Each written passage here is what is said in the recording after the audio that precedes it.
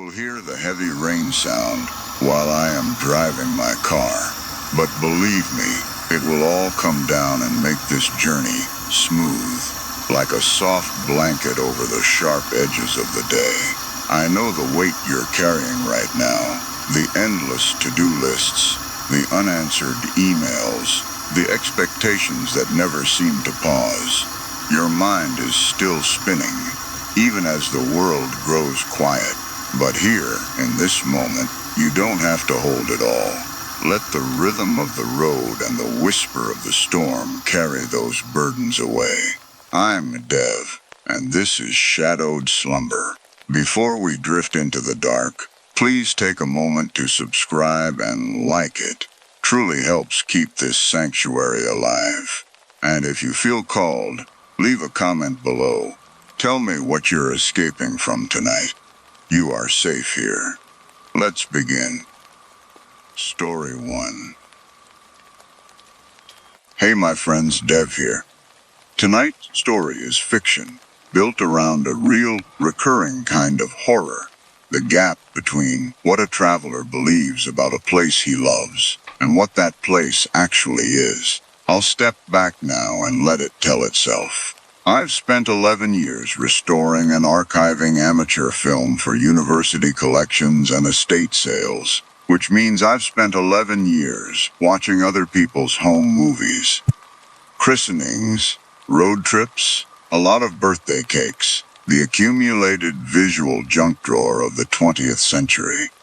Most of it is exactly as boring as it sounds, and I mean that with real affection rather than complaint. There's a specific, quiet satisfaction in giving a family back a version of their own grandmother's wedding they'd never actually seen clearly before. Colors restored.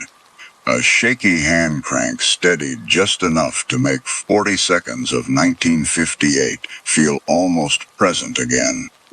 Once or twice a career, though, you open a canister nobody's looked at in 60 years and understand, about 40 seconds into the reel, that you're the first person alive who's ever going to know how something actually ended.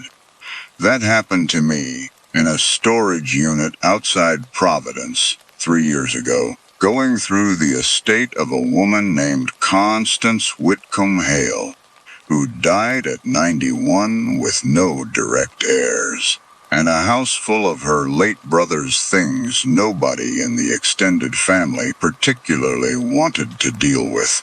The unit itself was unremarkable. Cardboard boxes gone soft at the corners, a rolled rug, 3 mismatched lamps, the ordinary sediment of a long life nobody had gotten around to sorting before it ended.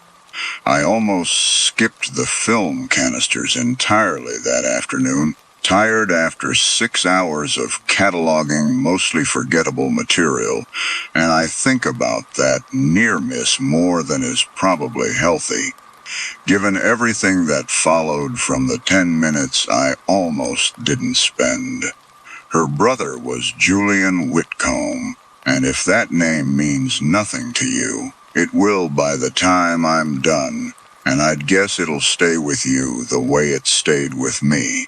Julian Whitcomb was 24 years old in the spring of 1962, heir to a shipping fortune built by his grandfather out of Boston, and by every account anyone who knew him ever gave, including 40-some years of his sister's own diaries, which came to me in the same estate. A genuinely serious, genuinely devoted student of a culture almost nobody in his world had ever heard of. He'd grown up the way that kind of money grows a person, in a house on the North Shore, with a live-in staff of 6 and a summer place in Maine, educated at the same 3 schools his father and grandfather had attended before him, groomed from birth for a seat on the family company's board that everyone around him assumed he'd eventually take without complaint. Constance's diary describes a childhood that was, by her own account, comfortable rather than close. a mother who managed the household like an institution rather than a family, a father whose affection expressed itself almost entirely through the size and specificity of what he was willing to fund. When Julian announced at 22 that he intended to spend a year and then 2 studying art from a part of the world his father couldn't have located on a map, Constance's diary records their father's response not as anger, but as a kind of bemused, distant tolerance. The assumption, she wrote, that Julian would tire of it the way he tired of everything, and come home ready, finally, to be useful in the way we'd always intended. He never got the chance to prove that assumption wrong, one way or the other, and I think that unfinished quality, a life interrupted before anyone around him had to decide what to make of it, his own small, quiet tragedy sitting underneath everything else in this story. He'd first encountered carved ceremonial objects from a remote archipelago called the Korowa Islands in the Banda Sea at an obscure gallery show in New York in 1960, and something about them, the specific, ferocious precision of the carving, the way ancestor figures and hunting imagery wound together into something that read, to Julian's eye, as genuinely major art rather than ethnographic curiosity, took hold of him completely. He spent the following 2 years teaching himself what he could from the handful of colonial administrative reports and missionary letters that existed on the Ijinu, the people of the Korowa Islands' interior highlands, before mounting his own expedition to go meet them. I want to tell you about the Inu, the way Julian's own notebooks describe them, because I think understanding what he believed is most of what makes the rest of this story land the way it should. The Ijinu were, in 1962, a culture that had had only limited, sporadic contact with the outside world. A Dutch colonial presence along the coast, occasional missionary outposts, almost nothing reaching the interior highland villages, where the art Julian loved was actually made. Julian's notebooks, which I've now read closely enough to nearly have memorized, describe a people whose material culture struck him as a genuine, undiscovered peer to anything hanging in the Western canon he'd grown up around. He filled page after page with sketches of ancestor poles, carved from single ironwood trunks, some standing better than 15 feet, crowned with an interlocking lattice of hornbill and serpent motifs that he compared, in one entry, to a Gothic cathedral's flying buttresses reimagined by someone who'd never once needed to ask permission from a church. He was not, by any honest reading of that notebook, a dilettante slumming for a thrill. He was cataloging, sketching proportions, noting regional stylistic variation between villages, with a rigor that would have made a real ethnographer proud, teaching himself, page by page, to see a tradition nobody in his own world had yet taught him how to look at properly. In one margin, beside a sketch of a particular hooked motif he'd seen repeated across 3 different villages' work, he'd written simply, "Find out why," underlined twice. The note of a genuinely curious mind, not a collector's mind. And I think that distinction is the one his own family, in the years of grief that followed, never quite got the chance to make on his behalf. They practiced as part of an intact warrior cosmology that predated any European contact by centuries, a system of ritual balance in which a killing demanded a killing in return, not indiscriminate violence, but a precise, almost accounting-like obligation. in which a death left unanswered was understood to leave the entire community spiritually unbalanced, vulnerable, haunted by an unsettled debt until the scales were restored. Julian knew this. He wrote about it in his notebooks with real intellectual seriousness. The way a graduate student writes about a system of law he respects even where he doesn't fully share its premises. What his notebooks don't show, what I don't think he ever let himself fully absorb, for all his genuine scholarship, is that this system did not recognize outsiders as exempt from its accounting. It had no category in 1962 for a wealthy young American who loved their carvings. It had only two categories that mattered: balanced and unbalanced.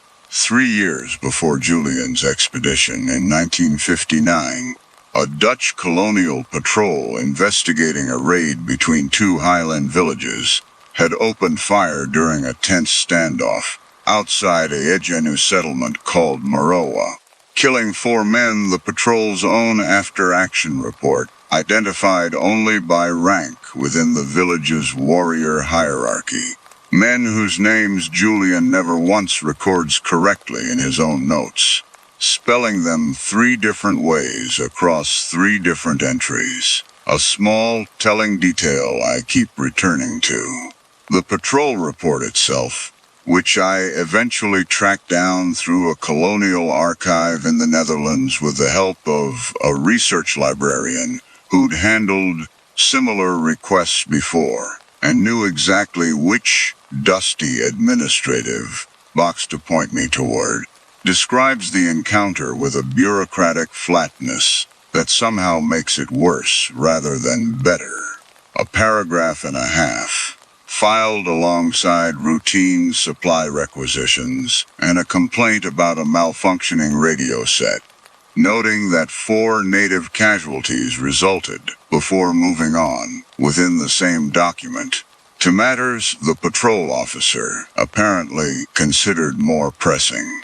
There is no record, anywhere I've been able to find, that the Dutch colonial administration ever formally acknowledged those 4 deaths as anything beyond an unfortunate closed incident. There is no record that anyone in Marawa was ever offered anything resembling an apology, a settlement, or even a formal explanation. The patrol officer responsible was reassigned within the year and never returned to the region, and the archive holds no further correspondence from him about the incident at all. A silence that reads, 60 years later, less like resolution than like a door, someone simply closed and never opened again from either side. Those deaths were never avenged, never resolved within the cosmology that required them to be. The patrol officer responsible was reassigned within the year and never returned to the region. The debt, as far as the village of Maroa understood its own world, simply sat there, unsettled, for 3 years, waiting. Julian's expedition reached the Korowa coast in April of 1962, and his sister's diary, quoting his own letters home, which have since been lost, though her transcriptions survive, describes a young man genuinely, joyfully certain that he was on the verge of the work of his life. He'd secured funding for a proper monograph. He'd begun learning enough of the coastal trade language to conduct interviews without a translator standing between him and the answers. He wrote to Constance, in a letter she copied out in full in her diary 2 weeks after receiving it, that he had never in my life felt so completely, correctly placed, a sentence I've read probably 40 times in the years since I found it, because I don't think there's a colder 5 words in this entire story once you know what comes next. That same letter describes, in the same paragraph, a village elder who had begun teaching him patiently and without any apparent obligation to do so, the specific names for different carving tools, correcting his pronunciation each time with what Julian described as the same good-natured patience my own grandfather showed teaching me to sail. I've wondered, more than once, whether that elder was among the men in the 15 seconds of footage I eventually found. I have no way of ever knowing.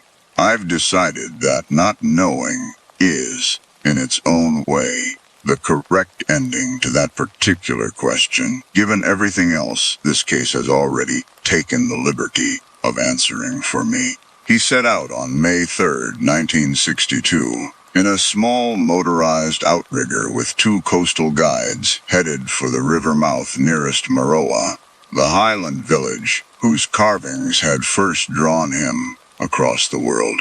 The 2 guides who returned that day were named in the surviving shipping company incident report I eventually located, Johannes Bowie, and a man recorded only by a single name, Kephas. Their account, filed with the colonial administration 11 days after the incident, and never, as far as I can determine, cross-examined or investigated any further than a single clerk's summary paragraph, describes a squall coming up fast from the northeast, the kind of sudden weather change that stretch of coast was known for in that season, and the outrigger's balance failing in swells that had, minutes earlier, been entirely manageable.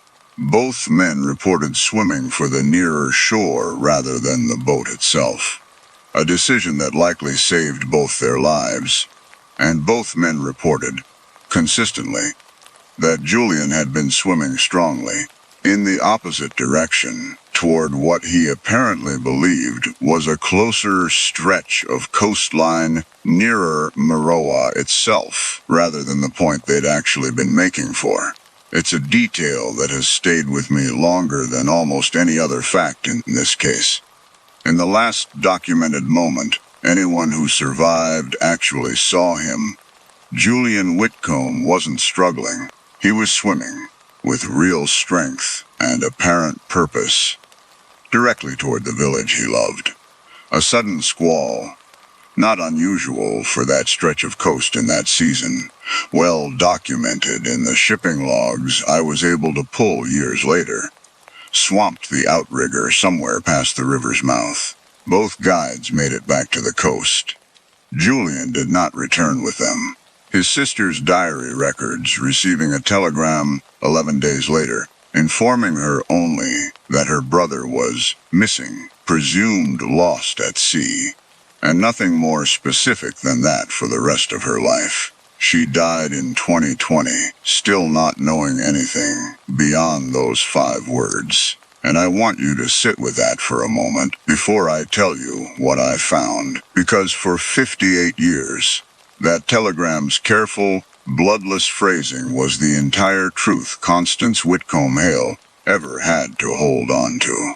Her diary entries from the months after that telegram are, in their own way, as hard to read as anything in this entire case.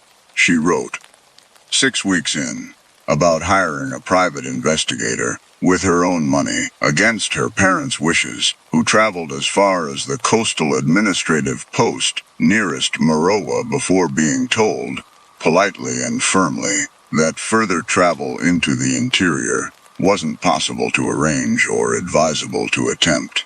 She wrote about writing to 3 separate senators asking for pressure on the Dutch colonial office, none of whom, as far as her diary records, ever produced anything beyond a form letter of sympathy. She wrote, on what would have been Julian's 25th birthday, a single line that I've never been able to read without having to set the diary down for a moment.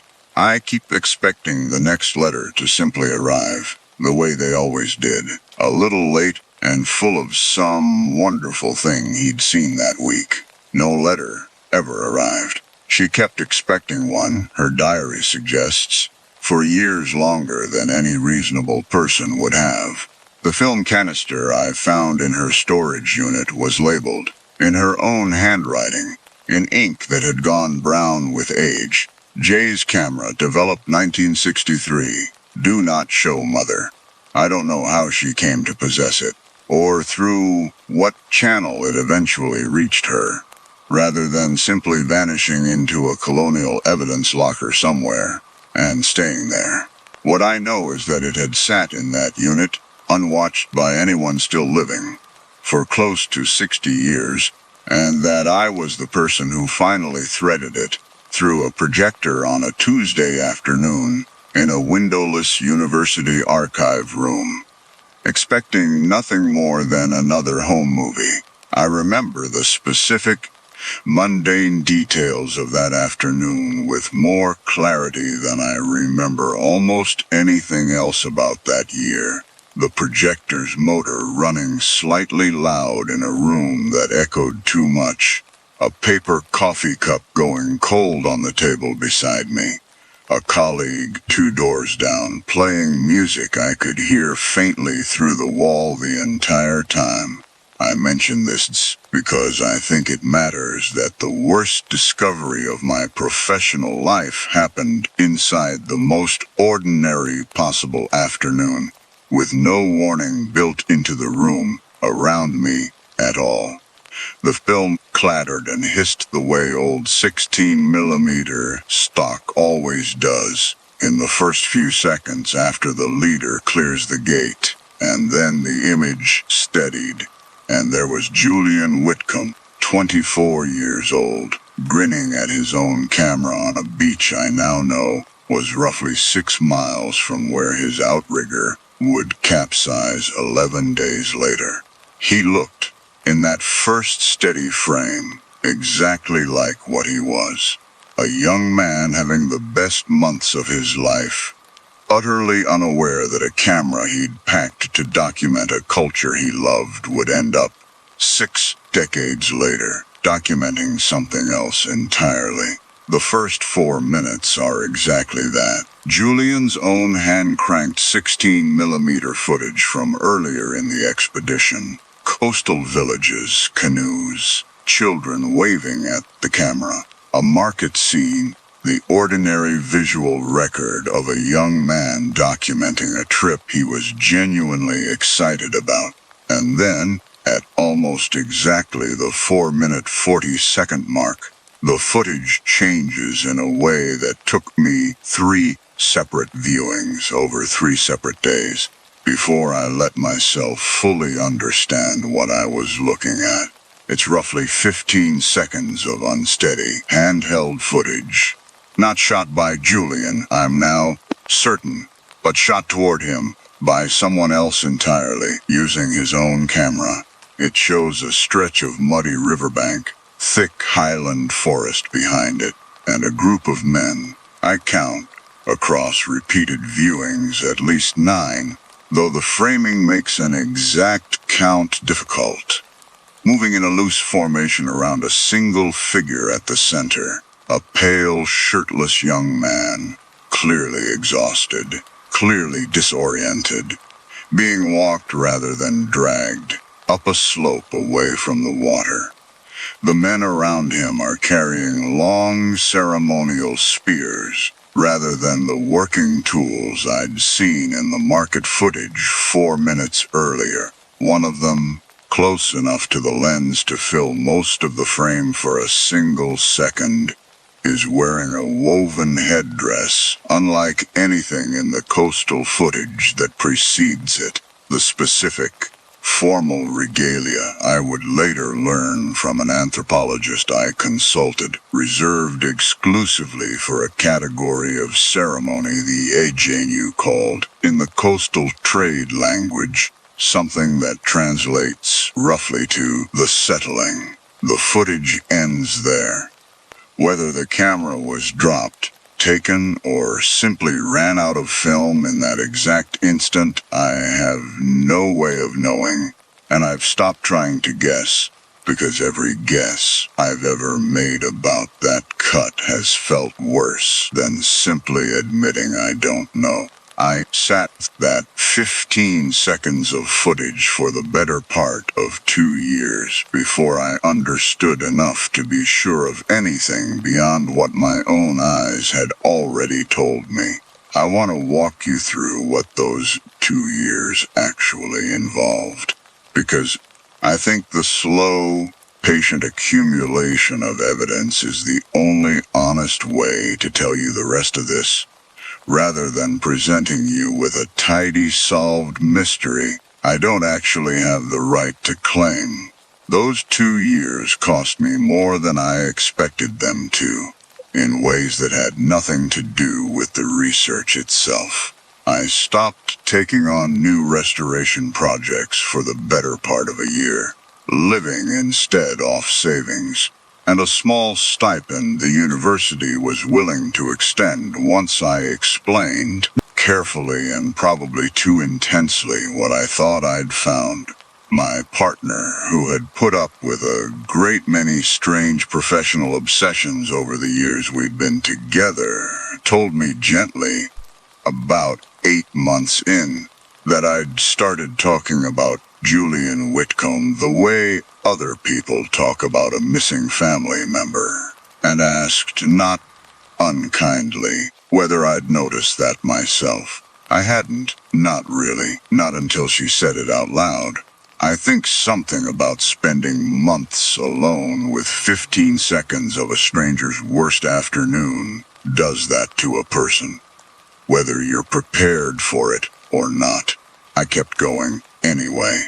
I'm still not entirely sure that was the healthy choice, 3 years out.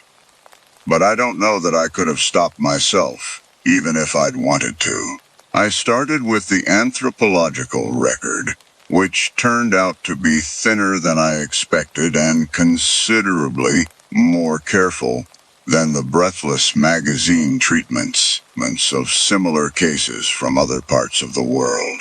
A researcher named Dr. Annika Brewer, who'd spent 18 months living in and around Marawa in the late 1980s as part of a broader ethnographic study of highland warrior cosmology, before Indonesian government resettlement policy scattered much of the traditional village structure permanently, had recorded, carefully, respectfully, with extensive context about the colonial violence that preceded it. Oral accounts among elders, describing a specific settling that had taken place sometime in the early 1960s, resolving what her informants described only as an old debt from the shooting time.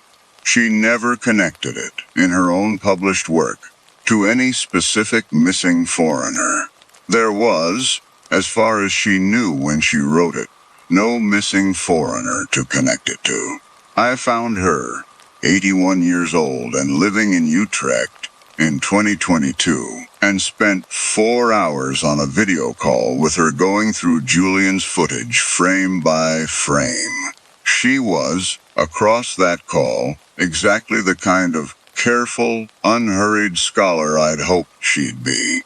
She watched the 15 seconds through, twice in complete silence, before saying anything at all, then asked me to send her 3 specific still frames, rather than offering any immediate reaction, and only after studying those stills for what felt like a very long minute did she finally speak. The headdress is not ceremonial in the general sense, she told me, choosing her words with visible care.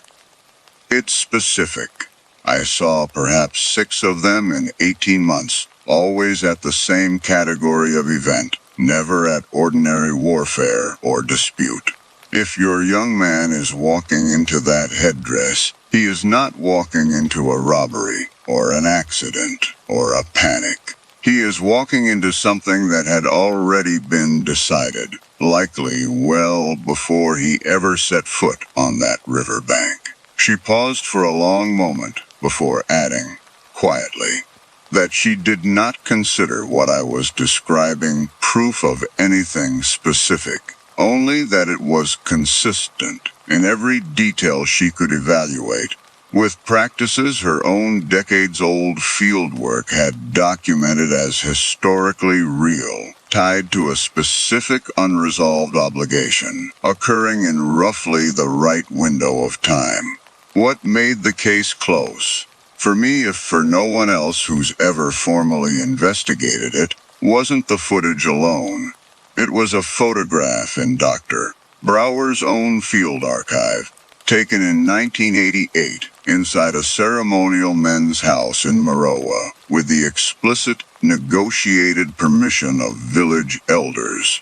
A photograph of the house's interior, showing, among other suspended ritual objects, a single painted human skull hung apart from a cluster of others. Its features filled in with red and white pigment in a style Dr. Brower's own notes describe as reserved specifically for skulls taken in a settling rather than in ordinary inter-village warfare.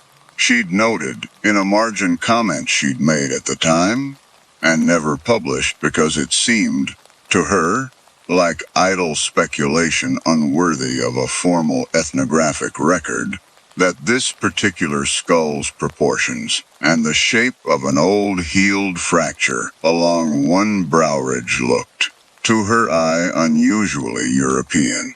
I sent that photograph, cropped tight on the skull alone, to a forensic anthropologist at a university lab, along with a 1961 dental record I tracked down through the shipping company's old employee medical files, the kind of unglamorous administrative paperwork that survives for decades in a basement, precisely because nobody ever thinks to destroy it. The forensic anthropologist, a careful, soft-spoken man named Dr. Adebayo Okonjo, who took on the comparison as an unofficial favor once I'd explained the provenance in full, called me himself rather than simply emailing a report, which I understood, once I heard his tone, as its own kind of message before he'd said a single specific word.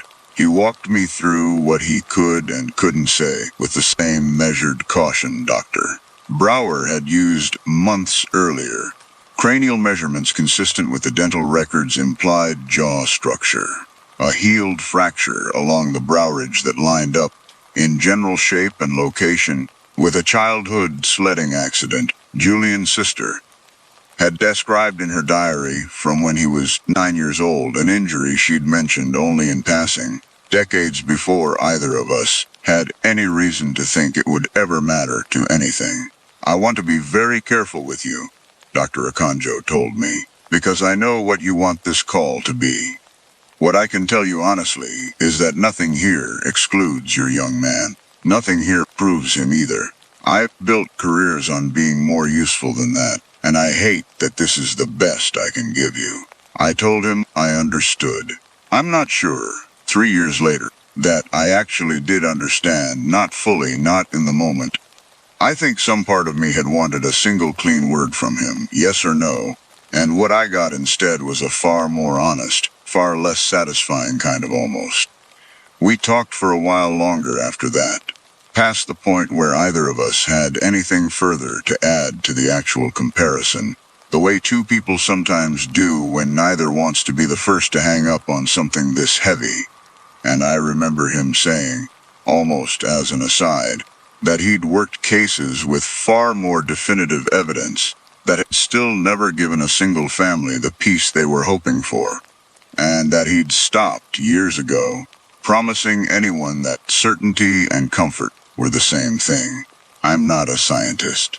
I'm not going to tell you the comparison was conclusive in a way that would hold up in any court, because it wouldn't, and because the skull itself, as far as I've been able to determine, is still in Marawa, still where it was in 1988, and no institution with the authority to request its removal for direct examination has ever pursued that request, for reasons involving both the practical realities of working in that region and, I think, a real and appropriate hesitation about what it would mean to ask a community to surrender an object central to its own understanding of a debt it believes, was justly settled 60 years ago. What the forensic anthropologist told me, with all the careful hedging her profession requires, was that the measurements were consistent with, and not excluded by, the dental record I'd provided. That's the entire, unsatisfying, honest shape of the proof I have. It's more than anyone else has ever had. It isn't everything. I think about the ceremony itself more than I probably should, given how little of it I actually have any right to claim to know. Dr. Brower's fieldwork, gathered decades after the fact from elders who had themselves only heard the accounts secondhand from their own parents, describes the broad shape of a settling without ever, in her published or unpublished notes, walking through it as a scene the way a novelist would. There is chanting, carried by the whole gathered community, rather than a single ritual specialist, rhythmic and sustained over hours rather than minutes. A call-and-response structure, Dr. Brower told me, in which the names of the 4 men killed in 1959 were woven into the same repeating phrase across the entire duration, so that the debt itself, not any individual grievance, remained the thing the whole community was collectively marking. There are horns, carved from a specific hardwood, and played only for this category of ceremony, their sound described to her by one elder as meant to carry the news of the settling to the ancestors whose deaths had gone unanswered, so that they would know, finally, that the world had been set right on their behalf. She told me that elder had described the sound to her once, trying and failing to reproduce it with his own voice for her tape recorder, laughing gently at his own inability to do it justice, and that the laughter itself had unsettled her more than almost anything else in 18 months of field work. Not because it was cruel, she was careful to stress, but because it was so completely unbothered. The laugh of a man discussing a technical detail of a ceremony he considered entirely, uncomplicatedly correct. There is a formal, unhurried quality to the entire proceeding that Dr. Brower's informants were emphatic about correcting her on, more than once, when her own questions accidentally implied something closer to a mob or a frenzy. This was not chaos, they told her, through her interpreter, more than once, with what she described as real, slightly wounded insistence. It was law. It was the oldest, most serious kind of law they had. One elder, she told me, had grown visibly frustrated with a translated question that used a word closer to attack than settlement, and had made her interpreter repeat twice that what she was asking about was not something that had been done to anyone. It was something that had, at long last, been done correctly. I'm not going to reconstruct the specific physical acts of that afternoon for you, because I don't have the right to, and because I don't think doing so would tell you anything true, that the fact of the painted skull doesn't already tell you more honestly. What I'll tell you instead is what I understand to be true about the aftermath, because it's the part of this that has never left me since Dr. Brower first described it on that video call. The skull, once painted, was not hidden or disposed of, or treated with anything resembling the shame a Western framework might expect to attach to it. It was hung, deliberately, in the men's house, alongside the community's other most significant ritual objects, tended and acknowledged for 6 decades since, understood by everyone in that community not as evidence of a crime, but as a settled account, proof, hanging in plain sight, that a debt owed since 1959 had finally, correctly been paid. I think that's the detail that undoes people who hear this story for the first time. More than the footage, more than the chanting, more than anything else. Not that something terrible happened to Julian Whitcomb on a riverbank in 1962. Terrible things happen to people every day, in every part of the world, for reasons that make no sense to anyone standing outside them. What undoes people is the calm. The fact that on the other side of that riverbank, in a cosmology every bit as coherent and morally serious as the one Julian grew up inside, what happened to him wasn't horror at all. It was justice, finally, patiently arrived at, 3 years late and entirely correct by the only accounting that mattered to the people doing it. I've told this story, in fragments, to maybe a dozen people over the past 3 years. Colleagues, a few close friends, once, nervously, to a graduate seminar that had asked me to speak about archival ethics. The reaction is almost always the same two-stage process, and I've come to expect it by now. First comes the horror, immediate and visceral, the same horror I felt watching that footage for the first time. And then, a beat later, almost always, comes a quieter, more uncomfortable question, one that I think is actually the more honest response the story deserves. By what right does any of us get to call it horror at all, rather than simply calling it what the people of Meroa have always called it? An old, serious, correctly settled account.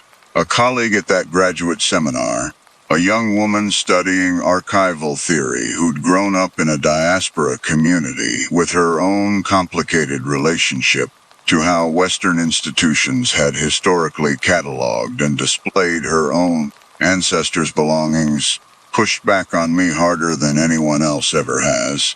And I think about what she said more than almost anything else I've been told across this whole process. She pointed out, gently but firmly, that the entire framing of horror I'd built this story around was itself a choice, one that centered Julian's fear and confusion over 4 centuries of documented, undeniable colonial violence that had made his own presence on that riverbank possible in the first place. That a story about a wealthy young American's death, however genuinely he'd loved the place he died in, risked becoming, in the wrong hands, just one more way of making an indigenous community's own justice illegible to the people. It was never actually meant to be legible to. I didn't have a good answer for her in the room. I still don't have a complete one now. I've tried, across every draft of this account I've written since, to hold her critique alongside the story, rather than pretending it doesn't complicate everything I'm telling you. I don't have a clean answer to that question. I've stopped pretending I do. I think the most honest thing I can tell you is that both responses are true at once, uncomfortably. The same way Julian's love for this place, and this place's complete indifference to that love, were both true at once, on the same riverbank, on the same afternoon. I've thought a great deal, across the 3 years I've spent on this, about what Julian himself understood in whatever span of time he had between the riverbank and whatever came after it. I don't know if he recognized the headdress. I don't know if his 2 years of careful, genuine study gave him even a few seconds of terrible clarity about exactly what category of ceremony he'd walked into, or whether confusion and shock simply closed over everything before understanding could arrive. I've chosen, for my own sake, not to spend too much time trying to answer that question, because I don't think there's an answer available to me that doesn't just become another kind of speculation dressed up as insight. What I do know, from his own notebooks, is that he loved this place with a completeness that had nothing performative in it, that he wasn't a tourist collecting a thrill, but a young man who genuinely believed, right up until whatever moment ended that belief, that understanding a culture deeply enough would be its own form of protection. It wasn't. I don't think understanding, however genuine, has ever once been the thing that protects anybody from an obligation they were never a party to creating. Constance Whitcomb Hale never saw that footage.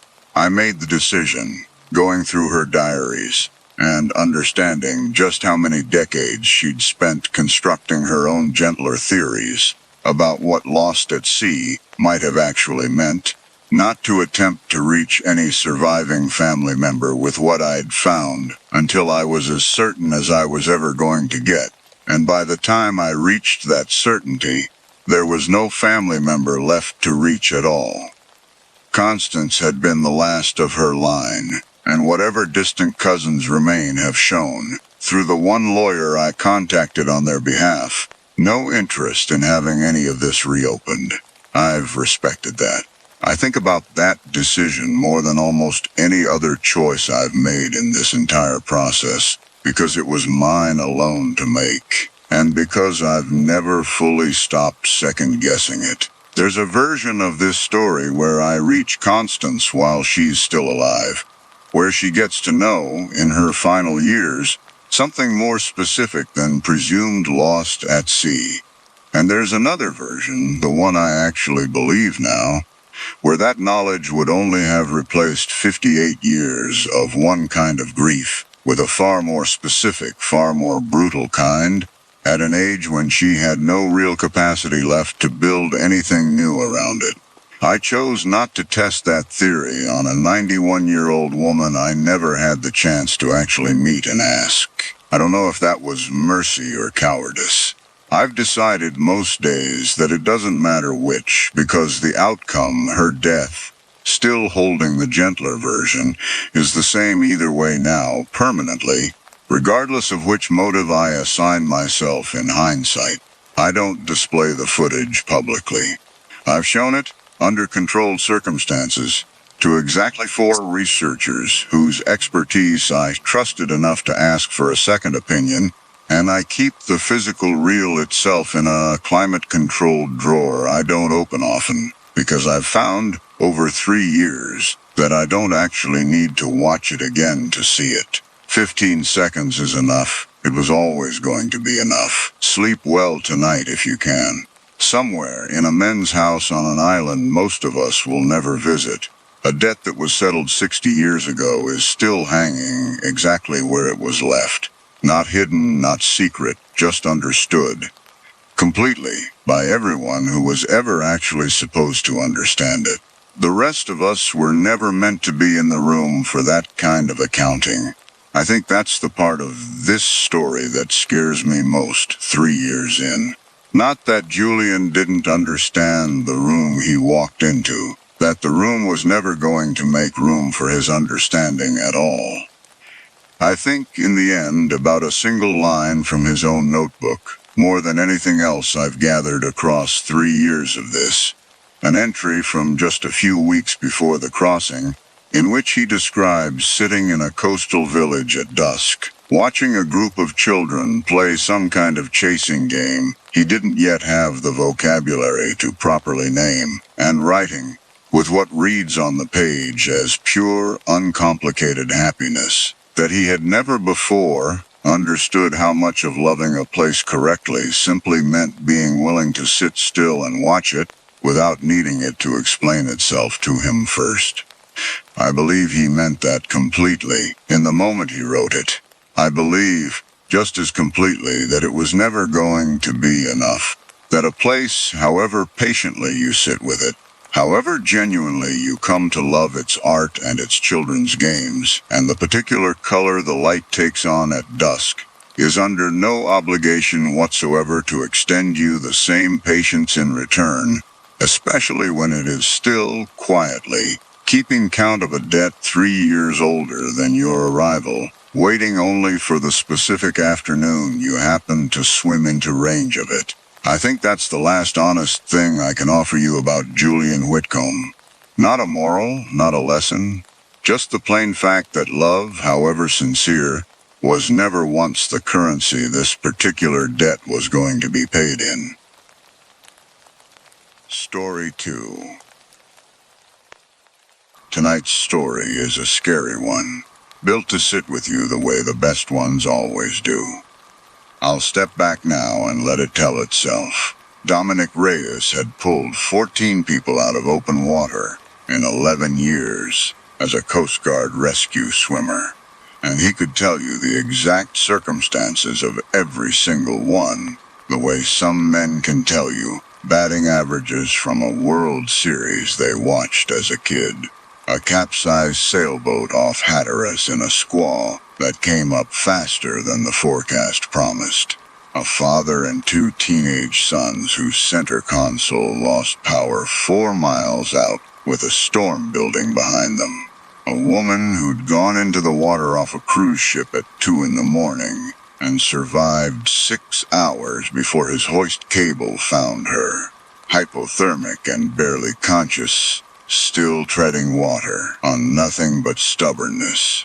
He kept a small, worn notebook in his gear bag, with all 14 names written out by hand, dates beside them, a habit that had started as an official logging requirement and had, somewhere in year 3 or 4, become something closer to a private ledger of proof, evidence kept close, that the 90 seconds in Pennsylvania hadn't defined the entire shape of what he was capable of. He didn't show that notebook to anyone. His training officers knew it existed.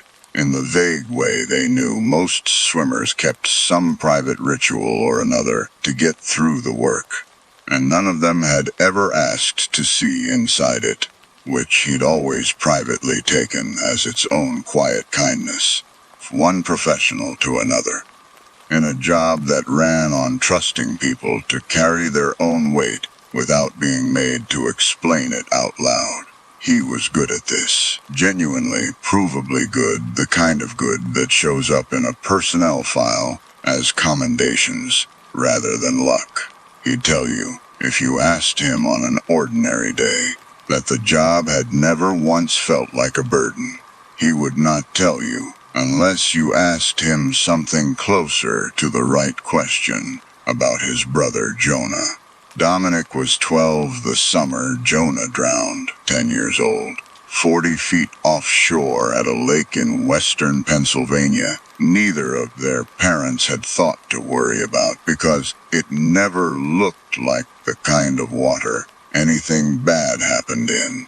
It was a family reunion weekend. Cousins from 3 different states. A rope swing somebody's uncle had rigged off an oak branch 2 summers earlier. The specific chaotic, unsupervised freedom that comes from a dozen adults, all assuming somebody else is watching the water. Dominic was already the stronger swimmer of the two, already fast enough that summer to beat kids 3 years older across the roped-off swimming area. And he was 40 feet away, on shore, arguing with a cousin about whose turn it was on the rope swing when Jonah went under and didn't come back up on his own. He's told me he still remembers the specific, mundane texture of that argument. His cousin Trevor's insistence that Dominic had already had 3 turns, the exact whining pitch of his own voice as he protested, because it's the last completely ordinary thing he can remember before the rest of that day stopped being ordinary at all. He didn't hear Jonah call out. Nobody did. That's one of the details that stayed hardest with him across 22 years. That drowning, real drowning, doesn't look or sound like the movies, doesn't come with a dramatic scream that alerts an entire beach. It's quiet. It's a kid's head dipping under a little longer than the last time, and then not coming back up at all, while 40 feet away his own brother argued about a rope swing. By the time Dominic understood what he was looking at, instead of just noise and splashing, by the time he'd covered that 40 feet in water that felt, in memory, like it had turned to something closer to wet concrete around his legs, it was already too late to matter what kind of swimmer he was. He got to his brother. He got him to shore. He remembers his own hands on Jonah's chest, remembers an aunt who happened to have lifeguard training years earlier, taking over from him within seconds, remembers being physically pulled back by his mother while the aunt worked, remembers none of it undoing the 90 seconds that had already happened before he started swimming. He became a rescue swimmer, eventually, for reasons a Navy psychologist during his initial evaluation had described in a single line he'd never forgotten. Reading it once off a screen he wasn't supposed to be able to see. Subject appears to be attempting to resolve a specific historical failure through repeated present tense success. He disagreed with that assessment at the time, loudly. In the specific defensive way, you disagree with something true. 11 years and 14 names later, he'd mostly stopped disagreeing with it. He just hadn't found a version of the job that let him stop needing to prove the assessment wrong, one rescue at a time. He's told me, looking back, that the assessment had actually undersold how deep the pattern ran, that it wasn't only the job itself, but the specific way he'd trained for it, pushing himself through certifications faster than his instructors thought advisable, volunteering for the roughest water qualifications first, rather than working up to them the way most candidates did. As though some part of him had decided at 22 that speed itself was a kind of atonement he owed somebody. He never fully explained, even to himself, who exactly he thought he owed it to. He didn't need to. The lake in Pennsylvania had already answered that question for him a decade earlier. In 90 seconds, he'd spent his entire adult life trying to outrun. He was 34 that October, on a solo week off at a rental house on Cape Mercy, a narrow barrier island off the North Carolina coast, 6 miles of dune and scrub pine with maybe 40 year-round residents, and a single 2-lane bridge connecting it to the mainland. He'd rented the place through a slow-season discount, mostly for the quiet. No swimming lessons to teach, no hoist cable, no radio traffic, just a week of running the beach at dawn and reading paperbacks he never usually had time for. He'd spent those first mornings walking the empty beach at low tide, coffee from the general store in one hand, watching the water for shells the way he hadn't bothered to since he was a kid, and had told himself more than once that this was exactly the kind of week he should have been taking every year instead of the 1 or 2 he usually managed. The house sat at the end of a gravel spur road, close enough to the water that he could hear the surf through an open window at night, which was, he'd tell you later, exactly the problem. The island itself, in the way he's described it to me since, had a specific late-season stillness that he'd found genuinely restorative for the first 3 days. A general store that closed at 6. A single restaurant that only opened Thursday through Sunday out of season. A scattering of houses that felt, by October, more like a place people had been rather than a place people currently were. The woman who managed the rental, a retiree named Carol Ann who lived year-round on the island's north end, had told him on his first afternoon, half joking in the specific tone locals use for stories they've told 100 times, that the currents off the south end where his house sat had a local reputation, that fishermen had lost gear out there for decades to something in the water they'd never fully agreed on a name for, and that her own grandmother used to say you shouldn't swim past the second sandbar after dark. Not because of sharks, but because the water out there remembers things it shouldn't. He'd laughed politely at the time, the way you laugh at any small-town ghost story told by someone selling you a week's stay, and thought nothing more of it until the fourth night made him wish, badly, that he'd asked her to say more. It was his fourth night on the island when he first heard it. A little past 11, windows open to the cool October air, most of a beer gone flat on the porch rail beside him. A voice, thin and distant, carried on the wind off the water, calling for help. He was up and moving before he'd fully processed the decision to move, the way 11 years of training had built into him, at a level below conscious thought.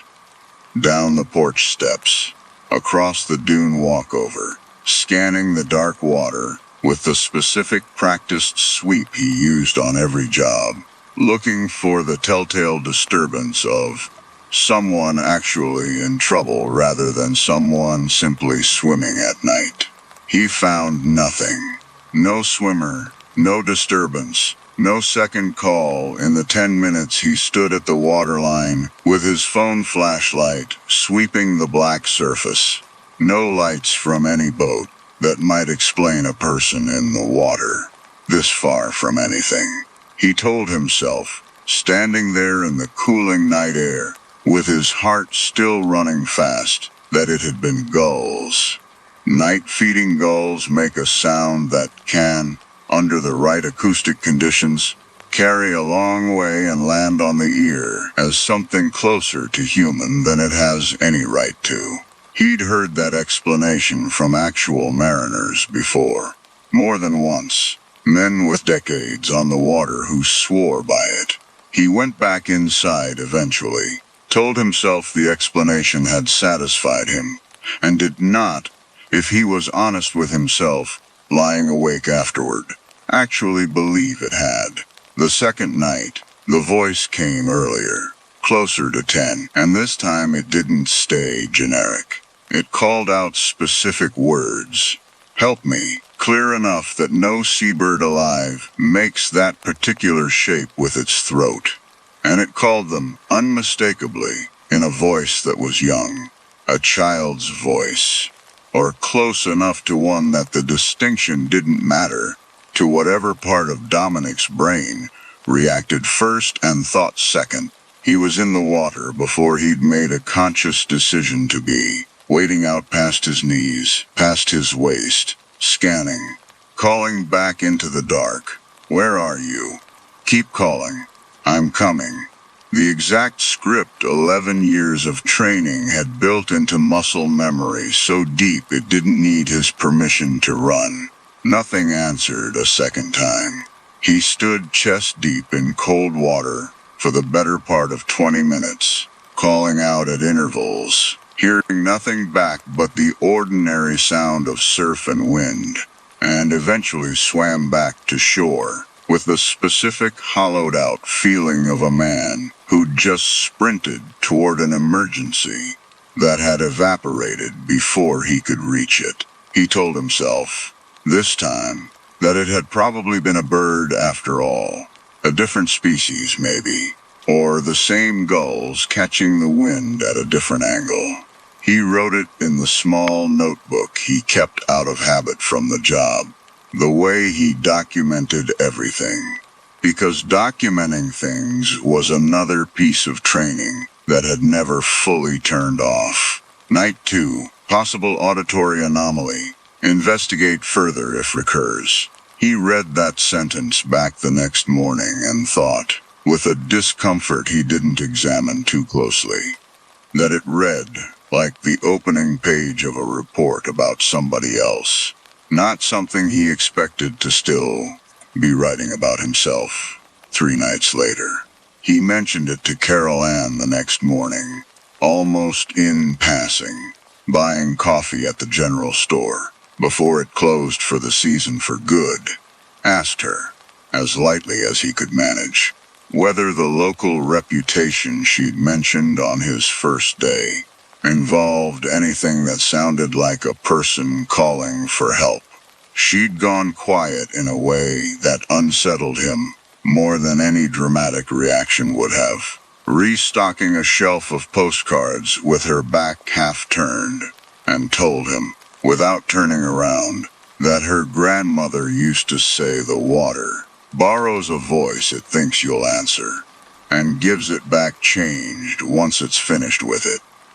She said didn't put much stock in it herself, that it was the kind of thing every coastal town has some version of. And then she'd looked at him directly and told him, in a tone that had lost all its earlier joking lightness, that if he heard anything out there again, he should call the volunteer fire department's non-emergency line before he did anything else, day or night, and let them decide whether it was real.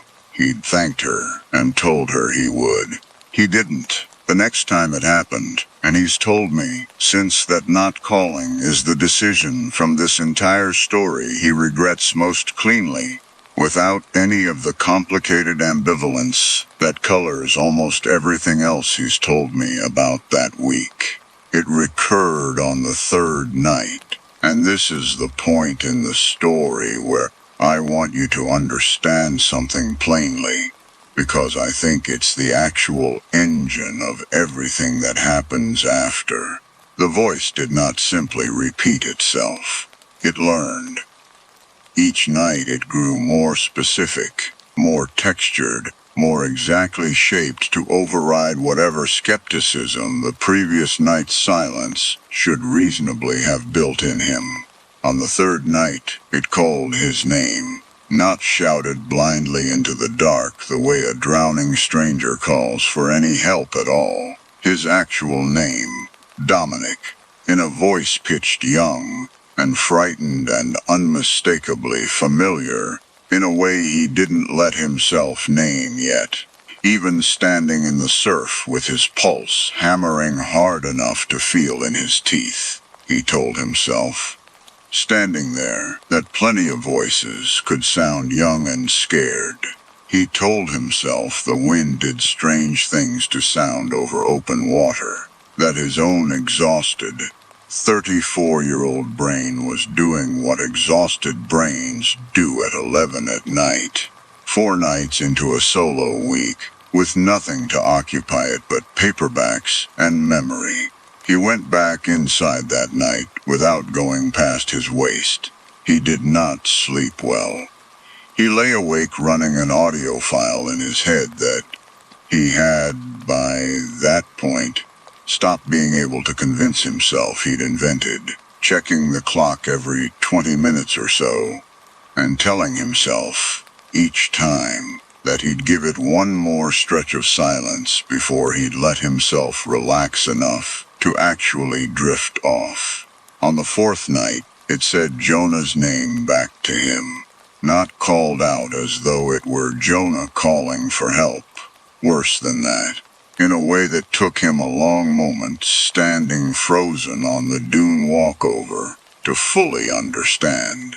It called out Dominic, and then, a beat later, in the exact cadence a panicked 10-year-old actually uses when he's trying to get a specific person's attention across water. It added, "Help me. It's Jonah. I'm right here." Using his brother's own name correctly, a piece of information Dominic had never once mentioned to anyone on this island, to a rental agency, to a single soul within 100 miles of where he was currently standing. He stood on that walkover for what he estimates, afterward, was close to a full minute without moving at all, which is, he's told me, the single longest stretch of complete stillness he can remember experiencing in 11 years of a job built almost entirely around instant, trained motion. He remembers his own hand shaking, remembers the specific, disorienting sensation of 2 entirely separate parts of his mind, arriving at completely opposite conclusions at the same time. One part cataloging, with cold clinical precision. Every reason this had to be impossible. And another part, older and louder and apparently in charge of his legs, already calculating the fastest line into the water. I want to be honest with you about what happened in the next several minutes, because I think it's the part of this story people misunderstand most easily from the outside, the part where it's tempting to ask why a trained professional didn't simply recognize a trap and walk away. He knew intellectually, in the analytical part of his mind, that 11 years of training had built into something genuinely sharp, that this could not be his brother. Jonah had been dead for 22 years. Jonah, alive, would be 32 years old, not 10. No version of any explanation available to a rational adult standing on a dune at 11 at night made this anything other than impossible. He knew all of that, clearly, in the same part of his mind that had passed every psych evaluation the Coast Guard had ever given him. The same part that had once, years earlier, disagreed loudly with a Navy psychologist's assessment and had spent 11 years quietly proving that assessment right anyway, one rescue at a time. None of it mattered. Standing there, against the specific physical, animal pull of a voice, using his dead brother's exact cadence, calling his own name, from water he could not see the end of in the dark. He went in. I don't think there's a version of this story where he doesn't. And I don't think that makes him foolish. I think it makes him exactly what 11 years of training and one unresolved night in Pennsylvania had built him to be. A person constitutionally incapable of standing on a shore, doing nothing while a voice that sounded like that called for help. Whatever the rational part of him understood about how impossible it was. He swam hard, harder than he'd swum in years outside of a formal test, cutting through cold October water toward a voice that stayed, maddeningly, just out of clear location, behind him when he expected it ahead, to his left when he'd been certain it was calling from the right. Always close enough to keep him moving, and never quite close enough to actually reach. He remembers, with unusual precision for a night, he otherwise describes as blurred at the edges, the specific way his own training worked against him in those first several minutes. He kept trying to apply the actual protocol, orient to the last confirmed position, minimize wasted lateral movement, conserve energy for the return, and kept finding that protocol simply didn't function against a target that moved the instant he committed to a bearing. Real drowning victims don't relocate. They fight to stay in one place, or they slip under entirely. The entire architecture of open water rescue technique assumes a fixed point you're closing distance toward, however imprecisely. Nothing in 11 years of training had prepared him for a fixed point that behaved like it was choosing not to be found. And he told me later that somewhere around the 10th minute, some analytical corner of his mind that was still capable of noticing things tried to raise exactly that alarm, and got overridden immediately by the next fresh call of his own name. Closer this time, closer than any call had come yet. This is the part where I want you to feel what he felt, because I think it's the truest horror in this whole story, truer than anything with teeth. The specific, mounting helplessness of being a genuinely excellent swimmer, arguably one of the best trained open water swimmers on the entire eastern seaboard, and discovering, stroke by stroke, that none of that skill was actually the thing determining where he ended up. something else was setting the terms. He was simply the only one in the water who hadn't yet been told that. He swam for what his own watch, waterproof and still running when he finally checked it much later, would tell him was almost 40 minutes. 40 minutes of a strong, trained swimmer moving hard through open water, chasing a voice that receded exactly as fast as he closed on it, until the shore lights behind him had shrunk to a set of pinpricks he could have covered with a single fingertip held at arm's length. And the voice, without warning, simply stopped. The silence that followed was worse than anything the voice itself had done. He trod water in the sudden absence of it, breathing hard, night-blind in every direction, and understood, with a clarity that arrived all at once rather than building gradually, that he had no idea, within perhaps a half-mile in any direction, exactly where the shore actually was anymore. The current here ran differently than close to the beach. He could feel it, now that he'd stopped swimming hard enough to fight it. A slow, patient lateral pull that had been working on him the entire 40 minutes without his attention ever being free enough to notice it happening. That's when the water beneath him began to glow. Not brightly, and not everywhere. A slow, spreading bloom of pale blue-green light, maybe 15 feet down, the kind of bioluminescence he'd seen plenty of times before in disturbed plankton, except that this bloom held its shape and its position with a steadiness real bioluminescence never has, and it was unmistakably rising rather than simply glowing in place. He watched it climb through the dark water toward him with the specific paralyzed attention of a man whose entire trained instinct is to move, and who has, for the first time in 11 years, absolutely no idea which direction moving would even help. He's told me that the strangest part of watching that glow rise wasn't fear. Not at first. It was a brief, disorienting flicker of something closer to relief. The same reflexive professional calm that comes over him on every real job, the instant a target finally becomes visible after a long, blind search. 11 years of training had built a specific, automatic response into him for the moment a search resolves into a sighting, and some part of his body executed that response before the rest of him had caught up to understanding that whatever was rising toward him wasn't a person to be rescued at all.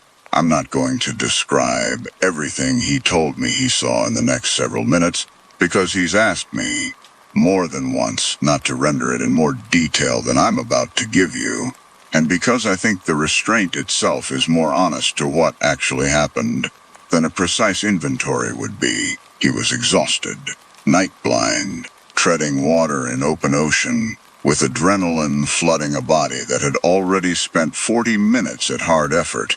And he is the first to tell you that not every detail his mind supplied in that state deserves to be treated as verified fact. What he will tell you, consistently, every time he's described it, is this: the shape beneath the glow was long, longer than any single person, moving with a fluid, multi-jointed grace nothing in his 11 years of marine training had prepared him to recognize. It circled him once, unhurried, at a depth just far enough down that detail dissolved into shadow and glow before it resolved into anything his mind could fully hold on to. And somewhere in that circling pass, close enough that he felt rather than heard it, a version of Jonah's laugh, his actual laugh, the specific, real sound of a 10-year-old boy delighted about something, a sound Dominic had not heard in 22 years and had never once, not in any dream, not in any memory he'd deliberately summoned, been able to fully reconstruct on his own, rose up through the water directly beneath him. He describes what happened next not as an attack, exactly. Though I think that's a distinction that matters more to him than it would to most people hearing it secondhand. Something closed around his ankle. Not a grip exactly, he's told me. More like a current given sudden, deliberate shape. Cold enough that it registered as a burn rather than a chill. And pulled him under. Not violently. Not the way a real drowning victim panics and claws, but with the slow, confident patience of something that had never once doubted it had all the time in the world. He went down perhaps 15 feet before whatever held him simply let go, releasing him back toward the surface with the same unhurried confidence it had used to pull him under, as though demonstrating, deliberately, exactly how little his own effort had to do with either direction. It did this 2 more times over what he estimates, from the gaps in his own memory and the eventual state of his body when he was found, was close to another hour. Each time deeper, each time held longer, each release arriving with the same unhurried confidence as the first. He's described that second cycle as the point where he stopped, in any meaningful sense, being able to think of himself as the trained professional who'd entered the water. 11 years of breath-hold conditioning, drills specifically designed to extend exactly this kind of margin, all of it present and functioning, and none of it mattering against a grip that simply did not respond to struggle the way physical things are supposed to. He fought it anyway, because fighting was the only vocabulary his body had left, kicking and twisting against a hold that gave no ground at all until the precise moment it decided, on its own private schedule, to give all of it back at once. He surfaced the second time already, half a breath past, where his own training told him drowning becomes a genuine, immediate risk, rather than a theoretical one, and he floated there afterward, coughing seawater, with the specific, sick understanding that whatever was doing this to him had known exactly how close to that line it was cutting things, and had cut it there on purpose.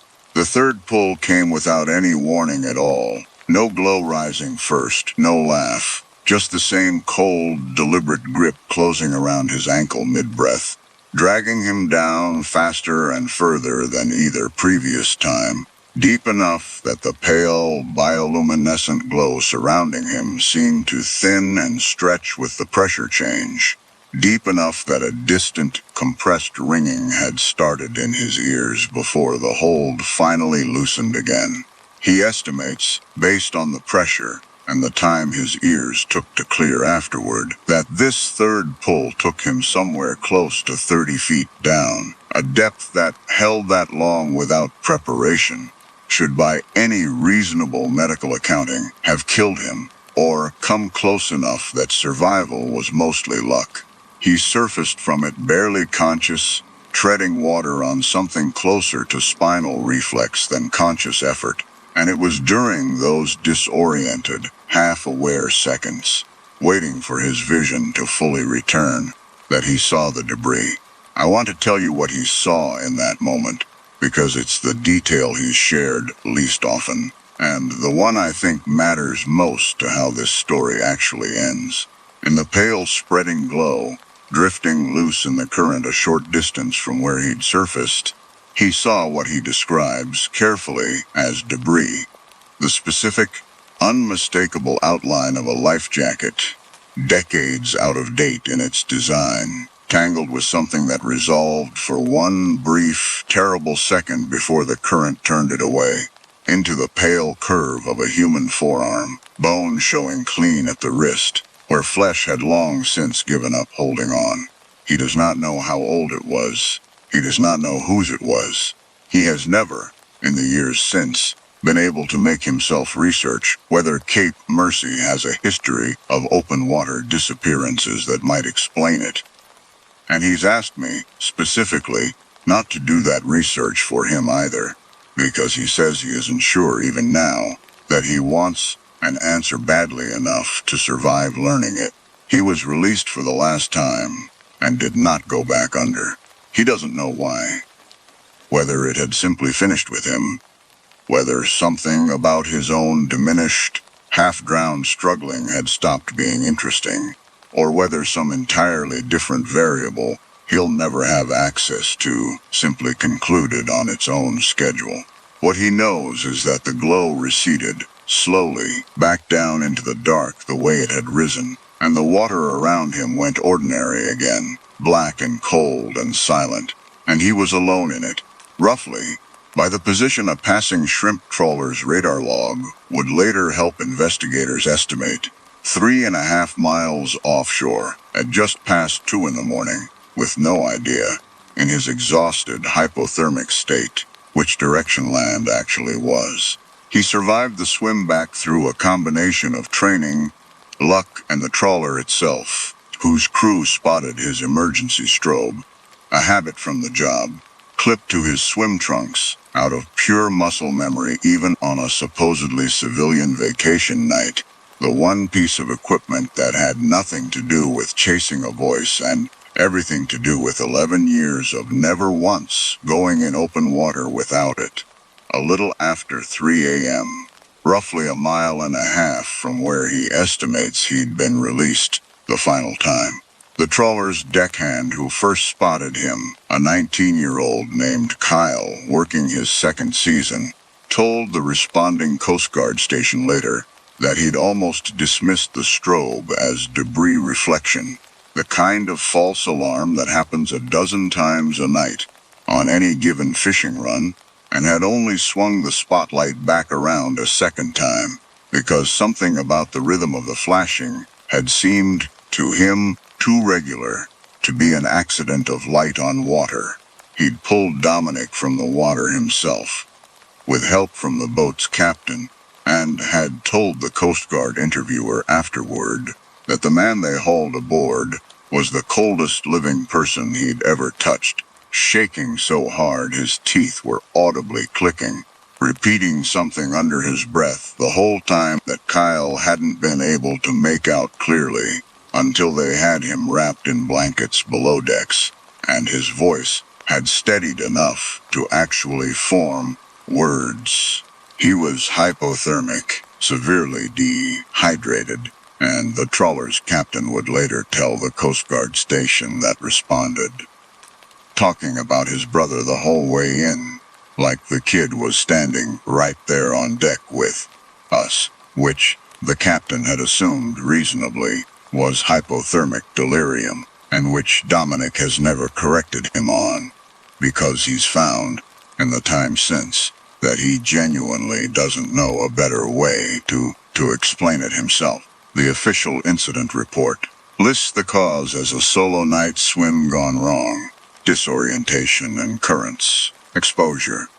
No mention anywhere in the file of a voice, a glow, or anything with too many joints circling patiently beneath him in the dark.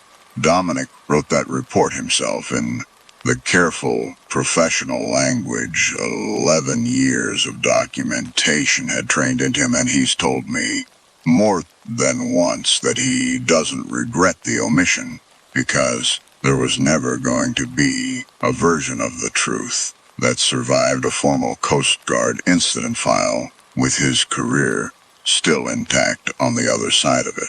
He kept, instead, a second account, handwritten in the same small notebook where he'd logged 14 names and a single unsettled entry about night 2, finished over the several weeks it took his body to fully recover, and shown, as far as he's told me, to exactly 3 people in the years since. A therapist he saw for 8 months afterward, his sister, and eventually, he's never explained why he chose to add a 4th. I've never asked directly, though I have my own quiet theory, which is that some stories, once carried alone long enough, start to feel less like a secret and more like a weight a person simply needs somebody else to help hold, even briefly, even once. He left the service 18 months later, not dramatically, not in any way that raised questions.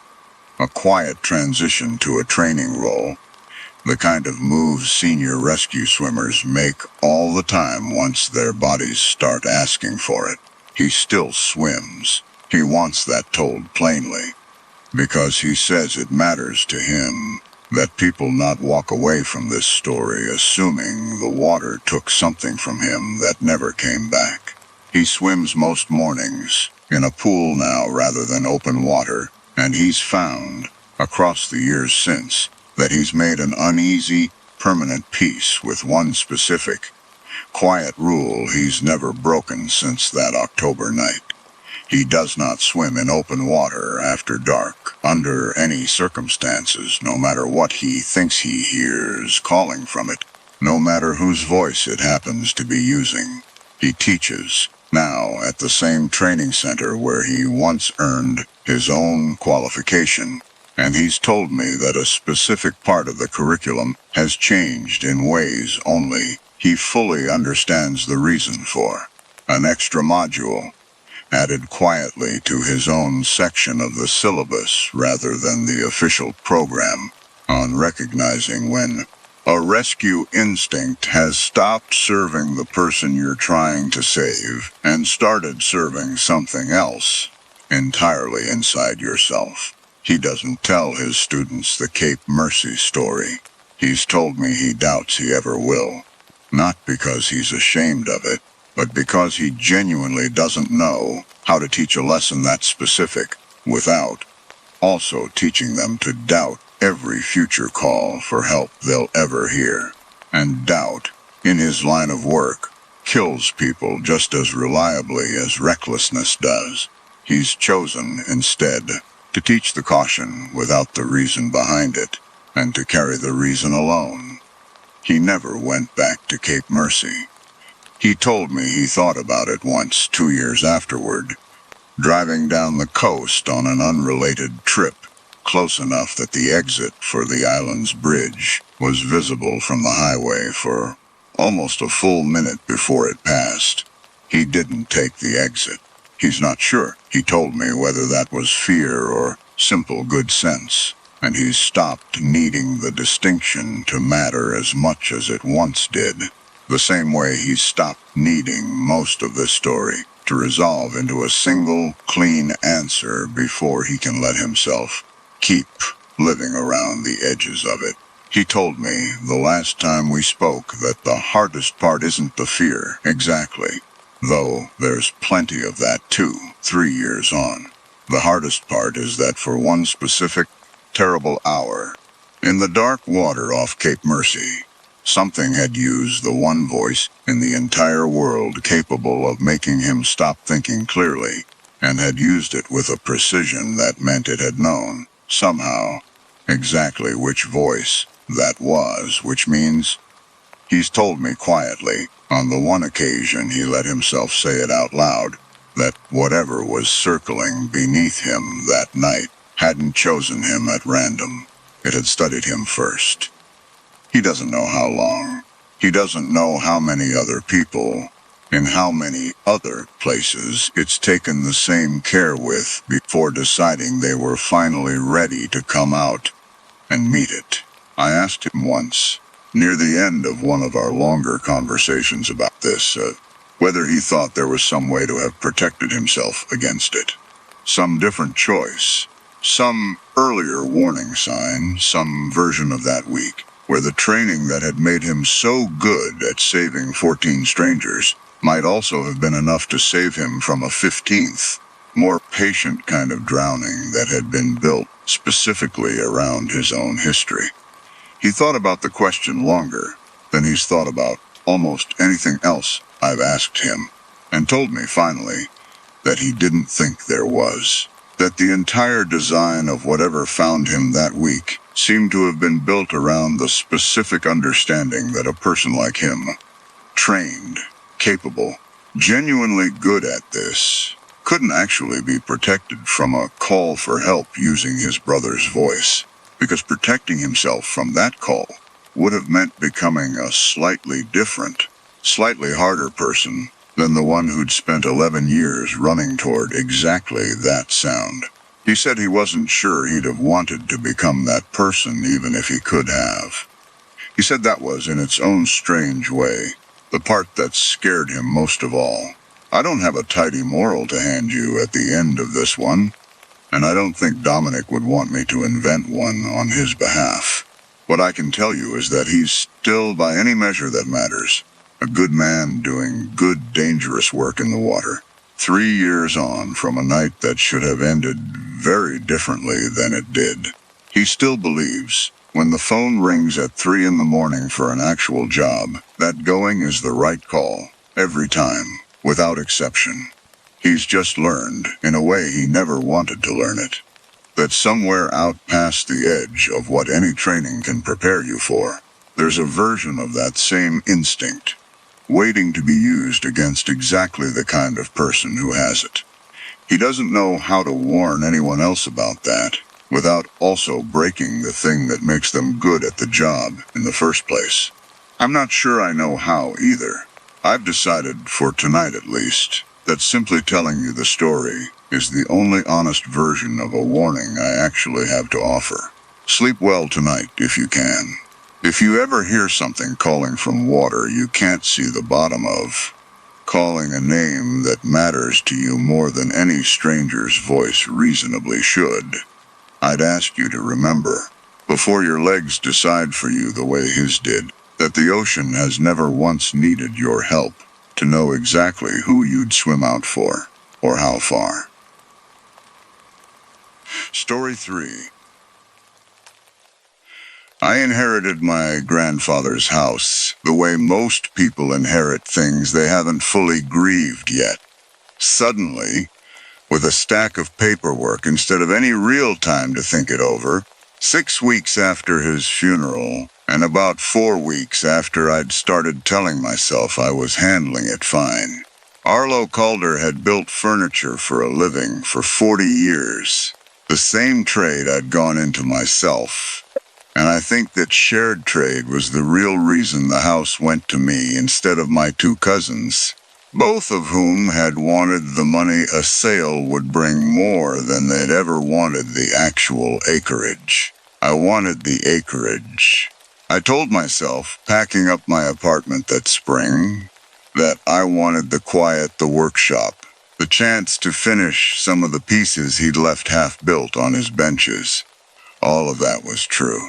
It also wasn't the whole truth, which was that my marriage had ended 8 months earlier, and I badly wanted somewhere to go that didn't remind me of the life I'd just lost, even if the place I chose instead came with its own kind of ghost already built into the walls.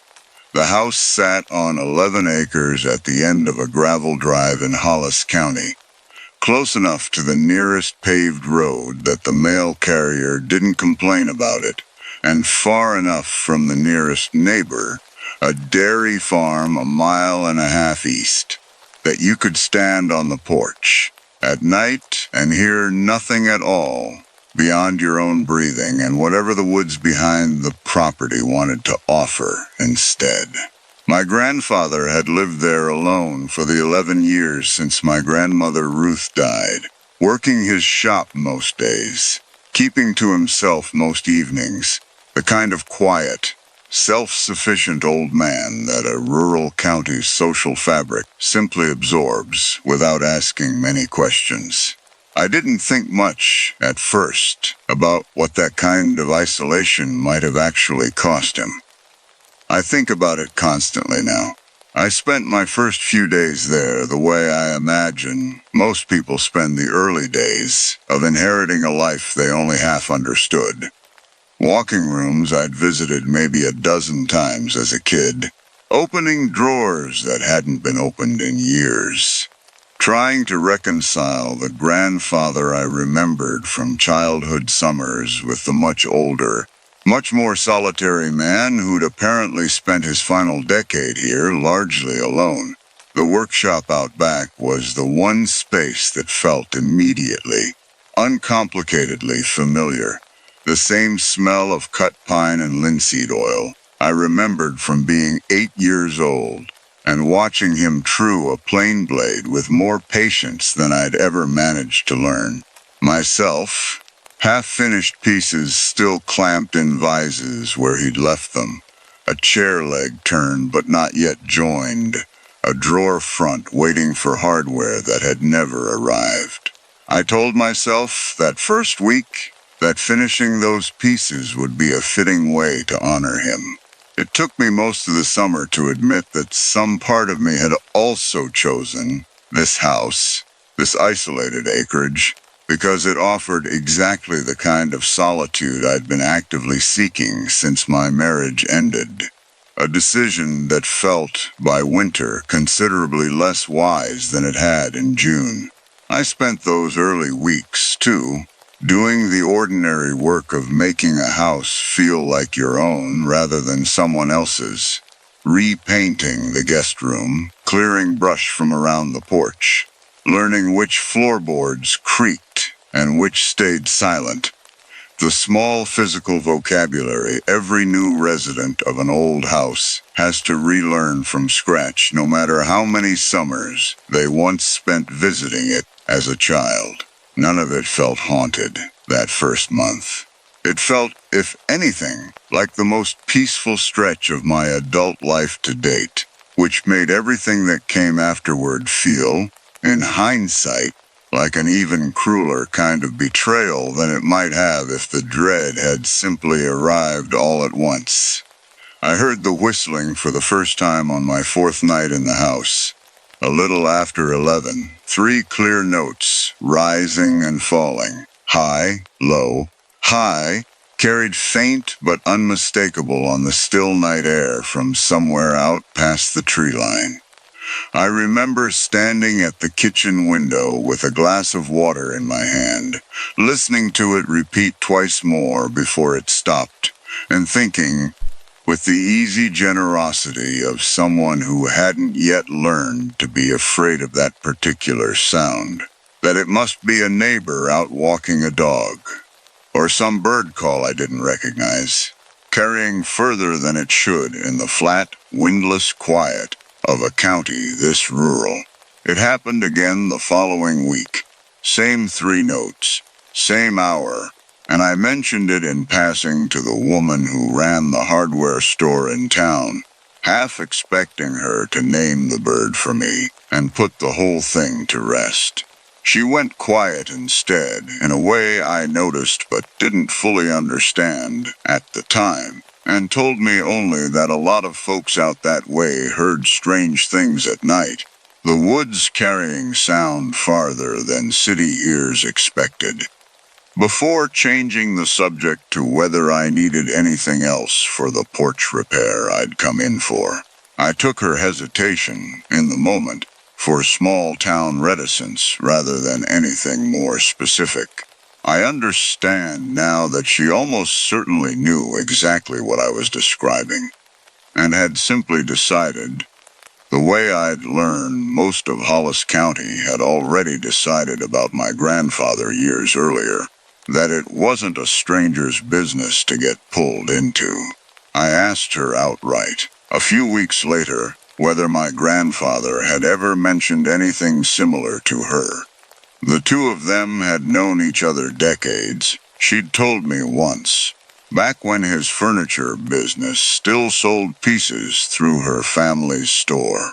She busied herself with a display of hinges for a long moment before answering, and told me, carefully, that Arlo had come in a few times over the years asking about motion lights and stronger door hardware, always vague about why, and that she'd assumed, like most people probably had, that it was just an old man's ordinary caution about living alone so far out.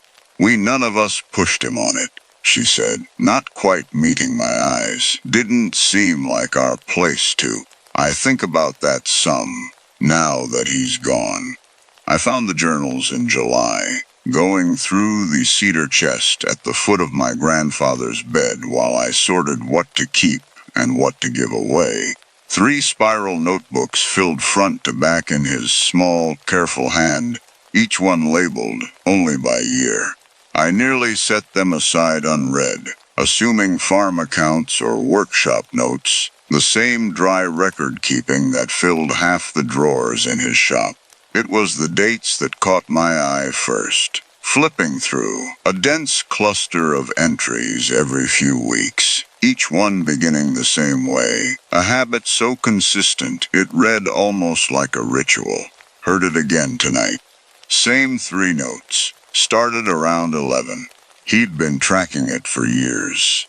Not sporadically, not the occasional unsettled note from an old man spooked by an unfamiliar sound, but methodically, the same careful attention he brought to a dovetail joint applied instead to something that had apparently been circling his property at growing intervals for the better part of a decade. The earliest entries placed it far out from the direction of the state land, past the creek, faint, and I read through 18 months of those entries without much alarm, my grandfather's tone matter-of-fact, rather than frightened. An old man noting an oddity, the way you'd note an early frost. The tone started to change in the second notebook. Closer tonight. Past the old fence line, I think. Could hear it without the window open. A few pages later, found matted grass along the fence again this morning. 3rd time this month. By the 3rd notebook, dated the year before he died, the entries had shortened, gone clipped and careful in a way that read, even to me, like a man rationing his own fear so it wouldn't overwhelm the page. Whistling from the porch steps last night, did not go out. Called sheriff's non-emergency line again. 3rd call this year, they say they'll drive by. And, near the very end, in handwriting noticeably less steady than the entries surrounding it. He has a key now. I don't know how. Changing the locks Monday. I read that last line 4 or 5 times before I let myself absorb it fully. Sitting on the floor of a bedroom that had been my grandfather's for over 40 years, the summer light coming warm and ordinary through the window behind me, while I tried to reconcile the 2 entirely different houses I now seemed to be living in. The one I could see, quiet and sun-filled and full of half-finished furniture, and the one my grandfather had apparently spent his last year documenting in careful rationed sentences, a house under a kind of siege. Nobody else in his life had ever been allowed to fully see. I found, tucked between the pages near that entry, a hardware store receipt for a new deadbolt, dated the Monday he'd mentioned, and a second receipt from 6 weeks later for an identical deadbolt, as if the first one hadn't held, or hadn't been enough, or had simply failed to answer a problem that no amount of hardware was ever going to solve on its own. The journal stopped 4 entries later, 6 weeks before his death, from what the coroner's report, which I only requested, much later, after everything else that happened, had listed as a heart attack, alone in his own bed. No sign of struggle, no evidence anyone else had been in the house that night. I've read the coroner's report more times than I'd like to admit.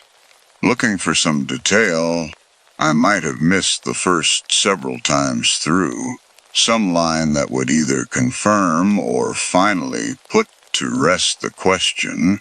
I've never been able to fully answer for myself whether whatever had been circling that house for a decade had finally, indirectly, been the thing that stopped his heart, or whether his heart had simply stopped on its own, on an ordinary night, entirely unconnected to the fear he'd spent a decade documenting in private. The report offers no opinion on that question. It was never built to.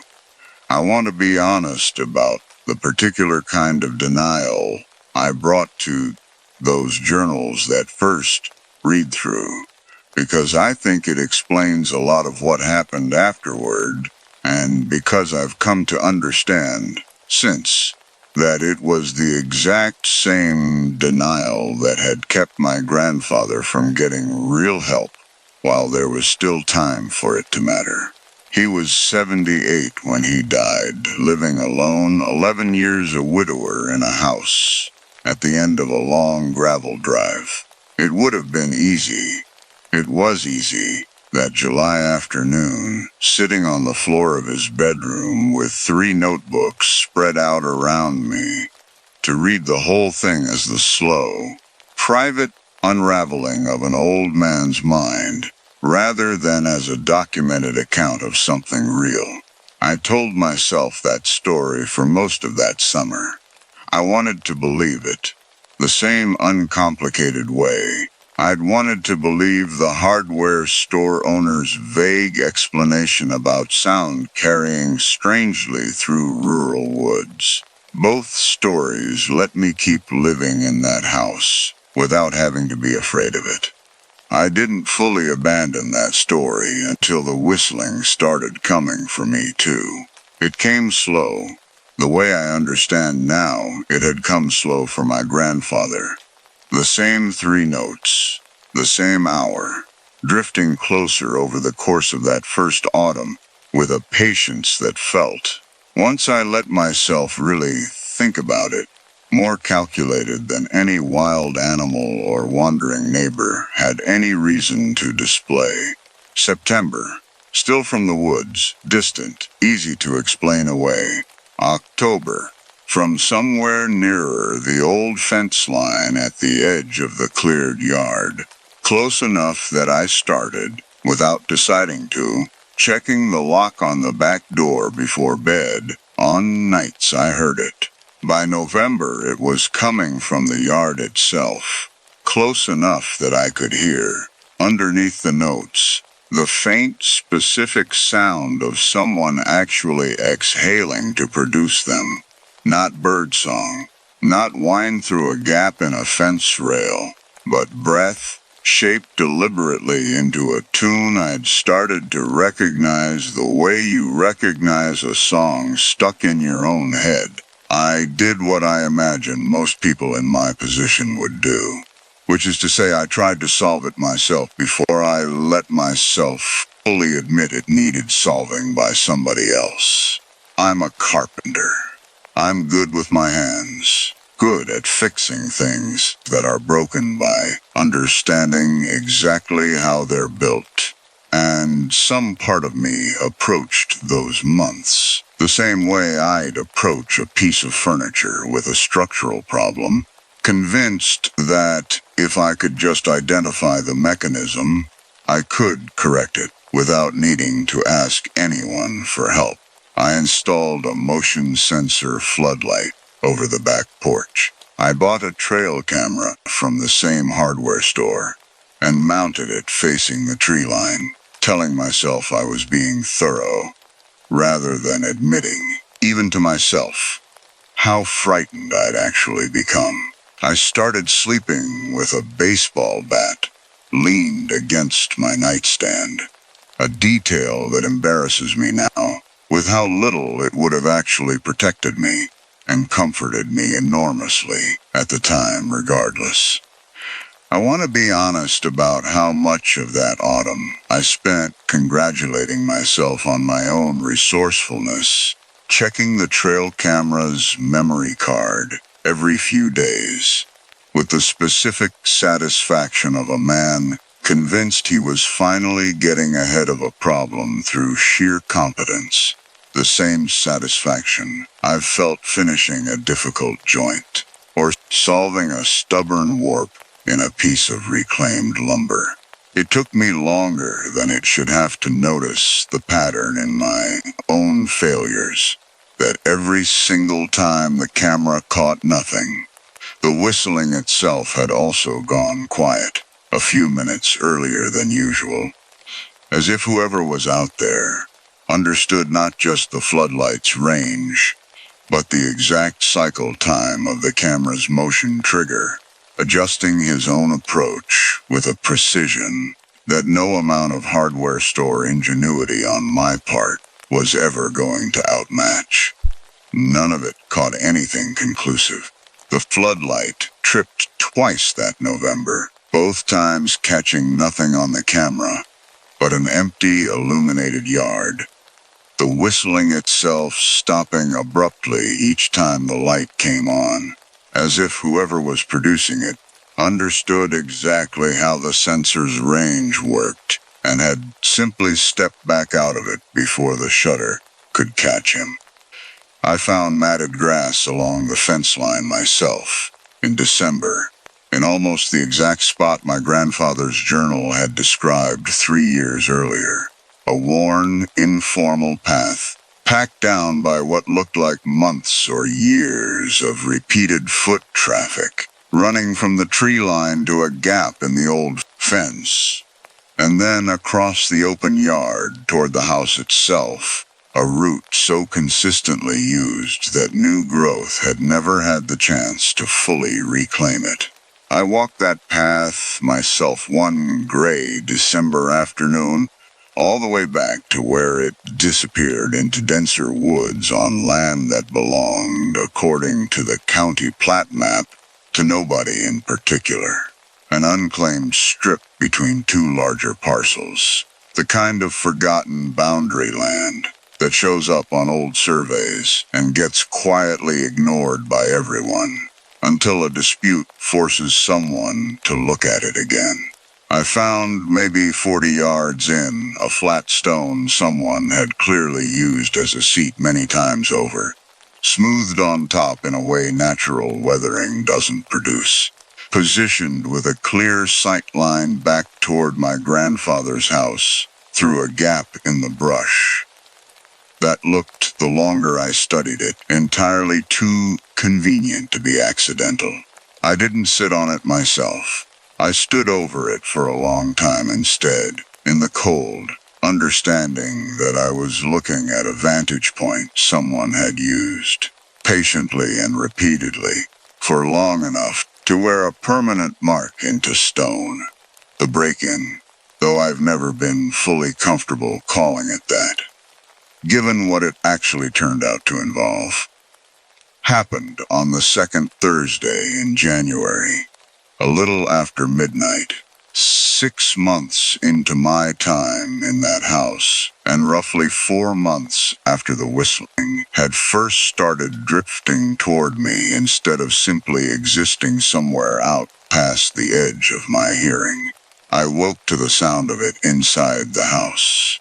Not near a window, not muffled by walls the way every previous instance had been. Inside, in the hallway just beyond my bedroom door, 3 notes rising and falling with the same unhurried patience they'd always carried, close enough now that I could hear the specific human quality of the breath shaping them. Not a recording.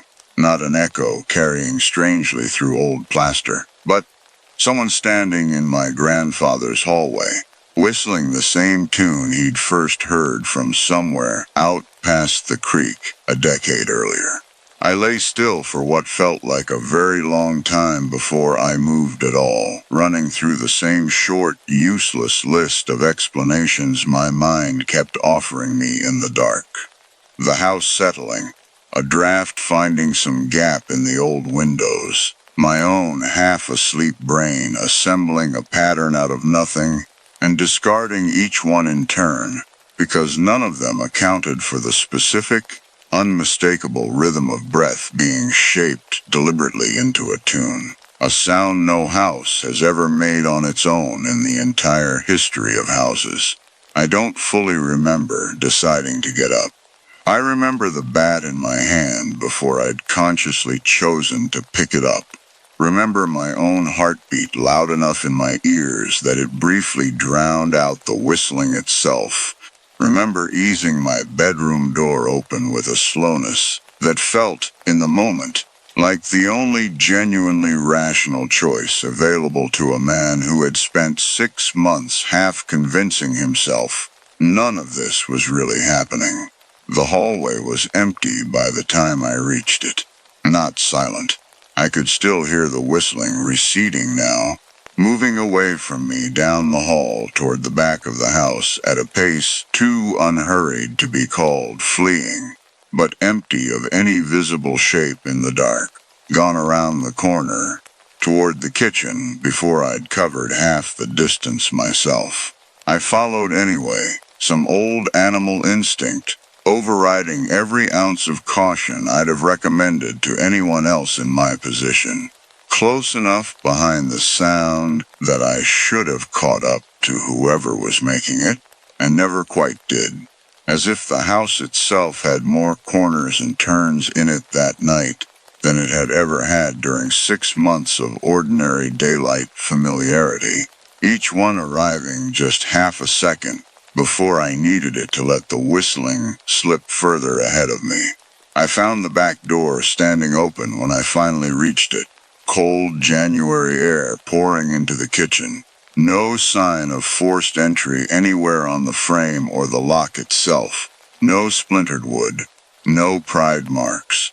Nothing but a door that had simply been unlocked by someone who evidently hadn't needed to force anything at all, and pulled shut behind him just enough to look closed from a glance across the yard. I stood in that doorway for a long time, bat still in hand, watching my own breath cloud in the porch light, listening to a yard that had gone completely, ordinarily silent, as if whatever had just walked through my grandfather's house had simply dissolved back into the tree line the moment it crossed the threshold. Patient enough to wait, if it needed to, for another night just as quiet as this one. I called the sheriff's department that night. The first time in my life I'd ever dialed a number expecting an actual emergency response, and the deputy who eventually arrived, nearly 40 minutes later, this far out from town, walked the perimeter with a flashlight, found the same worn path through the fence line I'd already documented myself, and told me with a gentleness that somehow made the conclusion worse rather than better, that without a clear print or a witness description, there wasn't much of an active lead for them to work from tonight. He mentioned, almost in passing, that my grandfather had called in something similar more than once over the years. He pulled the old case numbers up on his laptop right there in my kitchen. 3 separate prior calls logged over nearly a decade, each one closed out as unfounded or unable to locate. The same brief, procedural dead end every single time. I watched him scroll through those old entries with a growing, specific kind of anger I hadn't expected to feel, toward a man who was, by every measure I could see, trying to do his job carefully and honestly. It wasn't his fault. I understood even in the moment that a department covering this much rural ground with this few deputies couldn't treat every prowler complaint from an elderly man living alone as the beginning of a serious, sustained investigation. But understanding the systemic reason for something doesn't make the weight of it any easier to carry. Once you're the one standing in a cold kitchen at 2 a.m, looking at proof that your grandfather had been asking for exactly this kind of help for the better part of a decade, and had each time been given the same tired, well-meaning shrug in return. Your granddad was a good man, the deputy said, closing his laptop, choosing his words with a care that told me he'd rehearsed some version of this conversation before, maybe with Arlo himself. Older fella, living alone way out here. Sometimes these calls come in and there's just not enough for us to chase down properly. I'm not saying it wasn't real. I'm saying I understand why it never went anywhere before. And I don't want you thinking that's going to be any different tonight, unless we get lucky with something more solid. I asked him, because I had to, whether anyone had ever pulled a full history on the house itself. Whether any prior owner, going back further than my grandfather's 40 years there, had ever reported anything similar. He told me he didn't have access to records that old on a Thursday night at 1:30 in the morning, but that he'd flag it for the day shift to look into if I wanted him to, and jotted a note to that effect on a legal pad before he left. I never found out whether they ever did. I called the non-emergency line myself 3 weeks later to follow up and was told the request had been noted, but that records predating the department's digital system would require someone physically pulling boxes from a storage facility 2 towns over, a task nobody had gotten around to yet given everything else on their plate that month. I understood hearing that. Exactly how a decade of my grandfather's careful documentation had managed to accumulate into 3 full notebooks without ever once translating into a case anyone had the resources to actually build. I found the key 3 days later, and it's the detail from that whole winter I've had the hardest time making anyone else understand the full weight of, including myself, in the months since. I was replacing the frame around the back door. New hardware, deeper strike plate, the kind of overcorrection a frightened man makes when he can't fix the actual problem and needs to fix something. And found, tucked into a gap behind the old door casing where it met the frame, a single brass key, worn smooth with age and handling, resting on a small ledge of dust and dead insects that told me it had been sitting there, undisturbed, for a very long time before anyone had gone looking. I sat back on my heels in that cold kitchen for a long moment, turning the key over in my fingers, feeling the specific worn smoothness of metal that had been carried in a pocket, handled, used, for years rather than simply forgotten in a drawer. It didn't feel like evidence in the abstract procedural way the deputy's laptop full of old case numbers had felt. It felt personal in a way that turned my stomach. Proof that a specific set of hands, real and patient, and belonging to someone I would in all likelihood never be able to name, had stood exactly where I was kneeling, at some point in a past I couldn't date, and made the deliberate choice to hide a spare way into this house rather than simply carry it on a keyring where it might be lost or questioned. It fit the old lock. Not the new hardware I'd just installed, but the original lock my grandfather had installed decades earlier, and I'd only just replaced. A lock? According to the receipt I found later in his own workshop records, that he'd had rekeyed himself twice in the years after my grandmother died, each time presumably believing he'd finally solved the problem for good. The key I found behind that door casing didn't match either of those 2 rekeying jobs. It matched, according to the stamp along its shaft that a locksmith in town was eventually able to trace for me, a keyway pattern that hadn't been in common use in this county for at least 30 years, meaning whoever had originally cut that key had done so decades before I was even born. Long enough ago that it predated not just my own arrival in that house, but very possibly my grandmother's death as well, possibly her entire life. Hidden in a gap in the doorframe for longer than I'd been alive, waiting.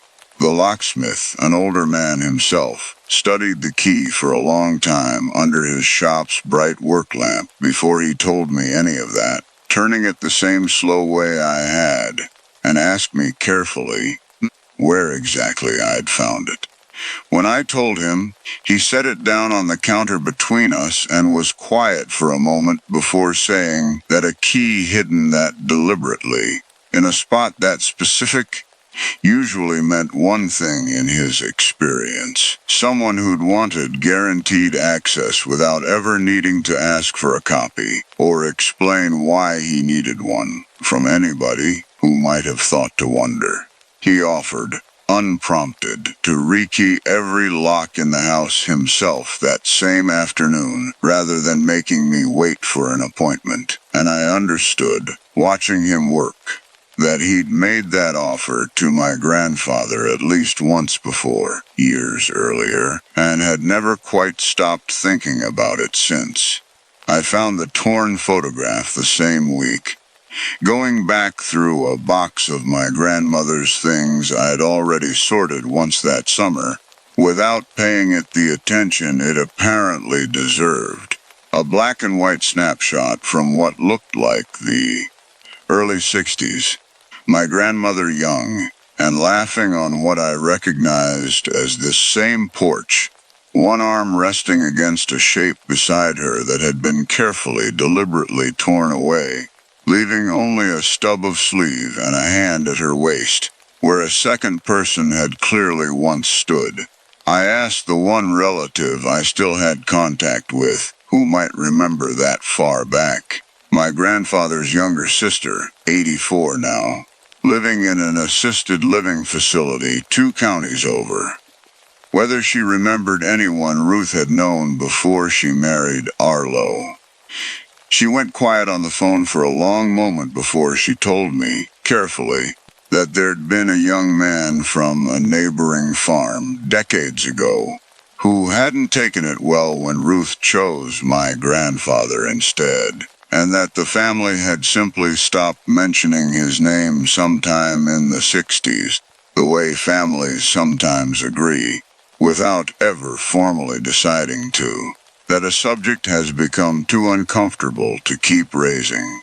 I pressed her gently for anything more specific she could give me, a name, even a first name, anything I could take to the locksmith or the sheriff's department, or simply hold on to myself as something more solid than a torn photograph and a decade of journal entries. She was quiet again, long enough that I wondered if the call had dropped. Before she told me she remembered the family had moved away from the area not long after Ruth and Arlo married, sold their farm, left the county entirely, which at the time has struck everyone as simply a young man needing distance to get over a disappointment. The ordinary, forgivable shape heartbreak takes in a small community that wants to believe the best of its own. Nobody thought anything more of it, she said. Why would we have people leave? That's not supposed to mean anything by itself. She didn't sound, by the end of that sentence, entirely convinced of her own reassurance anymore, and I didn't push her further, understanding that whatever comfort that story had given her for 60 years wasn't mine to take away over the phone. She didn't know what had become of him. Nobody I asked seemed to know, or if they did, nobody was willing to say so to me directly. The same careful generational silence I'd first run into at the hardware store that summer. A whole county's worth of people who had apparently decided, individually and without ever needing to compare notes, that some questions about this old house and the people who'd lived in it weren't theirs to answer for a newcomer. I spent an evening not long after that call, trying to trace the neighboring farm my great-aunt had mentioned through the same county property records I'd have used for any ordinary research. Old plat maps, tax rolls, whatever a public library's local history room could offer a determined amateur. I found a family name that matched roughly the right era and roughly the right parcel, sold off in pieces through the following decade. No obituary I could locate for anyone who might have been the right age. No forwarding trail past a single mention in a 1971 county directory that simply stopped being renewed the following year. It wasn't proof of anything. It was at best the outline of an absence roughly the right shape to fit the story my great-aunt had given me, which felt, by that point in the winter, like as much certainty as I was ever likely to get. I didn't hear the whistling again for almost 3 weeks after that January night, long enough that I let myself believe, against every piece of evidence I'd already gathered, that changing the locks and reinforcing the door had actually solved something. It came back on the first mild night in February, distant again, back out past the tree line the way it had started the previous September, as if whatever had gotten inside that once had decided, having made its point, to retreat and begin the whole patient approach over again from the beginning. I sold the house in April.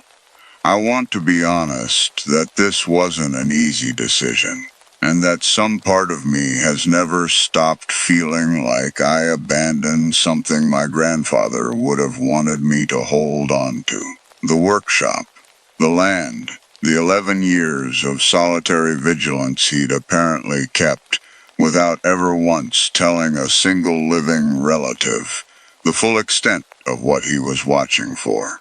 I told the real estate agent when she asked why I was selling so soon after inheriting that the commute back to my restoration business in the city had turned out to be too much. That was true, as far as it went. It wasn't the whole truth, and I've come to understand that I'll probably spend a long time deciding how much of the rest of it I owe to whoever eventually buys that property next. The sale itself took less than 6 weeks, faster than the agent had predicted for a property that far out, to a young couple from 2 counties over, who'd fallen for the workshop and the acreage with exactly the same uncomplicated enthusiasm I remembered feeling myself the previous spring, before I understood what living there would eventually cost me. I watched them walk the property during the final showing, the husband already talking about which outbuilding he'd convert into a workshop of his own, and felt something twist in my chest that I've never fully been able to name. Not quite guilt, not quite relief, something closer to the specific ache of watching someone else fall in love with a place you once loved too, before you learned what it was actually keeping from you. I still hear it sometimes, months later, in the new apartment I've rented in the city, on nights quiet enough that my own tinnitus, a thin, high ringing I've had on and off since a table saw accident years ago, settles into something that, if I let my guard down for even a few seconds, resolves itself into 3 familiar notes before I catch myself and remind my own exhausted mind that there's no woods outside this window, no tree line, nothing but a parking lot and a busy street 4 floors below. I've asked a doctor about it. She's told me, reasonably, that tinnitus can absolutely produce phantom patterns the anxious mind is primed to recognize, especially after a period of sustained stress, and I believe her, mostly, on the nights when belief feels like the safer thing to reach for.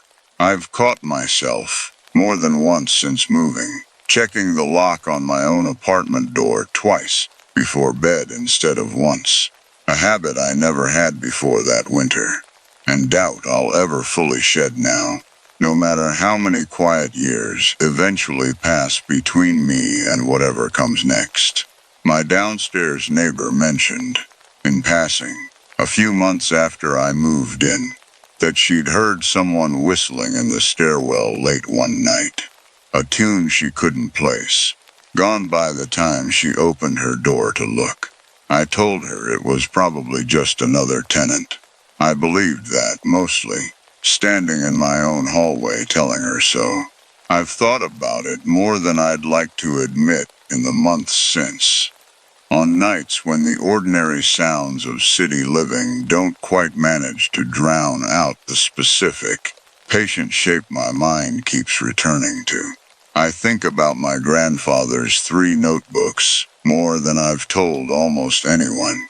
I think about the specific, deliberate patience of whoever or whatever, though I've made myself stop reaching for that word, since everything about the key and the photograph and the worn path through the fence line points toward something entirely, mundanely human rather than anything stranger. Spent the better part of 2 decades circling closer to a house that had once, a very long time ago, belonged to someone he apparently never stopped believing should have been his instead. I think about how many other quiet, self-sufficient old men and women live at the ends of long gravel drives across this county and others like it, calling in a prowler complaint every year or two that a stretched-thin department closes out as unfounded, never quite substantial enough on its own to earn the kind of attention that might, given enough years and enough patience of its own, have finally caught up with whatever had been circling them for a decade before anyone else believed it was real. I never told the new owners what I found in that doorframe. I've gone back and forth more times than I can count about whether that makes me a coward or simply someone who'd already decided, by April, that he'd carried as much of this as he had the strength left to carry, and that passing the weight of it forward, unasked, to strangers who'd fallen in love with the same quiet acreage I once had, wasn't a kindness I had any right to withhold from them either. I left the notebooks in the cedar chest. I don't know if that was generosity or cowardice. I've stopped being sure those are even different things. Some nights, when I let myself think about it too long, before sleep finally takes the choice away from me entirely, I've told myself, more than once since, that a young couple starting a new chapter of their own life deserved the chance to fall in love with that house the same uncomplicated way I once had, before either of us understood what living there might eventually cost.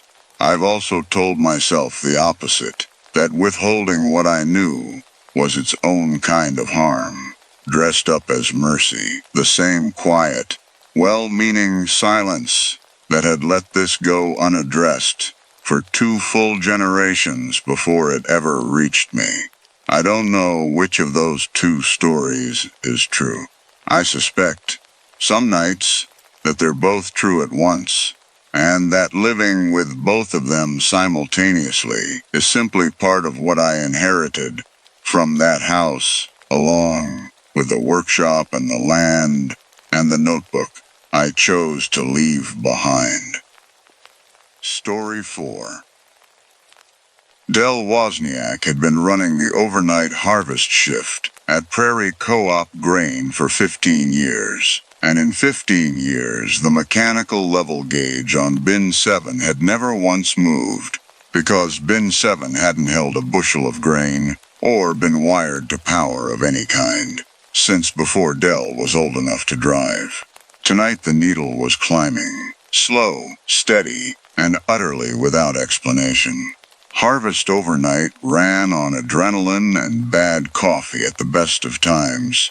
6 trucks an hour rolling off the county road with corn steaming faintly in the cold where it met the night air, the whole yard lit sodium orange under a sky already gone black by 7.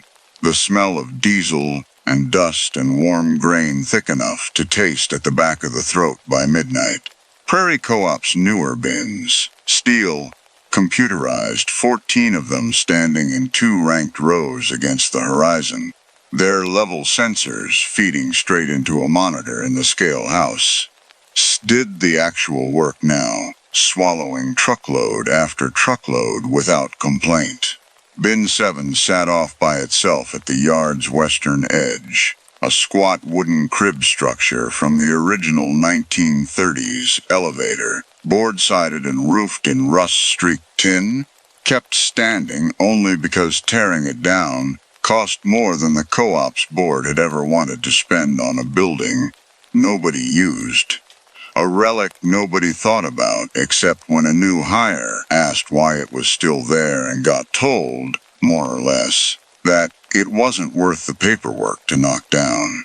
Dell had a rookie on with him tonight, first season on the crew, a kid named Cody Alders, who was 20 years old, and worked like he had something to prove, arriving early and staying late without being asked, which Dell recognized because he'd worked that way himself once, a lifetime and 2 rounds of hip surgery ago.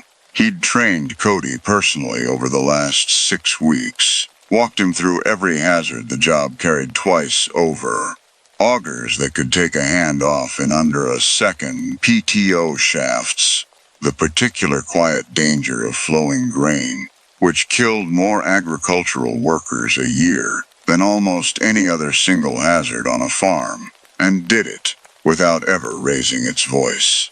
The rule drilled into every operator the co-op had ever hired sat at the top of every safety sheet Dell had ever signed. You do not go into a bin alone, ever, under any circumstance, no matter how simple the fix looks from the top of the ladder, no matter how many minutes it feels like waiting for backup will cost. Cody had grown up 2 farms over from Dell's own place. The kind of kid Dell had known since he was small enough to ride shotgun in his dad's combine during harvest, and hiring him onto the crew this season had felt less like a business decision than something closer to an obligation Dell had taken on without anyone asking him to. He checked in on the kid more than he checked in on anyone else on the crew, watched his form on the ladder a little closer, corrected his mistakes a little gentler than he corrected anyone else's. If something happened to Cody on Dell's watch, it wasn't going to be a line in a report to Dell. It was going to be a conversation with the kid's mother, who Dell had known since before Cody was born, and there was no version of that conversation Dell could imagine surviving with any of his self-respect intact. The bin 7 gauge was original equipment, a big analog dial mounted outside the crib's north wall, its face gone cloudy with decades of weather, its needle connected by a mechanical linkage to a float that had, as far as Dell knew, been sitting motionless at the bottom of an empty structure for going on 5 decades. He noticed it on his second sweep of the yard, purely by accident, headlights catching the dial's dirty glass at an angle that made the needle's position obvious in a way it never was in daylight, when the sun washed the glass out to a uniform glare, and nobody bothered looking twice at a gauge on a dead bin anyway. It sat at just past a quarter full, the needle trembling faintly the way old dial gauges do when their linkage still has real tension somewhere behind the glass. It had sat at 0 every single time Dell had ever glanced at it in 15 years, which admittedly wasn't often. Nobody checked a gauge on a bin that held nothing, any more than you'd check the fuel level on a car with no engine in it. He stopped his truck, gravel crunching under the tires as he pulled onto the shoulder of the yard's access road. He got out into air cold enough to bite through his coveralls in seconds, breath fogging thick in the sodium light, and he stood there a moment just looking at the dial, telling himself the obvious things, one after another, the way he'd talk a rookie through a strange reading on any other piece of equipment. Linkage rust, a stuck needle finally giving way after decades of sitting still, condensation swelling old wood enough to shift a float that hadn't moved since Carter was in office. None of it explained the faint sound he became aware of only once the truck's engine had stopped ticking behind him, a low, dry, shifting hiss coming from somewhere behind the crib's board wall. Patient and unhurried, the unmistakable sound of loose material settling under its own weight. Dell had heard that sound 10,000 times in his career, through 100 different bin walls in every season of the year. It was the sound grain made, and only grain, moving inside a bin. There was no other sound in the world quite like it, and no mistaking it for wind, or settling wood, or anything else a 50-year-old building might produce on a cold night. Every rule the co-op had ever trained into him said to log it, radio it in to the elevator manager, and get back to the actual work happening on the real bins tonight, where 6 trucks an hour needed dumping and a rookie needed watching. Dell had never in his life been good at leaving a strange reading unexplained. Not when it was sitting right in front of him. Not when explaining things himself, quietly, competently, without needing anyone else's help to do it, was the exact thing that had made him the best operator this co-op had employed in a generation. He'd built a reputation over 15 years on being the man who didn't need to call anyone, who solved the problem himself and reported it clean and finished. No loose ends, no favors owed. It was the whole reason the board trusted him running a graveyard shift alone, with nothing but a rookie for backup, and it was a reputation he had never once, in all that time, stopped to ask himself whether he actually needed to keep earning every single night. So instead of radioing it in, he circled the crib on foot, flashlight sweeping over board siding gone silver gray with age, the wood soft and fibrous under his glove where he touched it. Looking for the access hatch he knew was somewhere on the south side, sealed if memory served, since before his own hiring nearly 2 decades back. He found it exactly where he expected, a heavy plank door reinforced with a rusted iron strap, padlocked shut with a lock so old its shackle had gone the color of rotten wood, the whole assembly furred with a decade's worth of cobweb and dust. The lock itself held fine. The hasp it was threaded through did not. The wood around the screws had softened enough over 50 winters of freeze and thaw that the whole fitting came away in his hand with one hard pull, screws and splintered wood both, and the door swung inward on hinges that screamed loud enough to startle a flight of grackles off the tin roof above him, the sound cracking out across the yard and dying in the open dark. The smell hit him before the flashlight beam found anything worth seeing. Dry and mineral, old dust and older wood, and under it, faint but unmistakable to a man who'd spent his whole working life around it, the smell of stored grain, warm and slightly fermented. A smell that had no business existing inside a structure that had held nothing at all for going on 50 years. He swept the light across the interior. Bare joists overhead furred gray with cobweb, a floor he expected to be empty and swept clean by decades of nothing happening at all, and found instead a floor he could not properly see because something pale and undulating covered it from wall to wall, catching the flashlight beam and throwing it back in 1,000 small, dull glints. He didn't go any further in. Some instinct, older than 15 years of training, put a hand flat against his own chest and held him right there in the doorway. And for once in his life, Del Wozniak listened to it. He pulled the door shut behind him, wedged the broken hasp back into place, as best he could with a scrap of wire from his truck bed, and stood in the cold a minute longer than the job strictly required, telling himself he'd radio the strange reading and first thing, get someone with more authority than him to make the call about what to do with a 50-year dead bin that apparently wasn't as dead as everyone had assumed. He told himself that. He believed it, mostly, walking back to his truck, and he still believed it 20 minutes later, right up until the moment the office filing cabinet's bottom drawer stuck under his hand and gave him something else to think about instead.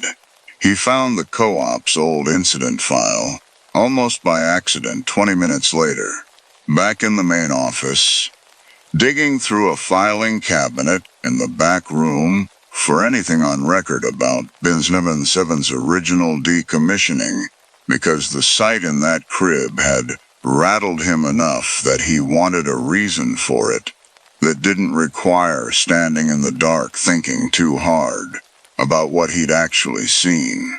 The cabinet's bottom drawer stuck on its rails, warped by decades of the same building's slow settling, and it took him 2 hard pulls to get it open far enough to reach the folders in back.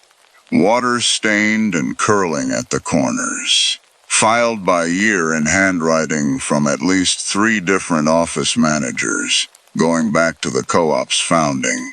The whole drawer smelling faintly of mildew and old carbon paper.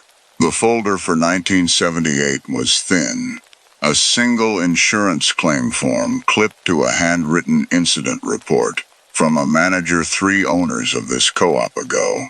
The ink gone brown, and the paper gone brittle enough that Dell turned the pages by their edges out of some instinct not to tear them. Worker R. Tillman, Engulfment, Bin 7, October 14, 1978. Auger clog cleared without shutdown per standard practice of the era. Worker entered bin to break up bridged grain. Bridge collapsed under worker's weight. Recovery attempt suspended after structural risk assessment. Remaining grain and access sealed per board decision rather than continued excavation.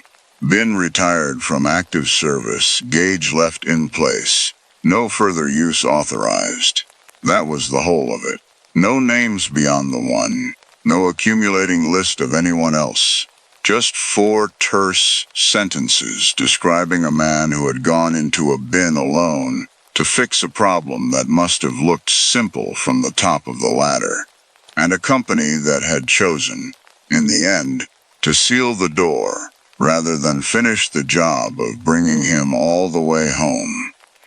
Dell stood in that back room with the folder open in both hands, the overhead fluorescent humming faint above him, and understood, with a clarity that felt almost physical, exactly how easily that same sentence could someday get written about someone else, if the someone in question also happened to be the type of man who solved things alone, rather than pick up a radio and ask for help. He was still standing there, folder open, thinking about a stranger dead 46 years before he'd ever set foot on this yard, when his radio crackled with Cody's voice, high and fast in a way it had never once been in 6 weeks of training. Dell, I need you, bin 12, the augers jammed, and I climbed up to look, and I think I'm sinking, I can't. Cody's voice cracked hard on the last word, the panic in it raw and immediate, in a way 6 weeks of calm, competent training had never once let Dell hear from him before. Stay flat, arms out across the top, don't fight it, I'm coming right now.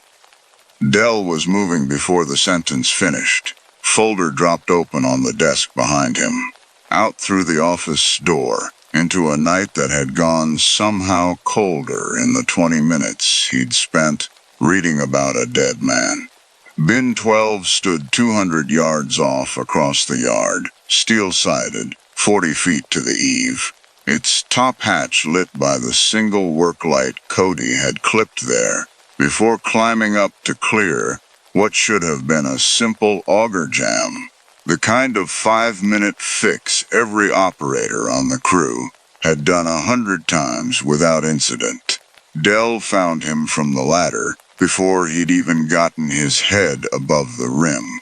Cody up to his waist in flowing corn, arms out flat across the surface the way every training video showed you to do it. the one thing keeping him from going under faster. His face white in the work light, breath coming in short visible clouds, grain still shifting and settling around him in slow, patient increments with every second. The stuck auger kept dragging material out from beneath the surface. "It's still pulling," Cody said, voice tight and controlled now in the way of someone concentrating everything he had on not panicking. "I can feel it moving under me. Del, I can't get any traction. There's nothing to push against. I know. I see it. I'm shutting the auger down right now. Hang on." Standard protocol was clear, and Del knew every line of it. Had recited it to Cody himself less than a month ago, standing on this exact catwalk. "Kill the auger immediately. Call for confined space rescue. Rig a harness system with a second person anchored outside the bin before anyone went near the grain surface at all. Wait for the county's trained team no matter how long it took, because a second person entering ungeared was, more often than any other single factor, in the statistics he'd memorized for his own certification, how a one-person emergency became a two-person funeral. Del looked at the 20 minutes that call would cost, standing on a windswept catwalk, 40 feet up with a kid he'd trained personally sinking 6 inches lower than he'd been 30 seconds ago. He looked at Cody's face, white and shaking, both arms starting to tremble, with the effort of staying spread across a surface that wanted, steadily and without any particular urgency, to take him under the way it had taken a man named Tillman under 46 years earlier, in a bin 200 yards from where they both stood right now. And Del Wozniak, the man who solved his own problems, who had never once in 15 years needed anyone's help to finish a job clean, grabbed a coil of rope off the catwalk rail and started up over the rim with nothing but that rope looped around his own waist and every intention in the world of going in after him alone. He had one boot over the rim, rope already looped around his own waist and nowhere else. When the radio clipped to his collar, caught a burst of static, and then Marta's voice, the elevator manager, cutting through it hard and clear from the office, half a mile off. "Del, don't you dare go in there without a harness on. Kill that auger and rig the tube. I've got county rescue rolling, 6 minutes out. Talk him through it. Don't you go in. Do you hear me, Del Wozniak? Don't you dare." It was Marta's actual voice, the one he'd known for a decade, worried and furious and unmistakably her own in equal measure. Nothing wrong with it at all, except that it was, for one full second, exactly the voice that stopped him with his boot still hanging over open air, above 40 feet of shifting corn. He killed the auger from the control box bolted outside the hatch, the machine's grinding drone dying away into a silence that let him hear, far too clearly, the settling hiss of grain still finding its own level around Cody's chest. The same dry, patient sound he'd listening to, outside Bin 7's wall not 40 minutes earlier. He rigged the rescue tube instead of going in bare, a length of corrugated aluminum shaped to hold back grain around a person's body, cold enough against his palms through his gloves that he could feel it even over the adrenaline, feeding it down, section by section, while he stayed anchored to the ladder frame outside the bin, shouting instructions down at a kid who was doing everything right and still, slowly, sinking. "Arms out, stay flat, don't fight it. I'm bringing the tube down around you now. When it's set, I want you pushing the grain out from inside it, not up, out, understand? Out, not up. You hear me, Cody?" "Out, not up," Cody repeated back, teeth chattering hard enough to blur the words. and did exactly that, working his forearms in slow, careful arcs against the aluminum walls closing in around him, while grain sifted down past his shoulders in a steady, dry whisper that neither of them said out loud sounded exactly like the crib had 200 yards west an hour before. It took every minute of the 6 before County Rescue's truck came screaming into the yard, red and blue lights strobing off the steel bin walls in long sweeping arcs that lit up the whole west side of the property. Harnessed technicians moving fast and practiced up the ladder Dell had been standing on alone 20 minutes earlier. Gear checked and clipped in under 30 seconds flat in a way that made Dell's own improvised rope look, in hindsight, like exactly the mistake it would have been. It took 11 more minutes after that, working the tube down section by section, clearing grain by hand and vacuum, both while Dell stayed on the radio talking Cody through every second of it, before they finally had him up and out and lying on the catwalk shaking so hard, his teeth clicked audibly, alive, both legs intact.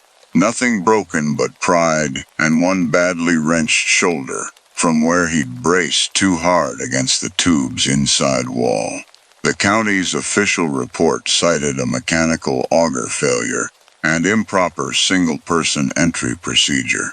Cost Dell a formal safety violation on his record, and Cody a stern conversation with the co-op's insurance carrier, and a longer one with his own mother, and made no mention anywhere of bin 7, its gauge, its smell, or the folder still sitting open on the office desk where Dell had left it.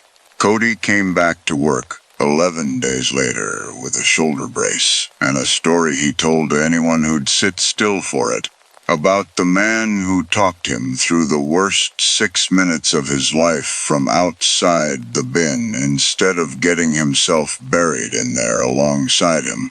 A version of the night that made Dell out to be steadier and braver than he'd actually managed to be for most of those 6 minutes.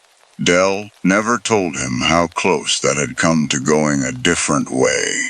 Never told him about the boot he'd had over the rim, the rope looped around nothing but his own waist, or the exact sound of Marta's voice cutting through the radio static at the one moment it might have mattered most. He wrote his own account of the night for the insurance file, with careful, deliberate omissions, and told himself it wasn't dishonesty so much as sparing a 20-year-old kid, a fact he didn't need carrying around on top of everything else that night had already cost him. The co-ops board, faced for the first time in decades with an actual outside safety review, finally authorized Bin 7's demolition, 30 years overdue by anyone's honest accounting of the risk it had been sitting on.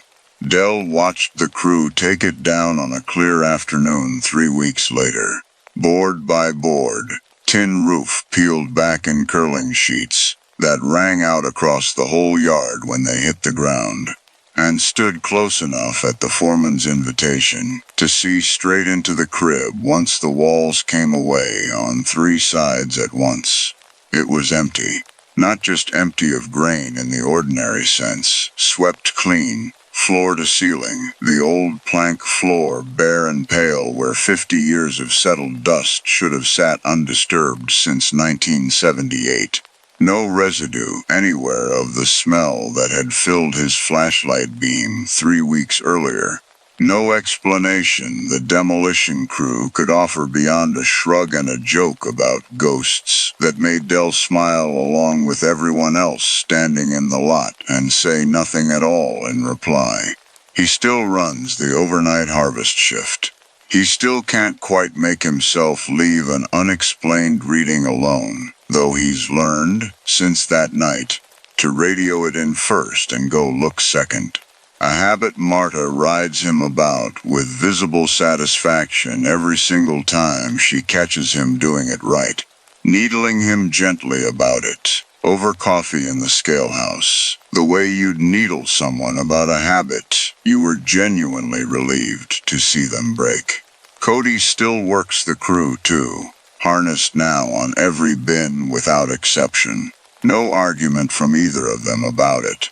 The shoulder brace long since retired to a shelf in his closet. But some nights, deep into the overnight shift, with the yard gone quiet between trucks, and the sodium lights humming low overhead, and the temperature dropping the way it always did, somewhere around 3 in the morning, Del finds himself glancing west anyway, out of a habit he's stopped trying to talk himself out of, toward the flat empty lot where bin 7 used to stand. Nothing there now but gravel, and a faint rectangular outline in the weeds where the old foundation still sits below grade. And he swears, just for a second, just at the edge of hearing, gone before he can be sure of it at all, that he can still hear something shifting and settling out there in the dark, patient, in no particular hurry, the exact sound of grain, finding its own level in a bin that has not existed, by any record he can find, for going on a month now. Story 5. Reese Calloway had worked the overnight shift at Amarook Wildlife Rehabilitation for 6 winters, and in 6 winters, the one-winged raven in enclosure C4 had never once said a word that sounded like anything but a raven's ordinary racket. Clicks and rattles, and the occasional rusty hinge croak. Nothing a person could ever mistake for language. Tonight at 1:14 in the morning, he said, clear as a bell across the frozen yard. Careful on the ice, Reese Bird.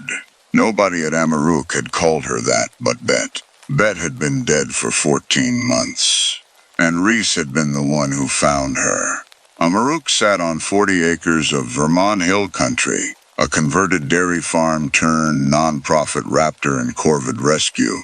11 flight enclosures and a quarantine barn strung out along a gravel lane, a mile from the nearest paved road. The old dairy barn silo still standing at the property's edge, though it had held nothing but pigeons and swallows for 20 years. Overnight solo shifts had been standard practice here for as long as Reese had worked them. 1 caretaker, 1 radio, 1 truck, checking on recovering animals every 2 hours through the dark, while the rest of the small staff slept at home in town. And she'd done hundreds of them without incident, learning the rhythm of the place so thoroughly she could navigate the whole property with her flashlight off, if she had to.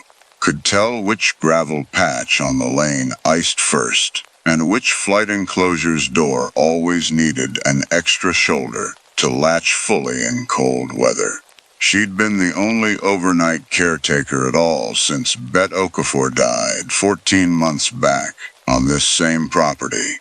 In the shallow pond behind the flight barn, where the resident mute swan wintered every year on water that never fully froze thanks to a small aerator pump.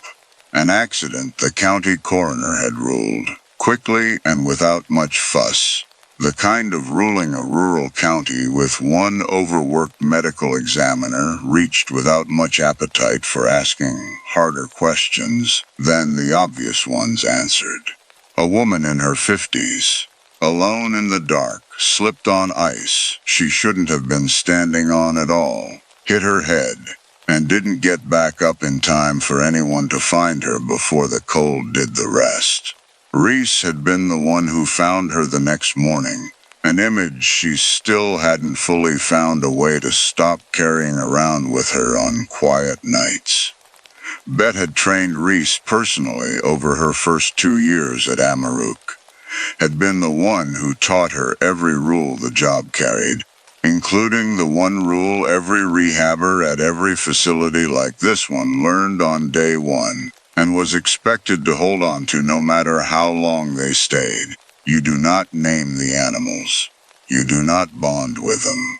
You are here to fix what's broken and send it back into the world, or for the ones too broken to ever go back, to give them a stable life without ever once needing them to love you back. An animal that imprints on a person stops being a wild animal. It becomes something else, something dependent, something that has lost the one thing rehabbers exist to protect. And every rehabber Reese had ever met carried some version of the same private guilt about how hard that rule actually was to keep. Night after night, alone, in a job built almost entirely out of caring for creatures you weren't supposed to let yourself love. Reese had broken that rule exactly once in 6 years, with exactly one animal, and she had broken it so quietly and so completely that she was fairly sure nobody at Amaruk had ever noticed, not even Bet, right up until the Raven in C4 said her own private nickname back to her in a voice that had been in the ground for over a year. The Raven had come in 4 years earlier, wings shattered by a car strike, found half frozen on the shoulder of a county highway by a stranger who'd had the good sense to call it in rather than simply drive past. Corvid wings healed clean or they didn't. His hadn't, badly enough that flight was permanently off the table. And a raven that can't fly can't survive release, which made him what the field called a non-releasable education ambassador. A bird who lived out the rest of a long raven lifespan on the property instead, working occasional school visits perched on a handler's glove, otherwise simply living in his enclosure, fed and checked, and officially never named, his intake paperwork listing him only by case number, C419. The same designation stenciled on a small placard wired to his enclosure's gate. Reese had started calling him Scout in her 2nd year, quietly, only when nobody else was around, only during the long solo overnight rounds, when the property sat dark and silent enough that talking out loud to an animal felt less strange than not talking to anyone at all. The sound of her own voice a small comfort against a whole dark hillside of nothing else moving. She told herself it didn't count as bonding. Not really. Not the dangerous kind the rule was written to prevent, because Scout would never be released either way, because there was no wild instinct left in him, left to corrupt by a little affection. She'd told herself that for 4 years, turning it over so many times it had worn as smooth and unquestioned as a stone in her pocket. She'd never once said it out loud to another person, least of all Bet, who she suspected, rightly, she'd learned tonight, would have understood the impulse better than anyone alive.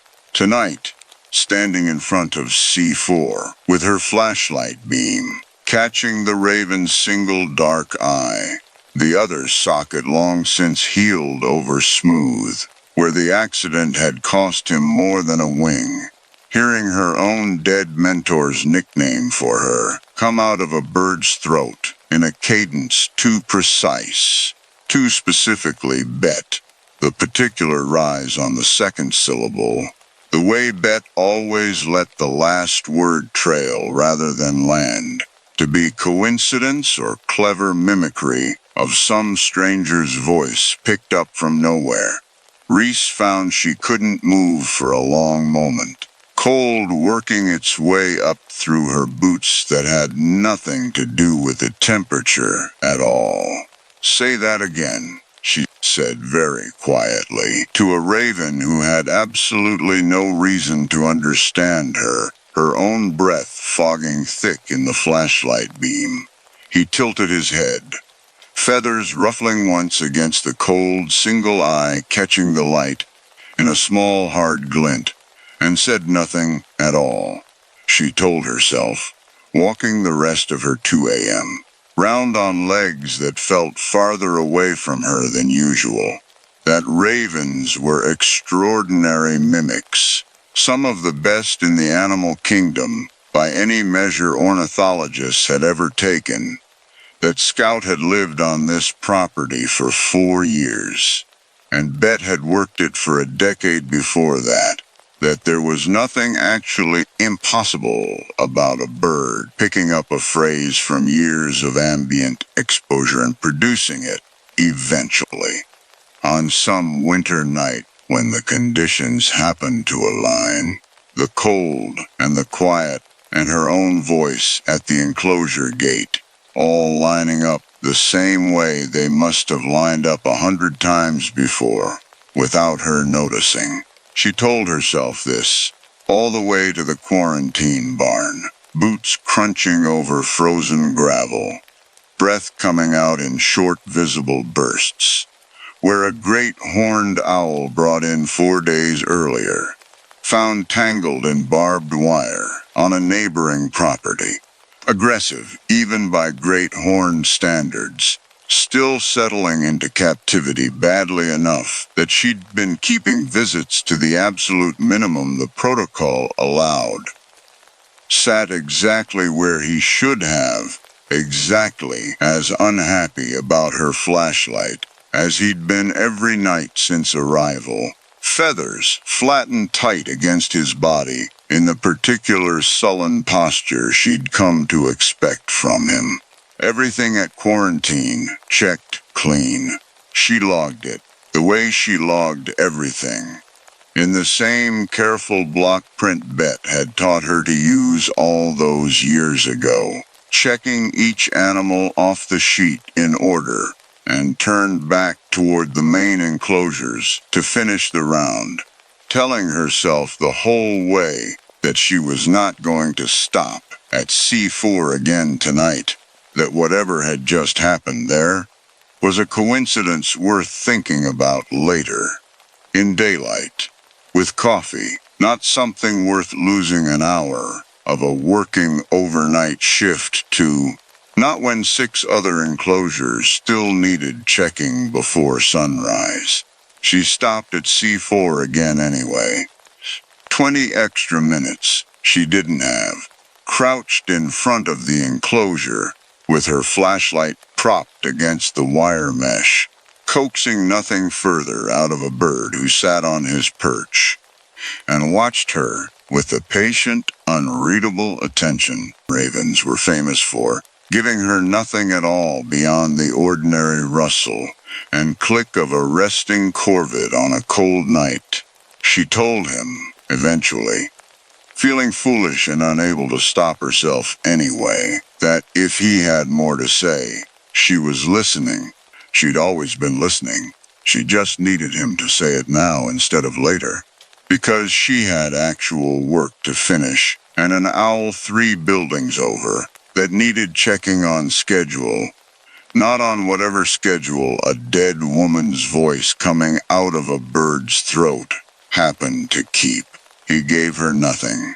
She left later than she should have, cold enough by then that her hands had gone stiff inside her gloves, and did not yet know exactly how much that 20 minutes was about to cost her, or how long it would take her to find out. She found Bet's old logbook by accident the following week, going through a filing cabinet in the farmhouse office for an intake form Bet had apparently created a template for, years back, that nobody since had bothered to replace. The drawer sticking on its rails the way every piece of furniture in that old farmhouse office seemed to. Underneath a stack of veterinary invoices sat a spiral notebook that had nothing to do with intake forms at all. Personal, unlabeled, its cover soft and curled from handling, filled front to back in Bet's handwriting, with what looked less like official record keeping and more like a private journal she'd kept on the side, tucked away where nobody doing routine paperwork would ever have reason to open it. Reese read the whole thing, standing at the filing cabinet with her coat still on, the farmhouse's old radiator ticking somewhere behind her, wind working at a loose shutter upstairs, and found, dated 18 months back, 4 months before Bet died, an entry that made the cold in her chest from that first night at C4 come flooding straight back. Scout says the strangest things now. Things I know I never taught him. Called me by name last week, my actual name. Not a word I've ever once said out loud on this property, not to him, not to anyone in 15 years. I've stopped telling myself it's coincidence. I've started staying later than my rounds allow to see what else he'll say, and I know exactly how that sounds. And I'm writing it down anyway, because someone should have it on record, even if I never show it to a soul. The entries after that grew sparser, shorter, more clipped, the handwriting itself changing in some hard-to-name way over the following weeks. Still recognizably Bet's, but tighter, more hurried. The entries of someone increasingly reluctant to put certain things into words, even in a notebook nobody else would ever see. Whole weeks skipped where the old Bet would have written pages. The last entry, dated 4 days before Bet's death, read only, he said something tonight I don't want to write down. Going to check the Swan Pond fence before I finish the round. Back in 10 minutes. There was no entry after that. There had never needed to be one. Reese sat with the notebook open on her knees for a long time after she finished reading, the radiator still ticking, the farmhouse around her gone as quiet as the enclosures outside it, before she finally closed the cover and set it down on the desk like something that might still be warm to the touch. Reese understood, reading that final line in a cold office, with her own coat still buttoned to the collar, exactly what her 20 minutes at C4 the week before had actually cost her, and exactly what shape of danger she was standing inside, without having noticed it happening. Bet hadn't died because she went to check a fence.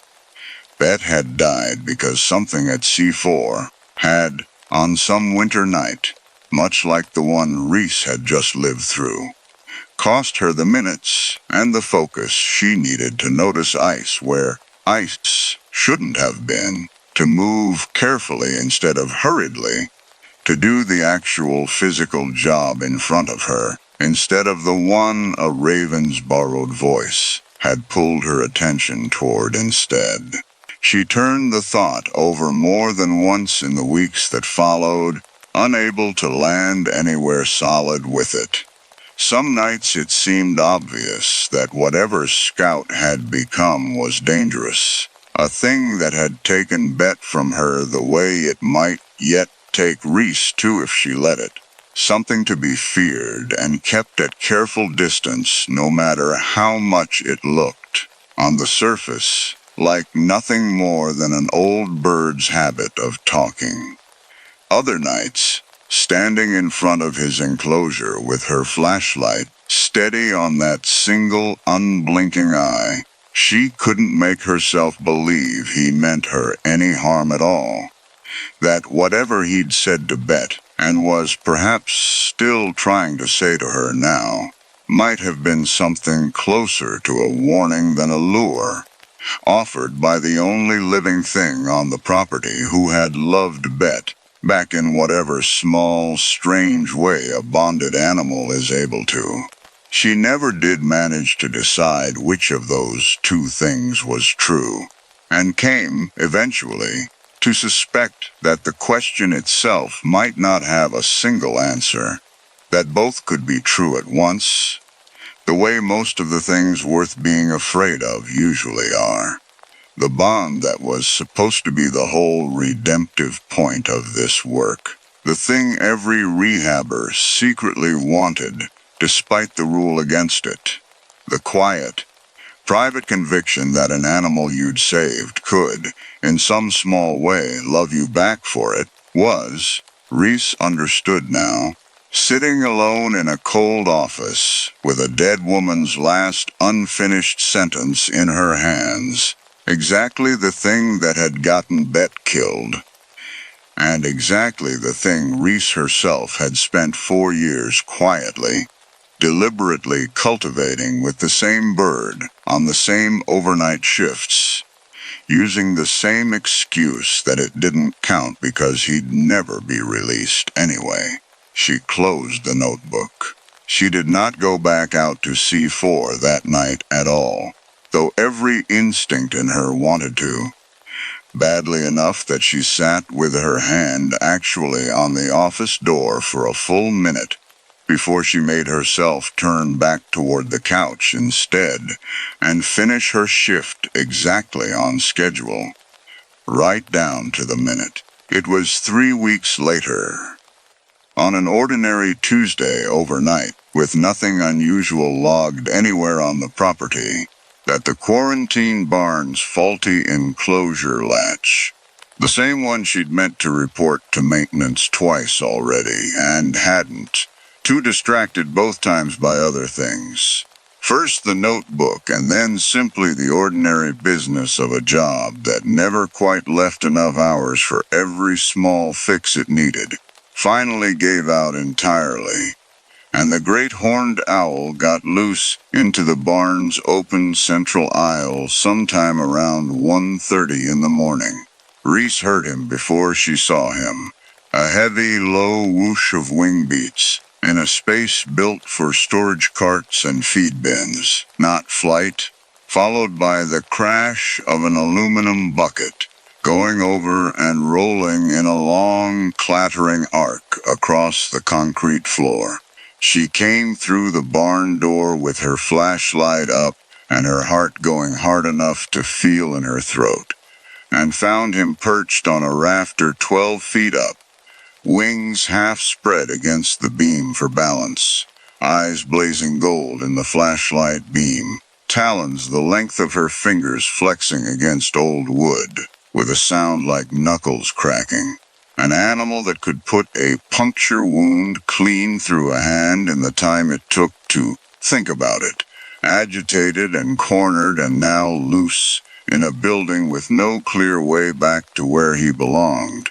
Feathers puffed out to twice his resting size in a display meant to look larger and more dangerous than he already was.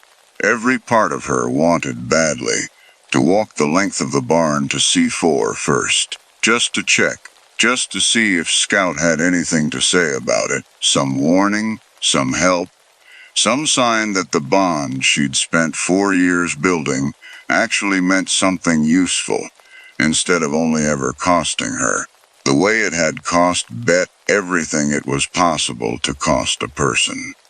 She stood in the barn doorway for exactly as long as it took her to remember Bet's last unfinished sentence, 4 words trailing off into nothing at all, and then she made herself turn back to the owl instead. Net and thick leather gloves already coming down off the wall hook where they always hung, and did the actual job in front of her. It took 40 minutes, working slow and patient in the cold with a bird that fought her every step, circling wide around the barn's cluttered floor to come at him from an angle that didn't spook him further up into the rafters, talking to him the whole time in the low, steady voice every rehabber learned to use on a frightened animal, more tone than words, the same voice she used on every difficult intake, regardless of species. He came down off the rafter twice on his own, driven by his own exhaustion more than anything she did, and both times used the movement to put more distance between them instead of less. Wing beats stirring loose hay and grit into the flashlight beam until the whole barn seemed to be full of drifting dust. She finally got the net over him against the base of an old grain bin, worked the leather gloves under his talons one at a time while he thrashed and shrieked loud enough that she felt it in her back teeth, and got him crated, both of them exhausted by the end of it. One small puncture through her glove that missed the skin beneath by less than an inch, close enough that she stood in the cold afterward for a full minute, just looking at the tear in the leather before she made herself move again. She logged the incident exactly as it happened. Faulty latch, overdue maintenance request, successful recapture. Bird returned to a repaired enclosure and showing no signs of injury, and did not mention anywhere in the official record that she had, for one long moment in the barn doorway, seriously considered checking on a raven first, before doing the job an owl loose in the dark actually needed her to do. She went to C4 anyway, once the owl was secure, well past the end of her shift. Standing in front of the enclosure in gray pre-dawn light with her hands still shaking faintly from adrenaline, Scout sat on his perch, watching her the way he always did, giving her nothing at all, no borrowed voice, no warning. No sign that anything about the last hour had reached him in whatever way it had reached him before. "I did the job first this time," she told him quietly, feeling every bit as foolish as she had the first night, and no less compelled to say it anyway. That's what she'd have wanted, I think. I should have figured that out 4 years ago. He shifted his weight on the perch, feathers settling, and said nothing. Reese still works the overnight shift at Amaruk, still checks on Scout every round the way she has for years, still calls him by the name she gave him, though she's never told a soul at the facility that she does. She's stricter with herself now than she's ever been about the actual schedule, timing every check by her watch instead of by however long a given animal happens to hold her attention. A discipline that costs her something every single night. Some quiet, wanting part of herself that still hopes, every time she stands in front of that enclosure, that he'll say something else. That whatever had briefly opened between them that first night hadn't simply closed again for good. He hasn't, not since that first night. Not a single word in all the months since, not her name, not anyone's, nothing beyond the ordinary rustle and click of a resting bird that has, by every reasonable measure available to her, simply gone back to being exactly what he's supposed to be, a non-releasable education ambassador. Case number C419, fed and checked and officially never named. Exactly the animal his intake paperwork has always insisted he was. She never showed anyone Bet's notebook. She thought about it more than once, standing in the farmhouse office with it in her hands, turning over exactly what she'd say, and to whom and what good it would possibly do. A small non-profit already stretched too thin to staff more than one overnight caretaker at a time. In the end, she put it back in the same drawer where she'd found it, underneath the same stack of veterinary invoices, and told herself that was a decision she could live with. The same way she'd once told herself that talking to a raven in the dark didn't count as anything worth worrying about. But some nights, deep into a winter round with the property gone still and dark around her, she finds herself standing in front of C4 a little longer than the schedule strictly allows anyway. Flashlight beams steady on a single dark eye that watches her back without blinking, and she wonders, without ever quite letting herself finish the thought, whether he's only waiting for the exact right kind of night to start talking again.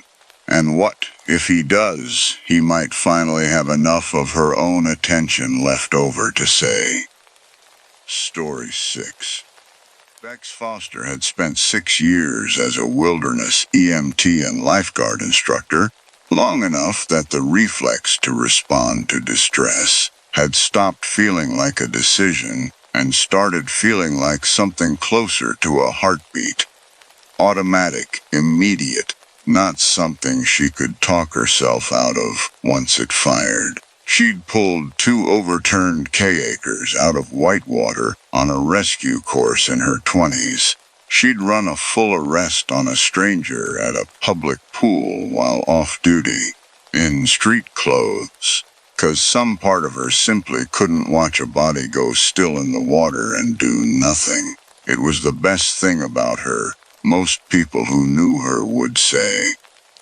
It was also, she'd come to understand only after that week at Lake Corbin, the exact thing someone else had been counting on. She and Tally Bishop had been renting the same lakeside cabin every August for 4 years running, ever since college, a week of no cell signal worth mentioning, and a dock that needed restaining every other summer.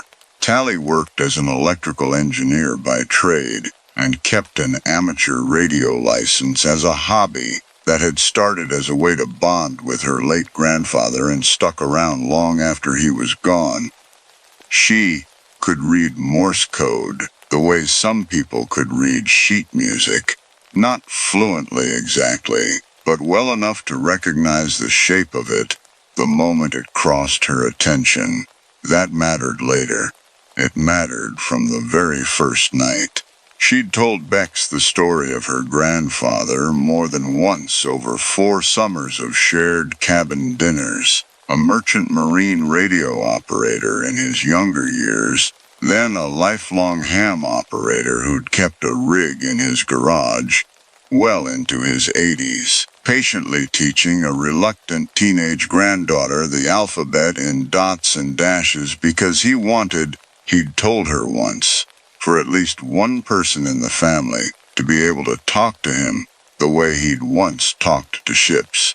Tally had let the license lapse into something closer to a party trick after he died. She could still send and receive slowly, could recognize the rhythm of the most common letters on sight, but she hadn't touched an actual transceiver in years by the time they arrived at Lake Corbin that August.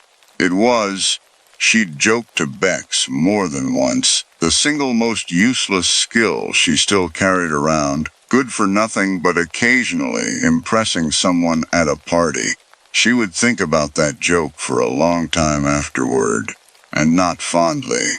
The 2 of them had settled into an easy, well-worn rhythm over 4 summers of the same trip. Tally handled the groceries and the playlist. Bex handled anything involving a boat or an open flame, and neither of them had ever needed to discuss the division of labor out loud.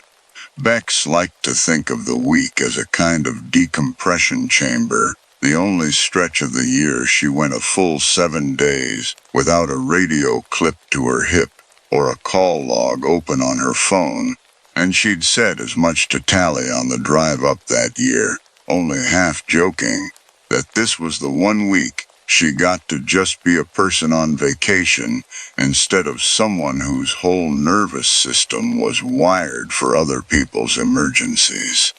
She would think about that sentence a great deal in the weeks that followed. The Merrow place sat directly across the lake from their cabin, a big collapsing Victorian on its own point of land, visible from the dock as a dark, irregular silhouette against the tree line, even on moonless nights. Everyone on Lake Corbin knew the story in roughly the same shape, details shifting slightly depending on who was telling it. A family named Merrow had owned it since the 20s. A fire or a drowning or both had ended their tenure there sometime in the 90s, and the property had sat in some kind of unresolved estate dispute ever since. Empty, unsold, slowly losing shingles and window glass to 3 decades of Adirondack winters. Kids dared each other to kayak out to it. Nobody Bex had ever met claimed to have actually gone inside. She'd heard the story properly for the first time their first summer at Lake Corbin, from the woman who ran the little bait and tackle shop at the public landing, who'd told it with the easy, practiced cadence of someone who'd told it to 100 other renters before them. The fire, the drowning, the family that scattered afterward and never came back to settle who actually owned the place. What the bait shop woman hadn't mentioned, and what Bex only learned much later, was that a faded corkboard by the shop's register had, tucked among the flyers for guided fishing trips and the lost dog notices, 3 or 4 older, sun-bleached missing persons flyers she'd walked past a dozen times over 4 summers without ever once stopping to actually read them. They noticed the light on their second night, a little after 11, sitting on the dock with the citronella candle between them the way they did every August. A pulse of white light from one of the Merrow Place's upper windows, on-off, on-off. A pattern that took Bex a full minute to consciously register as anything other than a loose shutter catching moonlight, and took Tally considerably less time than that. "That's Morse," Tally said, sitting up straighter, all the ease gone out of her posture at once. She counted the pulses under her breath, translating in real time the way Bex imagined a fluent speaker might translate an overheard conversation without conscious effort. SOS, that's SOS, Bex. Somebody's flashing SOS from that house. They called it in first, which felt, in hindsight, like the only genuinely sensible thing either of them did that whole night. The county sheriff's non-emergency line put them through to a dispatcher who took the report with a patience that had an edge of weariness to it, the particular tone of someone fielding a call they'd fielded some version of before. A deputy could get out there by morning, she told them, but nothing sooner. Short-staffed that week. 2 other calls ahead of theirs, and honestly, off the record, the Merrow Place got reported like this every couple of summers. Kids with a flashlight, usually. Sometimes it turned out to be nothing at all. A trick of the moonlight through broken glass that people talked themselves into seeing a pattern in. "That's not moonlight," Tally said after Bex hung up. I counted 3 full repeats. "Moonlight doesn't repeat." Bex asked, before hanging up, whether the dispatcher could at least send someone to check the lake road, a drive-by rather than a full response. Anything that might put a badge somewhere near the water before morning. The dispatcher's answer was kind but unmovable. The lake road dead-ended a mile short of the Merrow property's only land access, private and gated, and without a warrant or an active emergency. A deputy driving out there tonight would accomplish nothing but confirming what dispatch already suspected. Kids, or moonlight, or nothing at all. Bex hung up understanding, the way she'd understood plenty of times before in her own work, that the system built to help people in genuine danger simply wasn't built to move fast enough for every situation that felt, from the inside, like it couldn't wait. Bex knew she was right. She also knew, with the specific clarity of someone whose entire professional life ran on a triage instinct, that by morning wasn't a timeline she could sit comfortably inside if there was any real chance someone across that lake needed help tonight. She thought about the pool rescue in her 20s, the particular cost of hesitation, the 2 minutes that separate a recoverable outcome from one that isn't. She didn't decide to go so much as she noticed, a few minutes later, that she was already checking the kayak's hull plugs by flashlight, and that Tally was doing the same beside her, without either of them having said the word yes out loud. The paddle across took 18 minutes, the water black and flat and colder against Bex's hands than the August air had any right to make it feel. The light kept pulsing the whole way over, steady, patient, on-off, on-on-off, and Bex found herself counting the gaps between repeats without meaning to. The same triage habit that made her check a pulse in 15-second intervals instead of guessing, some part of her mind unable to simply witness a signal without also measuring it. 47 seconds. Every single repeat, 47 seconds apart, down to what felt like the 10th of a second, an evenness that should have registered as wrong long before it did. A person signaling SOS by hand, flicking a flashlight, working a lantern shutter, didn't hold that kind of mechanical precision. Adrenaline made hands shake. Fear made rhythm slip. Bex noticed the evenness, and in the moment filed it under whoever's doing this is being very careful, which felt, at 11:40 at night with a friend's real fear beside her, like the more charitable and more urgent explanation to act on. Tally kept up a low, steady stream of talk the whole way across, the way she did whenever she was nervous, running through everything she knew about search and rescue radio protocol as if reciting it might somehow make the situation conform to a procedure she understood. Bex let her talk.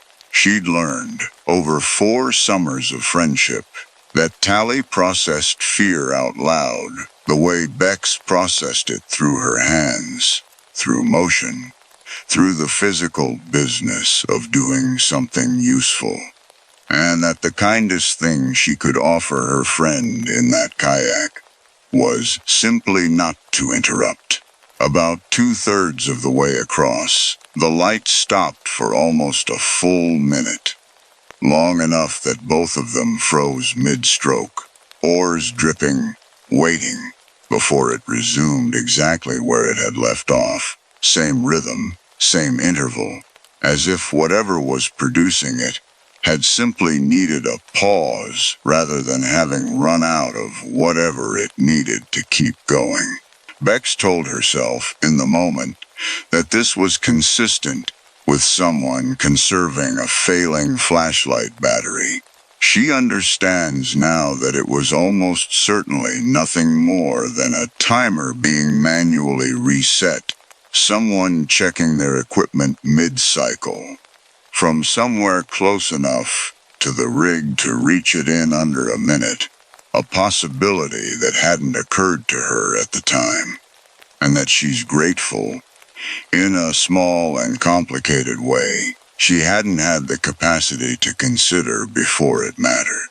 The dock on the Merrow side was rotted through in most places, gray wood gone soft and spongy, except for one section near the pilings, where the rope securing an old cleat looked, even in flashlight beam, considerably newer than everything around it. Bright synthetic yellow against 30 years of weathered gray, tied in a clean, recent knot. Bex clocked it and let it go, the same way she'd let the 47-second interval go, because there was a light pulsing SOS from a window 40 yards up a dark hillside, and her whole nervous system was pointed at that instead.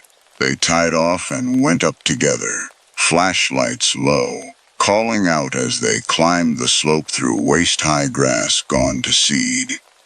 "Hello, we saw your signal. Are you hurt? Can you hear us?" Getting nothing back but the ordinary night sounds of a lake in August insects, and the soft creak of the old house settling against itself. The front door hung open on one hinge, paint long since peeled to bare gray wood. And Bex remembers noting, even in the urgency of the moment, that the hinge itself looked recently oiled.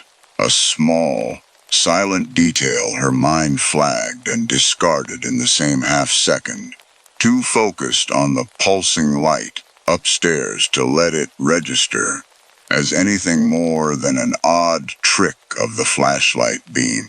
The light kept pulsing from the second floor the whole time, patient, unhurried, on-off, 47 seconds, like clockwork, like something that had never once needed rescuing at all. Inside smelled the way abandoned buildings always smelled.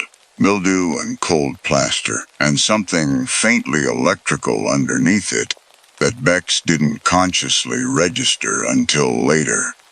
The front hall was mostly bare, water-stained wallpaper, a staircase with half its balusters missing, the particular hollow acoustics of a house nobody had lived in for a long time. They called out again from the base of the stairs, got the same silence back, and started up, Bex leading, Tally close enough behind her that Bex could hear her friend's breathing go tight and shallow with each step. The first floor had told them nothing beyond the ordinary decay of an abandoned house. A parlor with the remains of a collapsed ceiling, a kitchen stripped down to bare studs where cabinets had once hung, a back hallway that smelled strongly enough of mildew that Tally had pressed her sleeve over her nose without commenting on it. What struck Bex only in retrospect was how little of it looked disturbed in the way a genuinely abandoned building usually looks disturbed. No animal nests, no scattered raccoon droppings, no broken furniture dragged and repositioned by decades of weather and wildlife, finding their way in through the gaps. The house had the settled, undisturbed stillness of a place that something or someone had been quietly maintaining against exactly that kind of encroachment. The second floor's hallway carpet, worn through to bare board in most places, showed a single, clean, consistent path of less worn fiber running from the top of the stairs directly to the door on the left. The kind of wear pattern that comes from one set of feet walking the same route repeatedly, not from decades of general neglect. Bex noticed it beneath her flashlight beam and filed it away with the same half-formed unease she'd given the rope and the interval, too focused on the light, still pulsing from behind that door, to let the observation slow her down. The light was coming from the second door on the left, a room that had probably been a bedroom once, and the door stood most of the way open, throwing the pulsing white glow out into the hallway in a steady mechanical rhythm that Bex's whole body understood, a half-second before her mind caught up as fundamentally wrong. There was no person in the room. There was a projector, an old-fashioned slide projector, the boxy kind Bex's grandparents had used for vacation photos, mounted on a tripod aimed at the window, wired into a small electronic timer sitting beside it that blinked its own tiny green light in perfect sync with the flashes crossing the lake. A single slide sat loaded in the carriage, a rectangle of pure white gel, nothing else, designed to do exactly one job: throw a bright, patient, endlessly repeating pulse of light out across the water for as long as its battery pack held out. The rest of the room told its own quiet, methodical story once Bex's flashlight moved past the projector itself. A folding camp chair positioned near the window at an angle that would let someone sit comfortably and watch the lake without being visible from the water below. A thermos, a paperback novel with a cracked spine left face down on the windowsill, as though its reader had simply set it aside mid-chapter to attend to something else. It was the ordinariness of it that unsettled Bex most, more than the projector itself. The sense that whoever maintained this room did so the way anyone might maintain a quiet evening hobby, patient and unhurried, entirely undramatic to himself.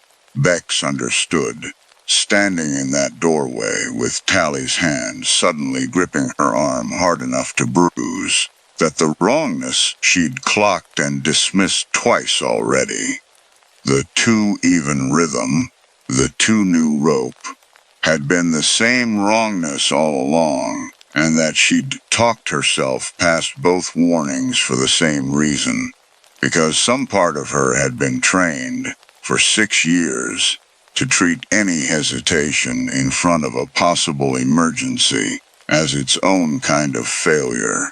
And whoever had built this room had understood that about people like her, with a precision that felt, in the moment, almost intimate.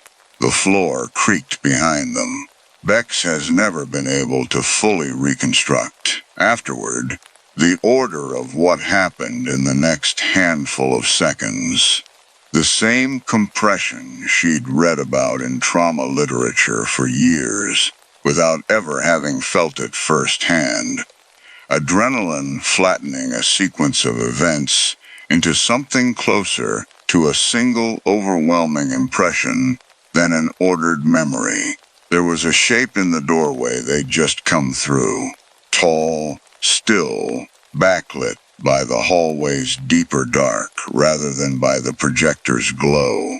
And there was Tally's grip on her arm, going from tight to frantic.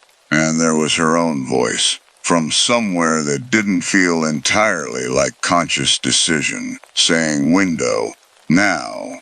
Go before either of them had fully processed that the figure in the doorway had started moving toward them. The window was old, single pane, half rotted in its frame, and it gave way under Bex's shoulder with less resistance than she'd braced for, glass and soft wood scattering into the dark below. She went through the screen sash first, Tally half a second behind her, both of them dropping the 8 feet to the sloped ground below in a landing that would leave Bex with a sprained wrist she wouldn't fully register until she was back on solid ground 20 minutes later. Adrenaline doing exactly what adrenaline does to pain in the moment it matters least to feel it. They ran for the dock. Bex has thought, many times since, about how strange it was that neither of them discussed the decision, no words exchanged beyond her own reflexive go, and yet both of them ran the same direction without hesitation. Some old animal logic taking over that didn't need consensus to function correctly. Behind them, footsteps on the hillside, heavier and less hurried than the sprint she and Tally were making of it. An unevenness to the pace that Bex understood, even in the chaos of the moment, as its own kind of message. Whoever was behind them wasn't racing to catch up. He knew this hillside in the dark. He didn't need to hurry. The grass tore at her bare calves the whole way down, and once, halfway to the dock, her foot caught something buried in the overgrowth, a root or a length of wire. She never found out which, and she went down hard enough to knock the breath out of her, back up, and moving again before the pain had fully registered. Tally's hand closing around her wrist to haul her the last few feet upright. Neither of them screamed. Bex has thought about that too. Afterward, more than almost anything else from that night. How thoroughly silent the whole chase down that hillside had been, both of them saving every scrap of breath for running rather than spending any of it on sound, as if some shared instinct had told them a scream would only give their pursuer a clearer target in the dark. The kayaks were where they'd left them, but there was no time to right one properly. Seat and skirt and paddle grip, not with footsteps closing the gap behind them at a pace that had stopped sounding unhurried the moment they hit the dock. Bex made the decision in less time than it takes to describe it. The water was closer than functional boat entry, and 6 years of cold water rescue training had put exactly one fact permanently into her body: that swimming, badly and afraid, beat almost any alternative that required fine motor coordination under genuine panic. "Swim," she said, and didn't wait to see if Tally understood the word before she was in the water herself. Cold enough to steal the breath clean out of her chest on impact, dark-ing enough that she couldn't see her own hands stroking in front of her. 18 minutes of paddling had felt long earlier that night, easy and unhurried, campfire conversation drifting between strokes. The swim back felt like something outside of time altogether. Bex's training, the only thing standing between her and the kind of blind panic thrashing that drowns people in water they could otherwise survive, counting her own strokes in groups of 10, the way she'd once taught a terrified 12-year-old to do at a lifeguard clinic, because counting gave the mind something structured to hold on to when everything else had gone to pure animal fear. The cold worked on her differently than she'd expected, given how many times she'd taught the physiology of cold water shock to other people, without ever having lived through it herself outside of a controlled drill. It wasn't a single overwhelming shock so much as a series of small, escalating thefts. First her breath, sharp and involuntary on entry. Then the fine coordination in her fingers somewhere around the 10-minute mark. Then, worst of all, a growing heaviness in her legs that she recognized, with a clinical detachment that felt almost obscene given the circumstances, as the early edge of the same exhaustion curve she'd warned dozens of swimmers about in safety briefings, without ever quite believing, until that night, how fast it could actually arrive. She lost track of Tally twice in the dark, both times finding her again by the ragged, gasping rhythm of her breathing rather than by sight, and both times had to fight down the specific, professional terror of a rescuer who understands exactly how quickly cold water and panic can separate a person from their own good sense. She stayed close enough to grab her friend's arm the second time, not because Tally was going under, but because Bex physically needed, the confirmation of contact more than Tally needed the help. Somewhere past the halfway point, Tally's stroke started to fall apart in a way Bex recognized instantly and dreaded more than anything the hillside behind them had produced.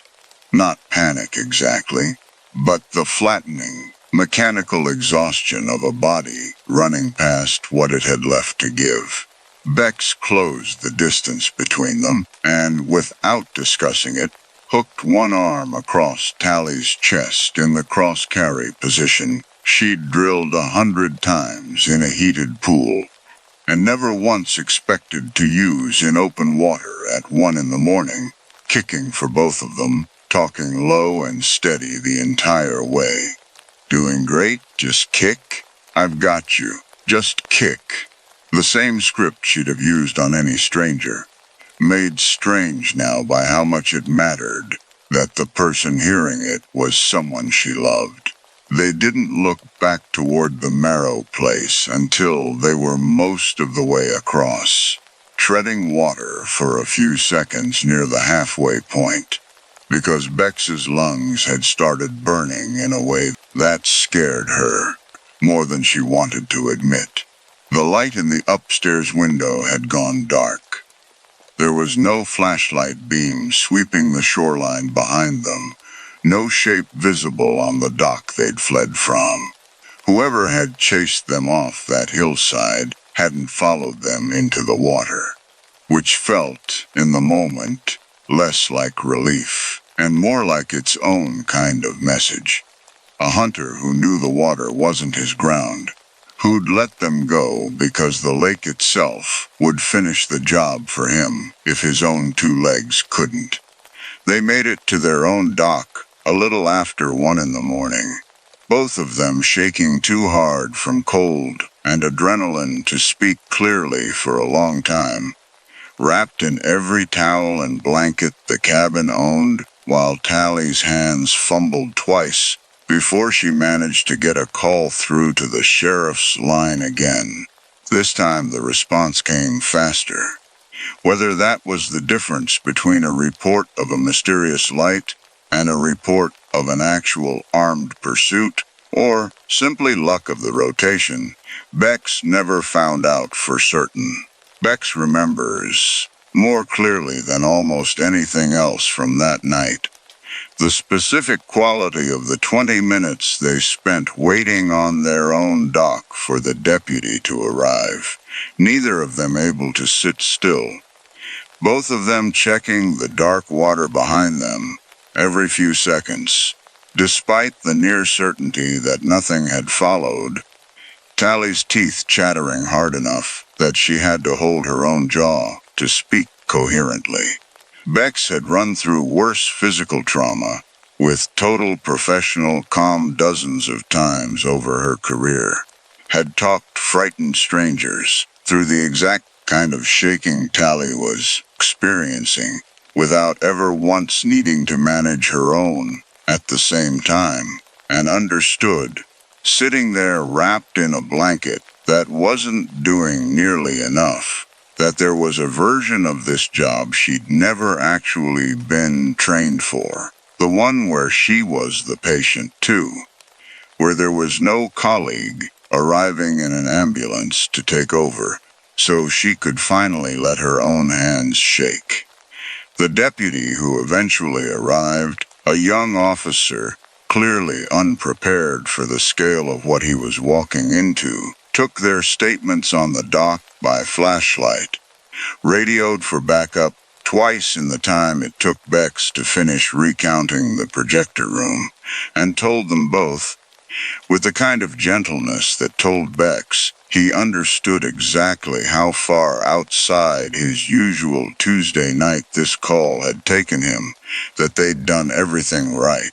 Bex has turned that sentence over many times since, unsure whether she agrees with it even now, whether calling first, waiting as long as they had, counting the interval and noticing the rope, and still going anyway constitutes doing everything right, or whether it simply constitutes surviving a mistake that a different pair of friends, on a different night, might not have survived at all.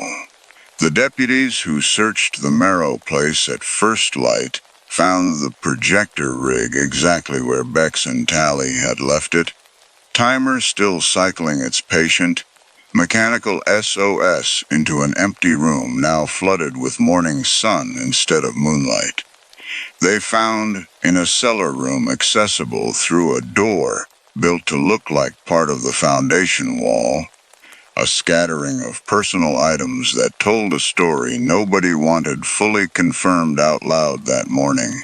A rusted pocket knife, a faded ball cap, 2 driver's licenses from 2 different decades, a child's compass with a cracked face, none of it arranged into anything as deliberate as a list or a shrine, just accumulated the way a person accumulates things they've taken and never quite known what to do with afterward. Ruiz described the cellar room to her later in more detail than she'd asked for, and couldn't afterward unhear. A space maybe 8 feet square, dry despite the house's general decay, clearly climate-controlled by some jury-rigged system running off a generator hidden further back in the foundation, as if whoever built it had understood that the objects kept there needed protecting in a way the house itself never had. Shelving along one wall, handmade, sturdy, the kind of careful woodworking that took real time and real patience, rather than the work of someone in a hurry. The overall impression, Ruiz admitted, wasn't of a frenzied or chaotic space at all. It was of somewhere maintained, over years, with the same unhurried attention someone might give a workshop or a study, which was, he said, somehow worse than finding a mess would have been. The county detective, who took Bex's full statement 2 days later, a tired, careful man named Ruiz, told her something that had stayed with her far longer than she expected it to. Over the past 11 years, the county had logged 4 separate missing persons cases connected to Lake Corbin, all of them tourists or seasonal renters rather than year-round residents, all of them last seen investigating something odd on or near the water at night. None of the cases had ever been formally connected to each other before now, Ruiz admitted, mostly because none of the victims had shared an address, a last name, or an obvious reason to be linked in any database that flagged patterns automatically. 4 separate case files, 4 separate under-resourced local jurisdictions. Nobody ever quite motivated enough by a missing camper's family 3 states away to ask whether the disappearance fit anything larger. "You want to know the thing that gets me," Ruiz said, not quite meeting her eyes when he said it. "Every one of them, near as we can tell from what family and friends told us afterward. Every one of them was the kind of person who'd go check on a light across a lake at midnight instead of waiting for daylight. Nurses, a volunteer firefighter, a guy who used to run water rescue for the county over in the next lake system. Whoever's doing this isn't just setting a trap. He's fishing for a specific kind of person, and he's been doing it a long time before you two ever showed up." Ruiz walked her through the timeline as best the department had been able to reconstruct it, laying case files out on the table between them with the careful, apologetic thoroughness of a man who understood exactly how little comfort any of it was likely to offer. The earliest case ran back 11 years, a park ranger from 2 counties over who'd been camping solo and never checked back in with his sister after a planned 2-night stay. The most recent, before Bex and Tally, had been a nursing student 3 summers prior, last seen borrowing a neighbor's canoe after mentioning, in a text message recovered from her phone, that she'd spotted something flashing across the water and wanted to make sure nobody needed help. In between, a volunteer firefighter from downstate, gone during a family reunion week at a rental 2 properties down from the one Bex and Tally had used that year. 4 cases, 4 different agencies, 4 different sets of grieving relatives who'd each been told, at various points, that there simply wasn't enough physical evidence to open anything beyond a standard missing persons file. "I pulled all 4 case files myself the morning after your call came in," Ruiz admitted. "Nobody asked me to. I just had a feeling. Soon as dispatch mentioned the Marrow place by name, that I should go looking before I convinced myself it wasn't worth the time. I want you to understand that's not how this usually works. If you two hadn't gotten out of that water, I don't know that anybody would have connected this in another 11 years, let alone one. Bex asked him, because she had to. Whether any of the four had ever been found. Remains, personal effects returned to family, anything that gave the people who loved them a place to put their grief instead of an open question that never closed. Ruiz was quiet for a moment before he answered. Two of the four had turned up nothing at all in the years since their disappearance. The other two, he said carefully, were among the items recovered from the cellar room. The pocket knife, he thought, likely belonged to the ranger, based on an engraved initial that matched a description his sister had given 11 years earlier, though formal identification would take longer to confirm. Bex sat with that information for a long time after Ruiz left, turning over the particular horror of learning that a stranger's grief, held open for 11 years, might finally close because of something she'd survived by inches. It didn't feel like the kind of good news anyone could comfortably celebrate. It felt instead like being handed a small, heavy piece of somebody else's unfinished story, and being asked to carry it alongside her own, she thought. More than once in the weeks that followed, about writing to the ranger's sister. The woman who'd waited 11 years for a knife with an engraved initial to mean something official, rather than just something remembered, and talked herself out of it every time. Unsure what comfort a stranger's letter could possibly add to news that heavy, unsure whether reaching out would read as generous or simply as one more person inserting herself into a grief that wasn't hers to manage.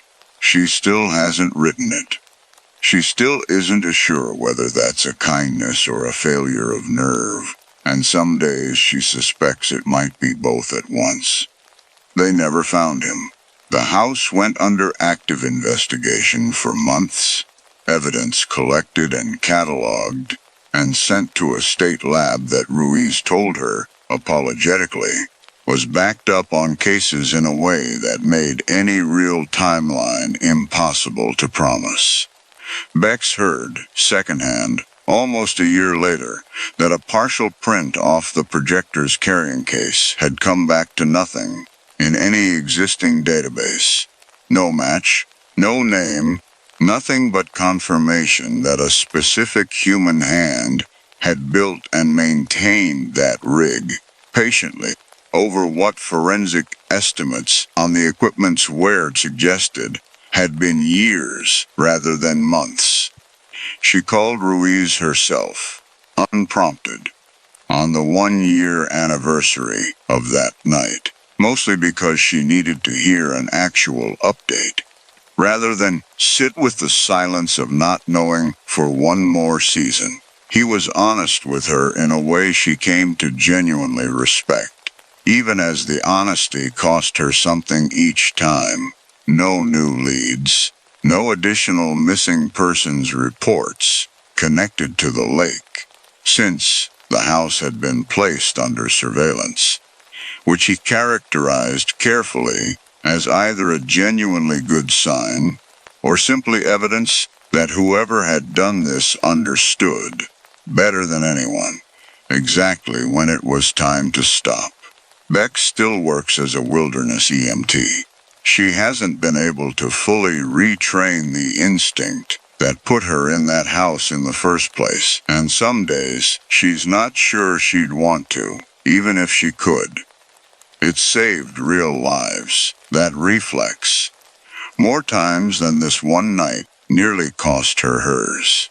What's changed is smaller, and harder to explain to anyone who wasn't there. She counts now, automatically, Anytime she sees a light repeat itself in the dark, waits for the third or fourth cycle before she lets herself react, checks, without deciding to, whether the rhythm is a little too even to belong to a frightened, shaking human hand. She went back to work only 2 weeks after it happened, sooner than the department's own counselor recommended, because some part of her needed proof that the instinct hadn't been broken beyond use, that she could still answer a call, assess a scene, move towards someone else's emergency, without the specific, targeted memory of that hillside taking over her body before her training could. Her first callback was a minor one, an elderly hiker with a twisted ankle, 2 miles up a well-marked trail. Nothing that tested her the way she'd half expected to be tested. And she remembers sitting in the truck afterward, engine running, hands steady on the wheel, feeling something that wasn't quite relief so much as a cautious, provisional trust in herself that she understood would need to be re-earned in small increments rather than all at once. Tally sold the ham radio equipment that had been her grandfather's within a month of getting home, a decision Bex has never fully understood and has never once pushed her to explain. They still rent the cabin every August, though they've moved to one on the far side of the lake. Dock facing away from the Merrow place entirely, and neither of them has ever suggested, even as a joke, paddling back across to look at it. Bex asked her once, the second August after it happened, sitting on the new dock with a different citronella candle between them, whether she regretted having recognized the pattern that first night, whether some part of her wished she'd simply seen an ordinary flicker of light and gone to bed instead of translating it into a language neither of them had asked to understand that clearly. Tally thought about it for a long time before she answered, longer than felt entirely comfortable in the quiet between them, and said finally that she didn't regret it, not exactly, but that she sometimes wondered whether a person's competence could function as its own kind of liability, whether being good at reading distress, any kind of distress, made you more findable to whoever was patient enough to go looking for people who read it that way. Bex didn't have an answer for that. She still doesn't, and she's stopped expecting one to arrive with time the way some other answers eventually have. The county eventually condemned and demolished the house. 3 years after that night, a decision made as much for structural liability as for anything connected to the investigation, which by then had gone quiet the way underfunded cold cases eventually do, not closed, technically, just no longer moving. Bex drove up for the demolition, alone, without telling Tally she was going, and stood on the public boat launch, watching an excavator take the place apart board by rotted board until there was nothing left on that point of land but a foundation scar and a view of open water that had, until 3 years earlier, belonged to something else entirely.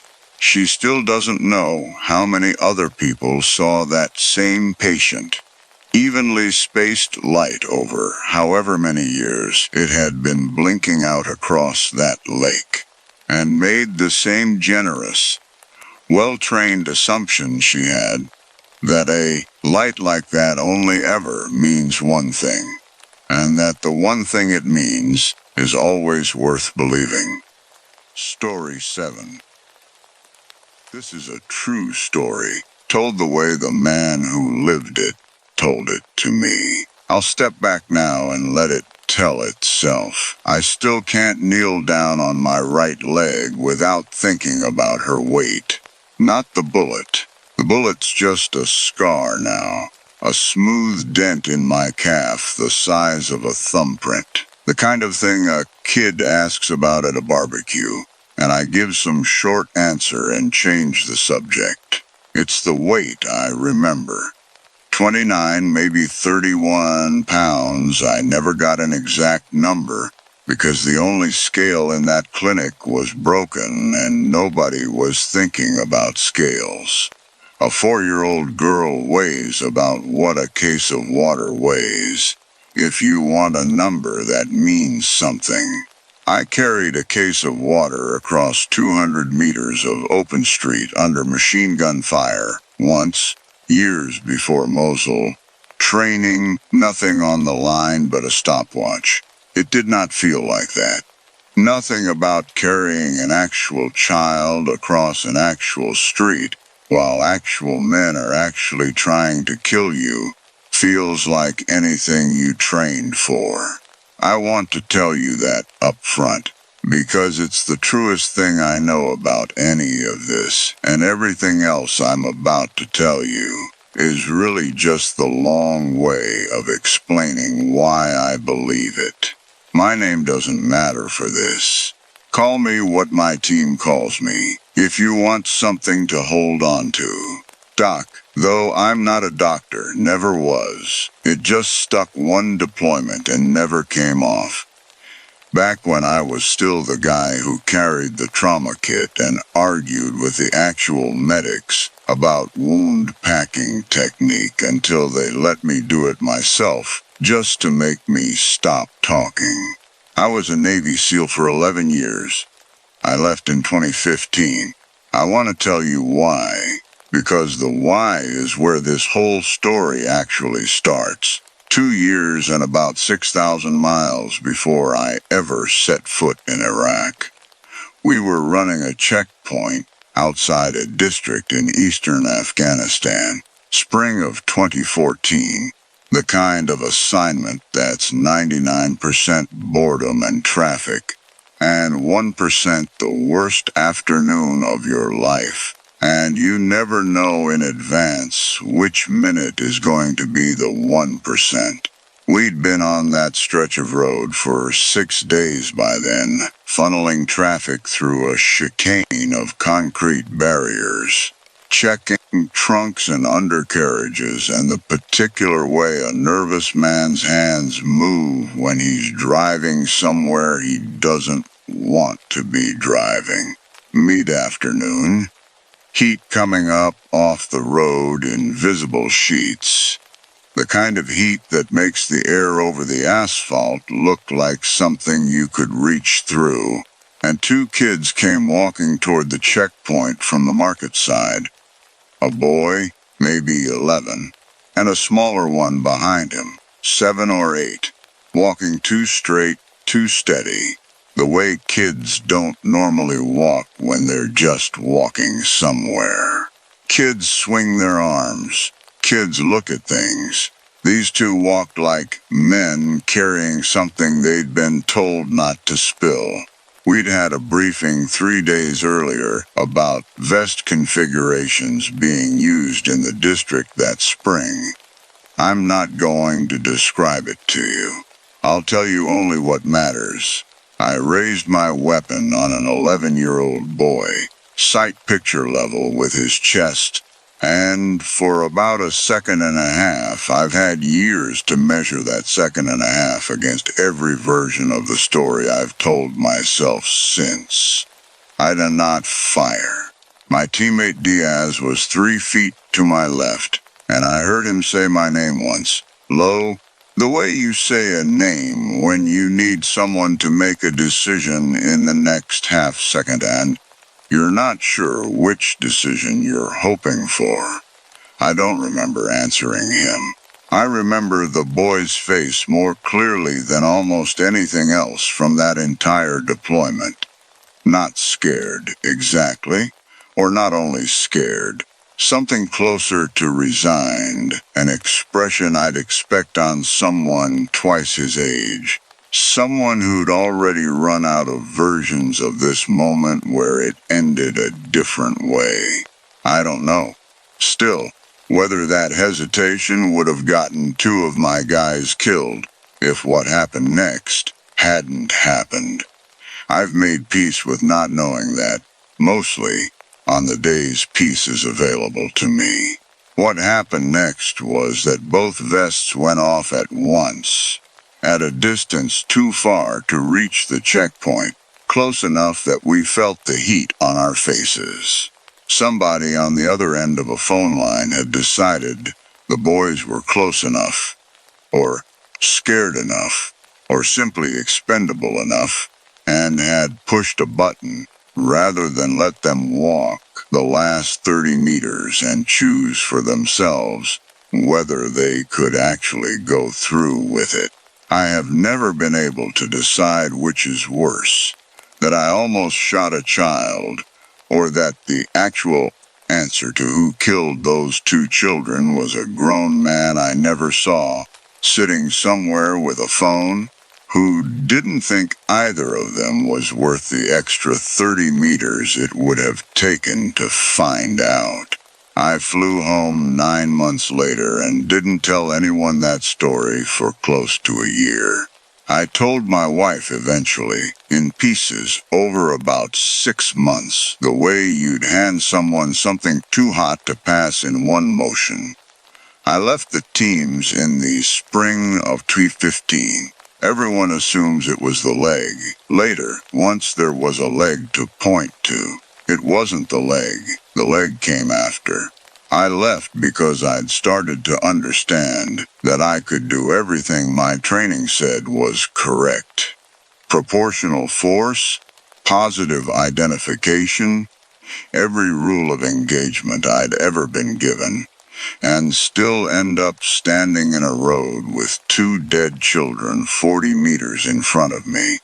And no amount of correct was going to be the thing that let me sleep through a night again. There's a specific kind of tired that sets in after something like that, one that has nothing to do with hours of sleep, and I didn't have a name for it for a long time. I'd wake up at 3 a.m.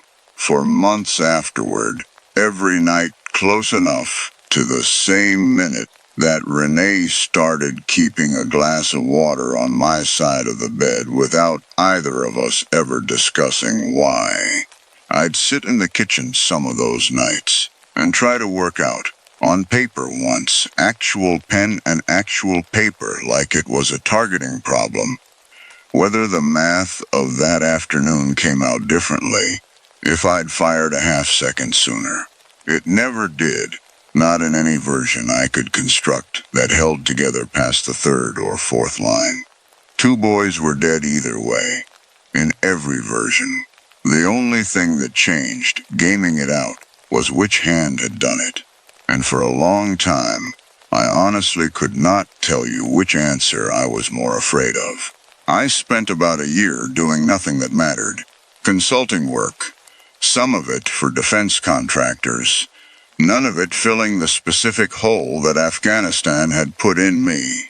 My wife, Renee, was the one who eventually said the thing I needed somebody else to say out loud because I couldn't get there on my own. That the hole wasn't going to close by avoiding what had opened it.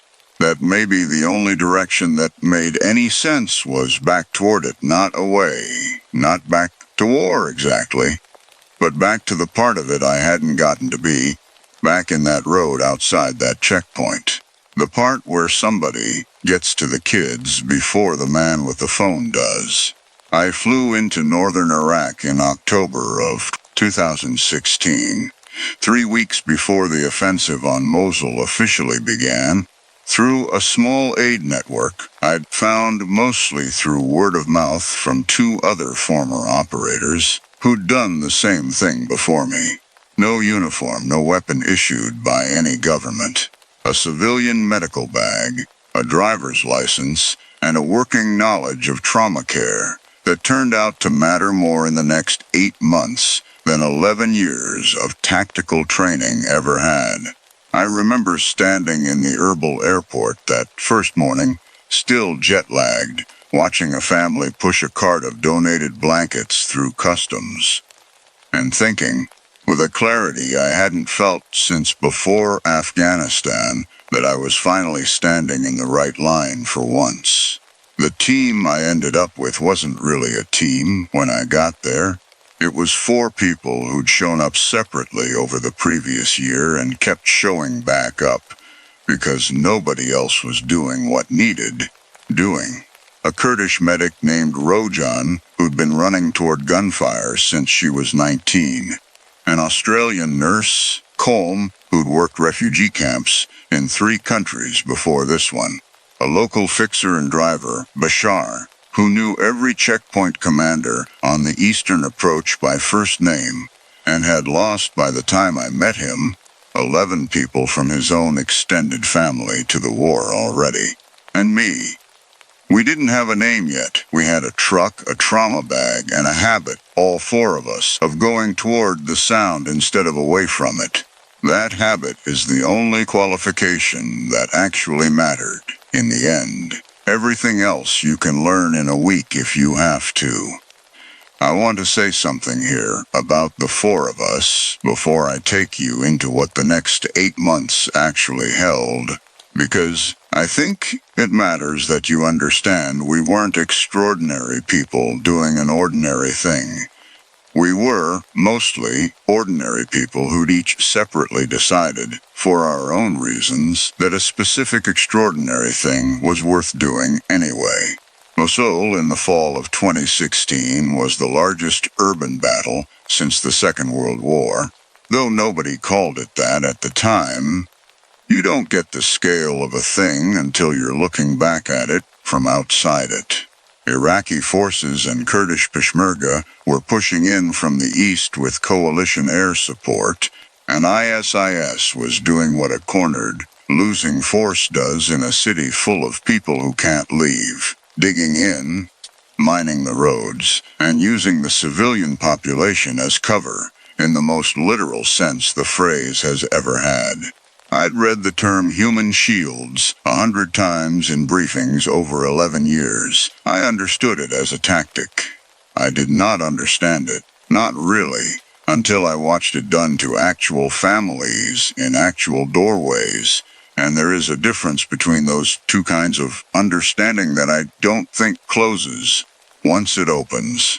The city itself, by the time we arrived, had already stopped looking like a place people lived and started looking like something closer to a diagram of itself. Whole apartment blocks sheared open down the middle so you could see into rooms that had once had curtains and dinner tables.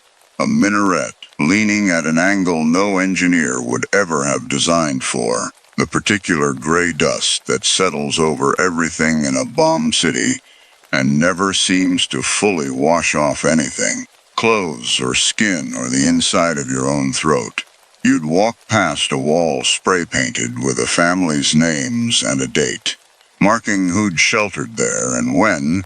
A system residents had worked out among themselves so that if a building came down, someone searching the rubble later would at least know who to look for. I saw dozens of those markings over 8 months. I never once saw anyone come back to update one to say the people listed had made it out. The first 2 months, we worked the eastern districts as they fell, pulling families out of basements where they'd been sheltering for weeks, running the ones who couldn't walk to whatever forward aid point Rojan had scouted that morning, treating the wounds you'd expect and some you'd never seen a briefing slide prepare you for. Sniper wounds through windows people had opened an inch too wide, checking for their own children in the street. Shrapnel from mortars that landed in courtyards where somebody had, an hour earlier, decided it was finally safe enough to let the kids outside. A woman who walked 11 blocks carrying her husband's body because she wouldn't leave him in the street and wouldn't believe anyone who told her he was already gone.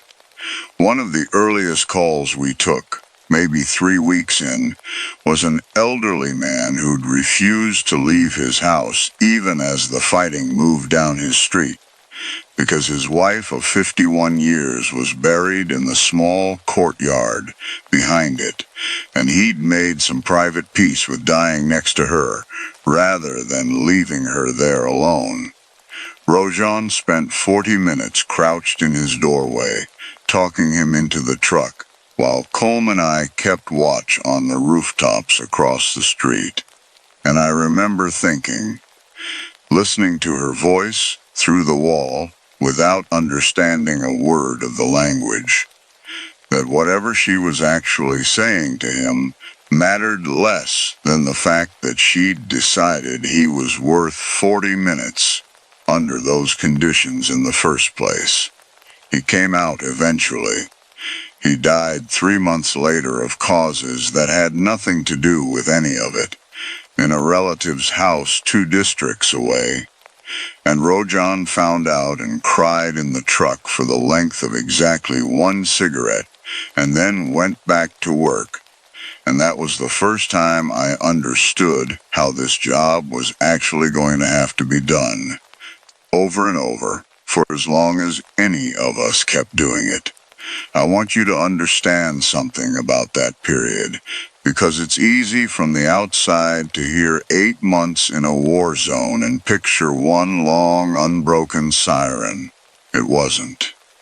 Most days had actual quiet in them, actual moments, Bashar teaching me 4 words of Arabic a day whether I wanted the lesson or not, Colm somehow finding instant coffee in a city that had nothing, a kid we pulled out of a collapsed shop front who wouldn't stop laughing at how badly I mispronounced his name. You don't survive 8 months of this on dread alone. You survive it because the ordinary keeps insisting on existing right alongside the worst of it, sometimes in the same hour, sometimes in the same room. By February, the fighting had moved into the old city, the dense, narrow, medieval heart of Mosul, streets built centuries before anyone imagined tanks or airstrikes needing to move through them. Alleys sometimes 6 feet wide, with buildings leaning close enough overhead to blot out the sky.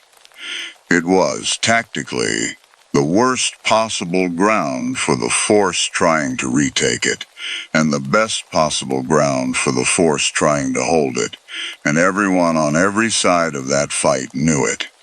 And the civilians who hadn't managed to leave by then were the ones caught living inside that calculation. Whole blocks were being fought street by street, sometimes room by room, inside a single building. The corridors we'd used in the eastern districts to move families out simply didn't exist here in the same way. You didn't extract people from the old city. You went in after them, on foot, into streets that were actively being fought over, and you brought out however many you could carry or walk out before the window closed. We lost the ability to plan more than a few hours ahead, somewhere in that transition. Bashar would come back from whatever contact he'd made that morning with a rough shape of where a window might open, and we'd move on it, or we wouldn't, and half the time the window had already closed by the time we reached where it had supposedly been. I remember one specific morning in late February when we spent 3 hours working our way toward a reported family sheltering in a mosque basement, only to arrive and find the building had taken a direct hit sometime in the previous 48 hours, and there was nothing left to reach. Colm stood in what was left of the doorway for a long moment before any of us said anything. And then he said, quietly, more to himself than to the rest of us. We were 3 hours too late by about 4 days, which didn't make literal sense and made complete sense at the same time. And none of us corrected him. That's the part of this story I've had the hardest time telling anyone in full over the years. So, I'm going to tell you exactly what I remember and be honest about the parts memory doesn't hold as cleanly as I'd want it to. It was the second week of March. We'd gotten word through Bashar's network that a stretch of the Almeidan district had opened. ISIS positions had pulled back 2 streets in the space of a night, and a window existed, maybe hours, maybe less, before the front line either reformed there or moved past it entirely, either of which would seal off whoever was still sheltering inside. Rojan, Colm, Bashar, and I went in on foot with 2 other volunteers who'd joined us that month, following a route Bashar had mapped from a cousin's description of the street layout, because no current map anyone had access to was accurate to what 4 years of siege and demolition had actually done to that neighborhood. What we found about 90 minutes in wasn't a rescue. It was an aftermath we arrived just late enough to be the first witnesses to instead of early enough to prevent. I'm not going to give you a number I can defend to the decimal point, because nobody who was there that day ever agreed on an exact count, and I've come to believe the exact number matters less than what it means that nobody could agree on it, that there were simply too many for anyone standing in that street to count cleanly. What I can tell you, because I saw it with my own eyes, and because it is the thing I will see behind my eyes for the rest of my life, whether I want to or not, is that a group of families, I'd guess somewhere north of 200 people, based on what the street held and what the survivors later told us about how many had been sheltering in that block, had tried to move out under what they'd believed was a safe window, and had been cut down in the open by fighters positioned specifically to prevent exactly that kind of movement. Not a battle, not crossfire. An execution of people trying to leave, carried out to make sure nobody else in the surrounding blocks would try the same thing. Bashar told me, weeks later, that word of what had happened on that street reached the neighboring blocks within hours, faster than any of the actual fighting news traveled, because the people still trapped there needed to know, immediately, whether the thing they'd been quietly hoping to attempt themselves that week was still possible. He said the effect was almost exactly what its architects had intended. Fewer families tried to move for the better part of 10 days afterward, choosing instead to wait out a siege that killed some of them anyway, slowly, through hunger and unremoved wounds, rather than risk what they now knew waited in the open street. I've turned that fact over more times than almost any other detail from that entire deployment, because it's the clearest evidence I ever personally witnessed that the horror of that afternoon wasn't incidental to the war being fought around it. It was, for whoever ordered it, the entire point. I'm not going to describe the street to you in the kind of detail some part of my memory still holds. I don't think you need it, and I don't think I'm willing to give it. What I'll tell you is what it did to the 4 of us standing at the edge of it in the first 10 seconds, before training or triage or any of the things that eventually let us function again took over. None of us moved. Not out of fear, though there was plenty of that too, coming from every rooftop we couldn't see into. We didn't move because for that first stretch of seconds, none of us could locate a single reason to move in any particular direction, because there was no single direction that wasn't full of the same thing. Rojan was the one who broke it. She said one word in Kurdish that Bashar translated for me weeks later. On a night we were both too tired to sleep and talking instead. She'd said breathing, not as a question, as an instruction to herself. And then she started moving through the street, checking for exactly that, one body at a time. And the rest of us followed her into it, because following her was easier than standing still with what we'd just seen. I found Amira at what I'd estimate was close to the 20-minute mark, though nobody was checking watches by then. She was underneath. I'm going to be careful here, because this is the part of the story where I think care matters most. She was underneath several members of what I have to assume was her own family, positioned in a way that made it clear, once I understood what I was looking at, that at least one of the adults above her had made a choice in the last seconds of their life about where their own body was going to end up. I don't know if that was instinct or intention. I've decided over the years that it doesn't matter which, because the outcome was the same either way. And the outcome was a 4-year-old girl still breathing under a weight that should have crushed anything alive underneath it. She wasn't crying. That's the detail I still can't fully explain to people who ask. And I've stopped trying to explain it, because I don't think explanation is really what they're asking for. She was silent, and her eyes were open, and she was looking at exactly nothing. The particular kind of nothing I'd only ever seen before on grown men who'd been in combat for months past, the point anyone should reasonably ask a person to endure it. I have never, before or since, seen that specific look on a face that young, and I hope with everything in me that I never do again. The gunfire hadn't stopped. I want to be clear about that, because I think it's important that this not read as a rescue that happened in some cleared, secured aftermath. It happened while the street was still actively being watched by whoever had done this, still taking sporadic fire from at least one elevated position we never fully located.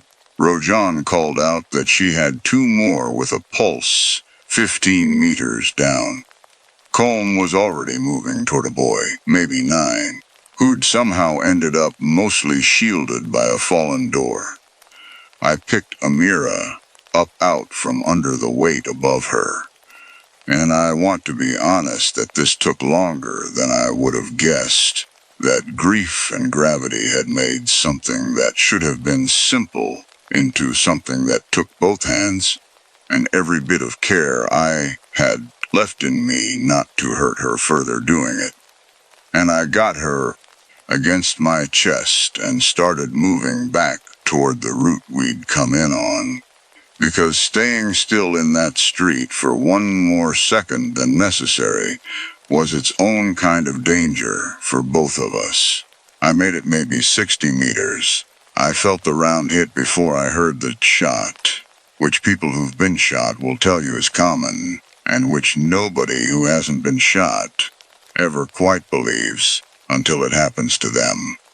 A hard, specific impact through my calf that dropped my leg out from under me a half second before the sound of it caught up. I went down, and I did not let go of her, and I remember that decision very clearly, even through everything else that's blurred in memory since, because it was the one piece of that entire minute I actually chose on purpose rather than reacted to. Bashar reached us maybe 4 seconds later. He told me afterward it felt longer to him, and I believe him because it felt considerably longer to me too. And between the two of us, him half dragging me and me still holding on to her the entire way, we got back around the corner Rojan and Colm had already reached with the 2 others they'd found. We got all 5 of us. Amira, the boy Colm had found, 2 others Rojan had reached, and me, back out along Bashar's route to a forward aid point that afternoon. I don't fully remember the last stretch of that walk. Adrenaline and blood loss do specific things to memory that I've since read a fair amount about, trying to understand my own gaps. And what I've read matches what I experienced closely enough that I trust the explanation more than I trust my own recollection of those particular minutes. What I do remember clearly, arriving at the aid point, was that Amira had fallen asleep against my chest, somewhere in that last stretch. The kind of sudden, total sleep that I've since learned trauma sometimes drops small children into. Like a circuit finally allowed to stop carrying current it was never built to hold. I remember being more frightened by that sleep, for a few seconds, than I had been by the gunfire, because I couldn't immediately tell the difference between it and something worse. A nurse at the aid point checked her pulse before she checked mine, and I have never in my life been so relieved to be second in line for anything. I spent 6 weeks in recovery, most of it in a hospital in Erbil, the rest of it back home with Renee doing the slow, humiliating work of relearning how to walk without a limp I still haven't fully lost. The bullet had missed the bone by what the surgeon there described, in English good enough to make the understatement land harder than he probably intended, as a fortunate distance. I think about that phrase more than is probably healthy. Those 6 weeks were their own kind of strange country. I'd spent 11 years training my body to do specific, demanding things on command, and suddenly it couldn't manage stairs without a rail, and there's a particular humiliation in that gap that nobody warns you about beforehand. Renee flew out to Erbil for the second half of it, took 2 weeks off a job she couldn't really afford to take 2 weeks off from, and sat with me through the parts of recovery that had nothing to do with the leg. The nights I'd wake up certain. I could still feel Amira's weight against my chest even though she was safe. 3 floors up in the same building, sleeping in a room with 2 aid workers who'd volunteered to sit with her until a longer-term arrangement could be found. I went up to check on her more nights than I probably should have, given what the physical therapist kept telling me about staying off the leg, and I don't regret a single one of those trips up those stairs, badly as my body made me pay for them the next morning. A fortunate distance. I've spent a long time turning that phrase over next to the other one. The 30 meters. Those 2 boys in Afghanistan never got to walk, and I don't have a clean way to reconcile what fortune apparently decided to hand out, and to whom, across those 2 very different distances, except to say that I don't believe it was fortune doing the deciding at all. I think it was just physics and luck, dressed up afterward in language that makes it easier to carry. Amira didn't have any living relatives that anyone could locate in the weeks after, and I'm not going to walk you through the process that followed, because it belongs to her and to the family that eventually adopted her, and because some things in this story are mine to tell, and that particular chapter isn't fully one of them. I saw her again for the first time about 8 months after Mosul, at her new family's home outside Erbil, on a trip I'd told myself was purely a check-in, and had actually spent 3 weeks nervous about beforehand, in a way I hadn't expected. She didn't recognize me, which the aid workers had warned me was likely. She'd been so deep in shock the day I found her that almost none of it had encoded the way ordinary memory does, according to the trauma specialists who'd worked with her since. She was instead a 5-year-old deeply interested in a set of plastic dinosaurs somebody had given her, and she showed me each one individually, by name. with the complete seriousness 5-year-olds bring to things that matter enormously to them and to almost no one else in the room. I sat on the floor of that living room for close to 2 hours, at her direction, being quizzed on dinosaur names I got wrong on purpose more than once because she liked correcting me. And I remember driving back to Herbal afterward, and having to pull the truck over for a few minutes before I trusted myself to keep driving. Not from anything sad exactly, just from the sheer size of the gap between the street where I'd found her and the living room I'd just left. What I will tell you is that I've stayed in her life in the years since, in whatever way distance and work, and the ordinary complications of two very different lives allow, and that she is, as I'm telling you this, a healthy, sharp, occasionally infuriating preteen who has strong opinions about music I don't understand and absolutely no memory, as far as anyone can tell, of the street where I found her. I've chosen to believe that's mercy rather than loss. On the days I'm capable of believing anything that's generous about how the world sometimes actually works. I founded Threshold Rescue Group about a year after I came home. Once the leg had healed enough to let me stand through a full day again. It started as 4 people and a truck, the same as that first team in Mosul had, because that turned out to be the only model I actually trusted. Not an organization built from the top down, but one built the way ours had built itself. Around people who kept showing back up because nobody else was going toward the sound. The name took longer to settle on than anything else about it. Renee and I sat at our kitchen table one night with a legal pad, crossing out names that all sounded, to my ear, either too grand for what 4 people and a truck actually were, or too small for what we were trying to build. Threshold came from something Rojan had said to me once, in the truck, on one of the quieter nights in Mosul. Translated for me by Bashar because my Kurdish never got past those 4 words a day. She'd said that her whole job, as she understood it, wasn't rescue exactly. It was standing in the doorway between the place someone was dying and the place they might still get to live, and holding that doorway open as long as her body would let her. I liked that better than anything I could have come up with on my own, so I kept it and told her so.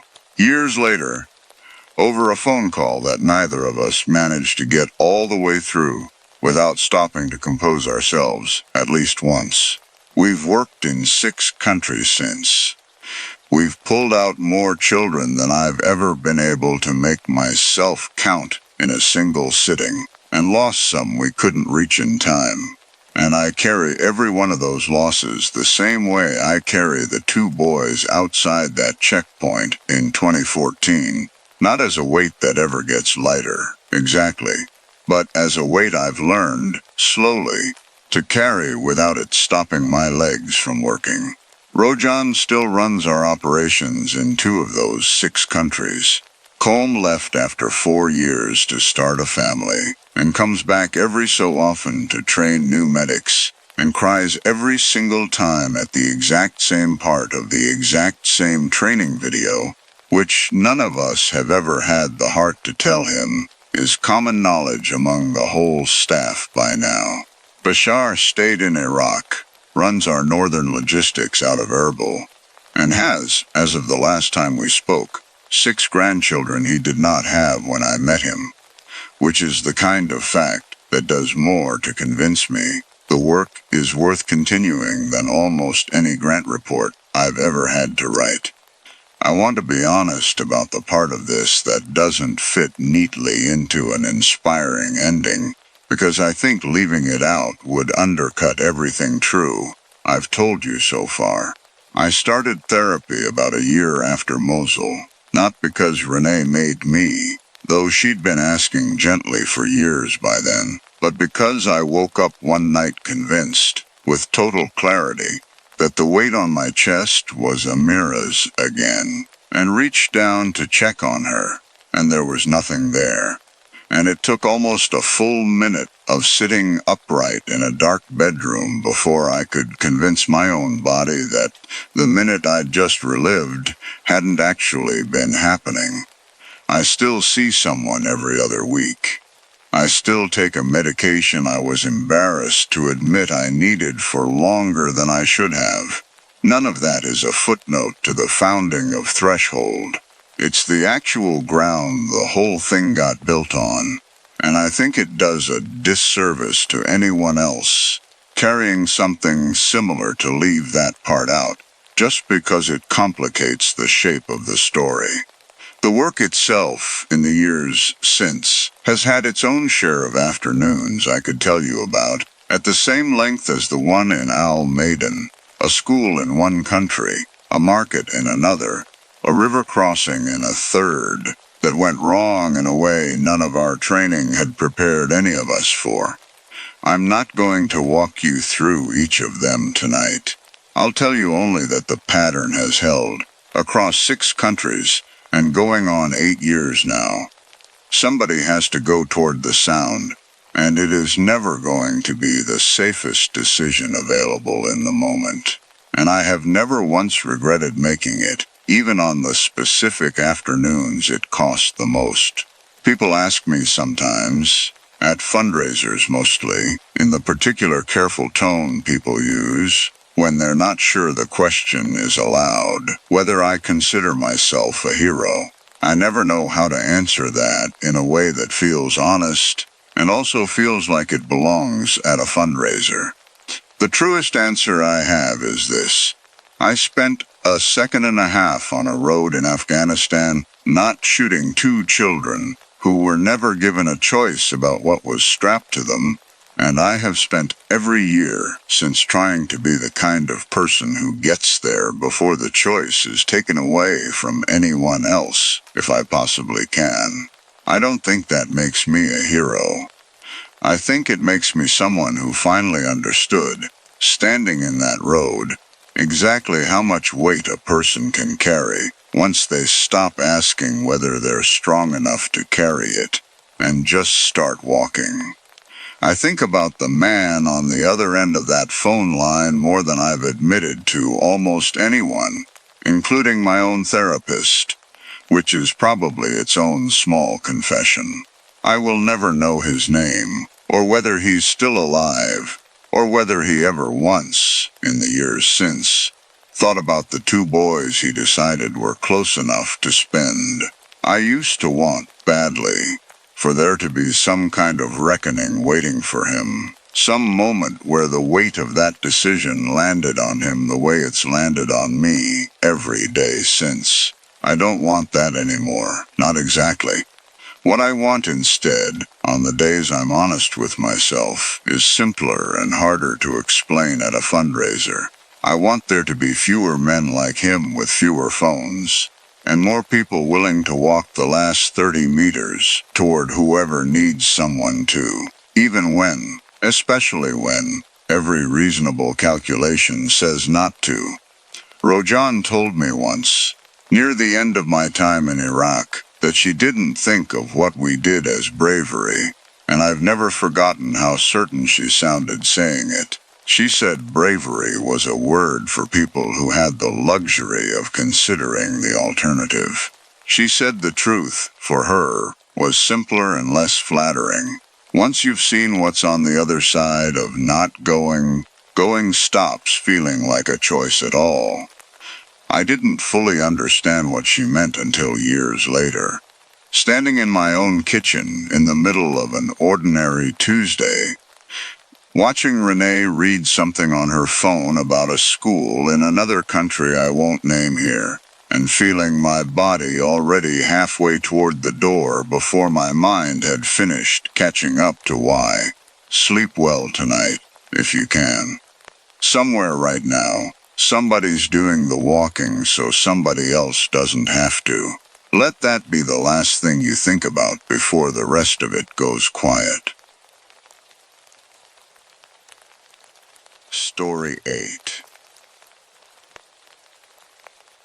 I want to say I noticed something was wrong, the second he walked through the ambulance bay doors. That would make a better story. The truth is that for the first 40 minutes, I thought I was having the best night of my week. I'm a triage nurse. I've worked the overnight shift at Carell County Memorial for 9 years, which means I've learned to sort people fast. Who's actually dying, who thinks they're dying, who's been sent by a nurse hotline that doesn't know the difference. My husband, Daniel, is a geologist, and every few months he takes a solo weekend up at Widow's Ridge to collect core samples for a survey he's been running since before we got married. He always calls when he gets back to cell range. He always brings me a rock he thinks is interesting and is usually wrong about. And he has a scar on his left knee shaped almost exactly like a 5-pointed star from a bicycle accident when he was 11, a scar I know better than I know my own hands, because I've traced it with my thumb more nights than I could count, back when we still fell asleep facing each other. That Friday, he didn't call. By Saturday morning, I'd left 4 voicemails. By Saturday night, County Search and Rescue had a team on the ridge, and I was working a shift I couldn't get covered, checking my phone between patients like it might apologize to me. At 11:52 p.m., dispatch radioed that SAR had found a man matching Daniel's description a half-mile off the marked trail, disoriented, mild hypothermia, no visible major trauma. I was the one who signed for the incoming transport. I told myself that was luck. I told myself a lot of things that night that I'd like back. The man they wheeled in looked like Daniel the way a photocopy looks like the page under it. Right shape, slightly wrong weight. His skin had that gray-blue undertone you see with core temps in the low 90s. He was shivering in the particular way hypothermic patients shiver. An all-over tremor that isn't really shivering anymore. More like the body forgetting how to stop. I've seen 100 patients like that.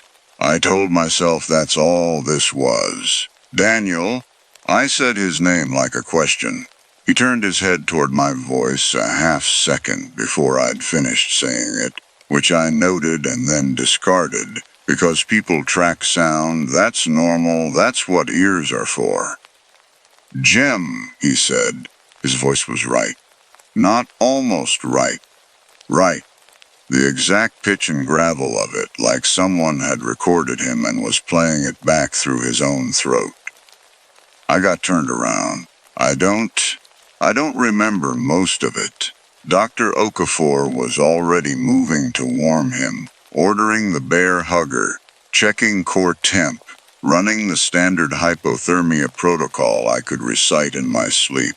I stood at the foot of the bed doing the thing I always do, which is watch the numbers and not the person, because the numbers don't lie to you the way a scared person's face can. His left pant leg had been cut away for the exam. I saw the scar before Okafor did. 5 points, slightly asymmetric on the lower right point, the way real scar tissue always pulls a little unevenly as it heals.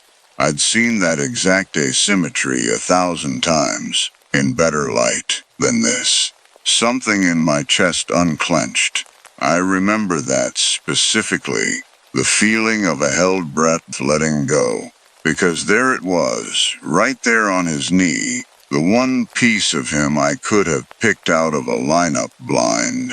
That's him, I told Okafor, and my voice cracked on the word him. And nobody in that room thought that was strange, because why would it be? Your husband comes back off a mountain half frozen, and you cry a little. That's not evidence of anything except that you love him.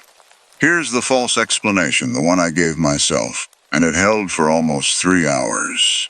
Hypothermia does strange things to memory and affect.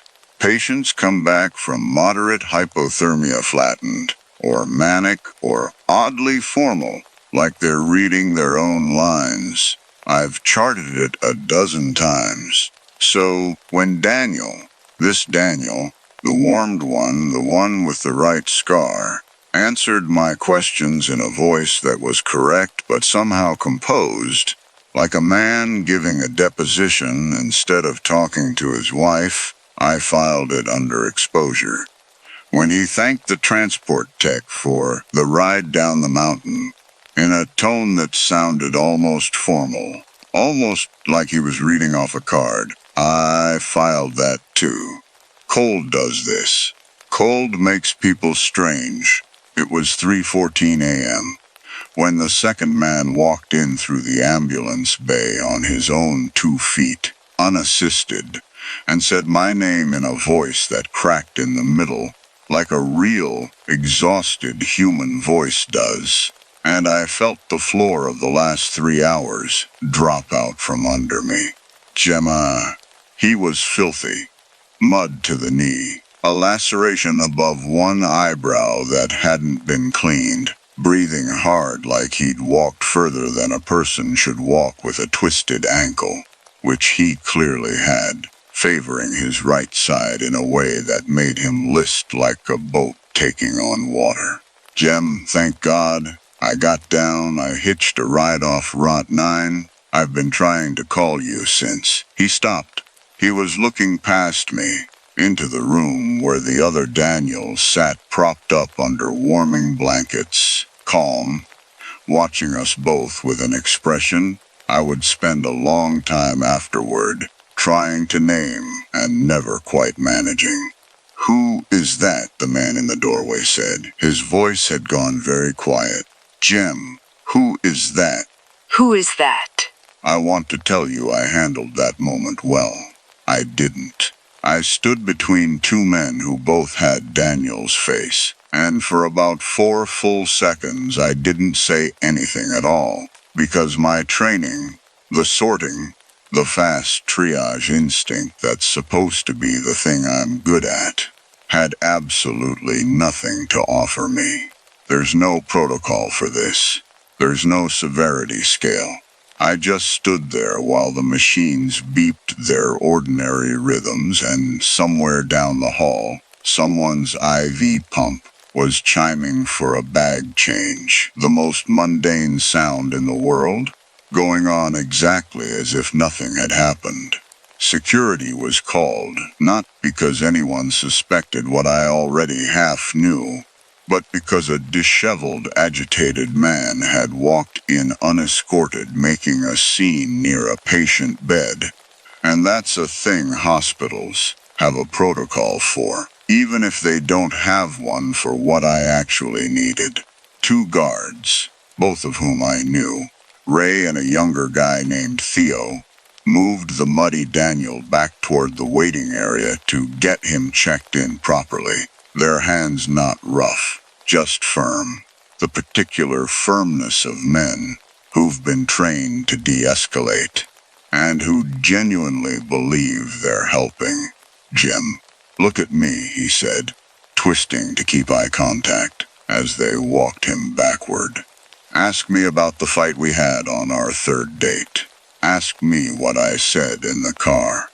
I didn't ask him, not then, because Okafor was calling me back to check vitals on the warmed patient, and 20 other things needed doing, and some very stupid, very human part of me thought there'd be time later to sort this out properly, the way there's always been time later for everything in my life until that night. The warmed Daniel watched all of this, with his hands folded on top of the blanket, still, patient, the posture of a man waiting for a table at a restaurant. When I came back to his bedside, he said gently, "He's confused. It happens up there. People get turned around. They latch on to the first familiar thing." His eyes found mine. "I'm just glad you're safe. I kept thinking about you the whole way down." It was a reasonable thing to say. It was, in fact, exactly the kind of thing Daniel says. He worries about me more than himself, always has. It's one of the things I married him for. I nodded. I checked his temp again. 95.8, climbing steadily, right on the curve you'd expect. I didn't clock. Not yet. That he'd said the whole way down about a mountain he'd supposedly been too disoriented to remember 20 minutes earlier. There was another thing, smaller, that I noticed and set down without examining the way you set down a fork that's slightly the wrong weight and keep eating anyway. I asked him whether he wanted the head of the bed raised and started reaching for the control before I'd finished the sentence. A habit, muscle memory, the kind of thing I do 30 times a shift without thinking. He said, sure. At the exact moment my thumb found the button, not after, not layered under my words the way a real answer usually lands, but landing in the gap between my question and my own motion, as if he'd been tracking not what I was saying, but what I was about to do. I raised the bed. He settled back into it like he'd been expecting the angle, already leaning the right way before the mattress finished moving under him. I told myself that's just a couple who've been married 12 years. That you start to anticipate each other. That this is what closeness looks like from the outside. I've said as much to patients' families myself, watching an elderly husband finish his wife's sentence and calling it sweet. I wanted it to be that. I let myself have it for a while. I got a break around 4 a.m. and went to find the muddy one. I was already, privately, starting to think of them that way, the warmed one and the muddy one. Because I couldn't make myself think the real one and the other one. Not yet, not while I still had a foot in each version of that night. He was in a plastic chair in the waiting area, an ice pack pressed to his eyebrow, ankle propped on the chair across from him, looking like exactly what he claimed to be, a man who'd had the worst 30 hours of his life. When he saw me, his face did something I recognized instantly and completely. Not composed, not correct, just relieved, messy, a little wrecked. He started to stand and winced and sat back down. Ask me, he said again. Please, anything. What did you say in the car? Third date. I said I'd never dated a nurse before, and I was worried you'd be able to tell when I was lying. And you said, his mouth twisted, half a laugh, half something else. You said, good, because you were tired of guys who thought they could get away with it. That was right. That was exactly right, down to the words, and it landed in my chest like something coming loose. But, and this is the part I've turned over more times than I can count since, it was also retrievable. It's a story we've told at dinner parties. Half our friends have heard it. It proved he knew a story about us. It didn't prove he was the man that story happened to. I asked him about the scar. He looked down at his own knee, unbandaged, dirty, and there, faint, silvery, the shape gone soft with 20-some years of healing. A scar you'd only clock as star-shaped if you already knew to look for it. The lower right point almost entirely smoothed away now, more like a splash than a star. It's faded, he said, like he was apologizing for it. It's been fading since I was maybe 30. You said so yourself. You said it looks more like a starfish now than a star. I had said that.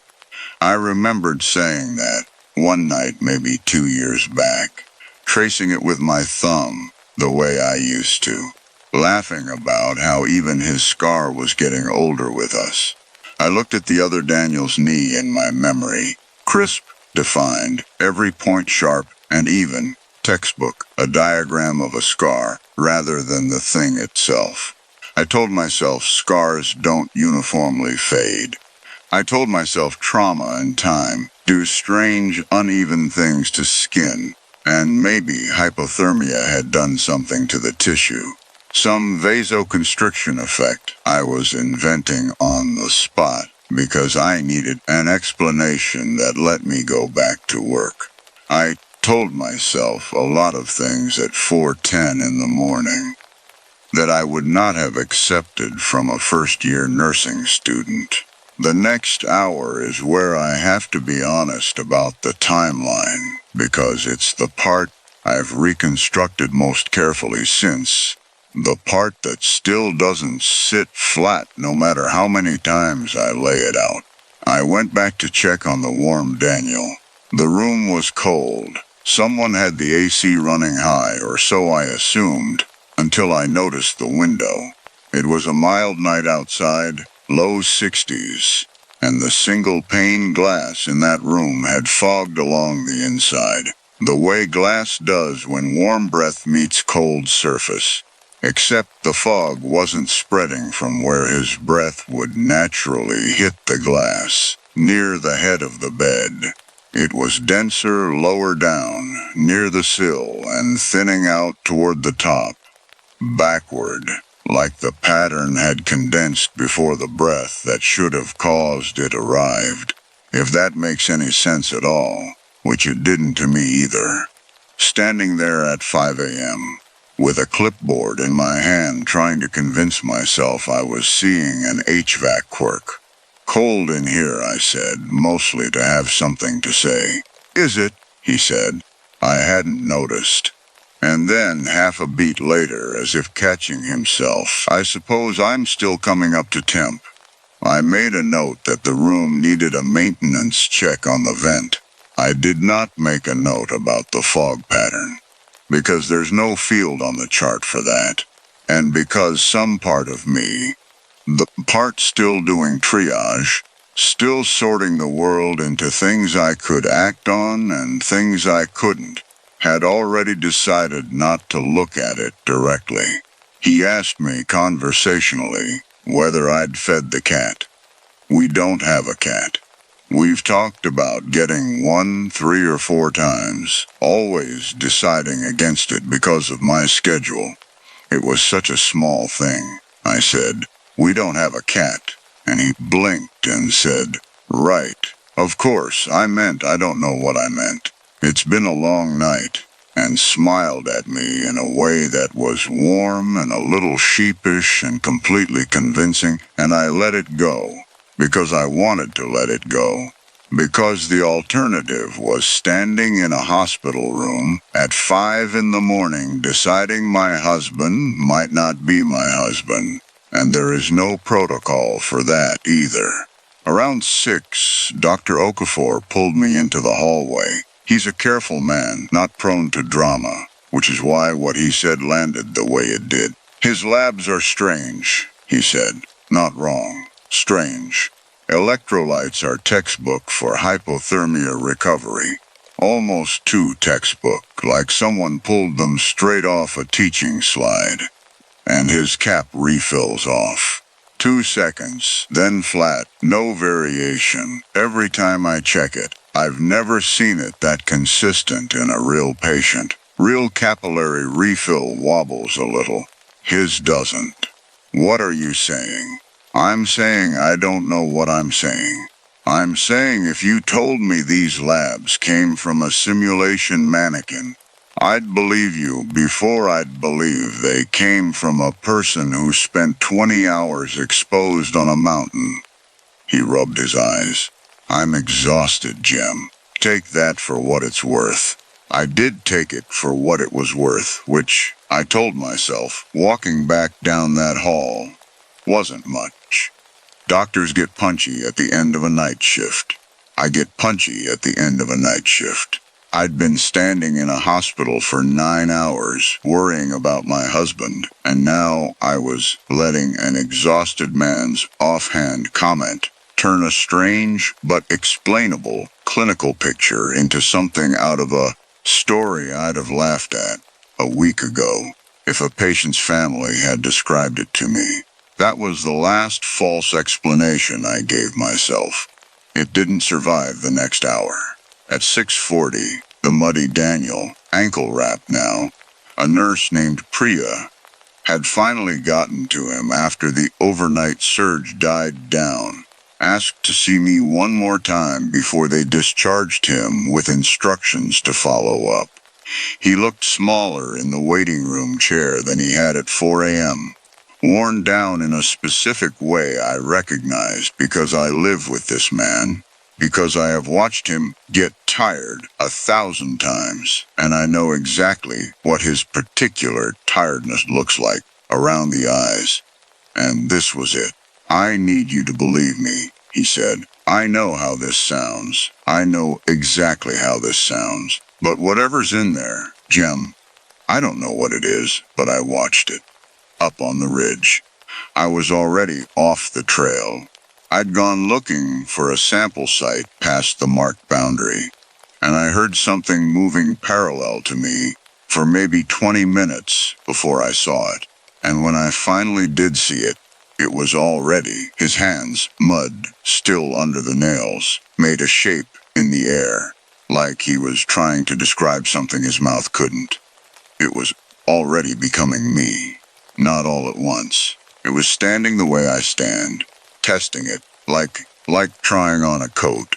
I didn't say anything. I've been trained, professionally, not to feed a patient's delusion. And some ugly clinical corner of my mind was already halfway to a differential.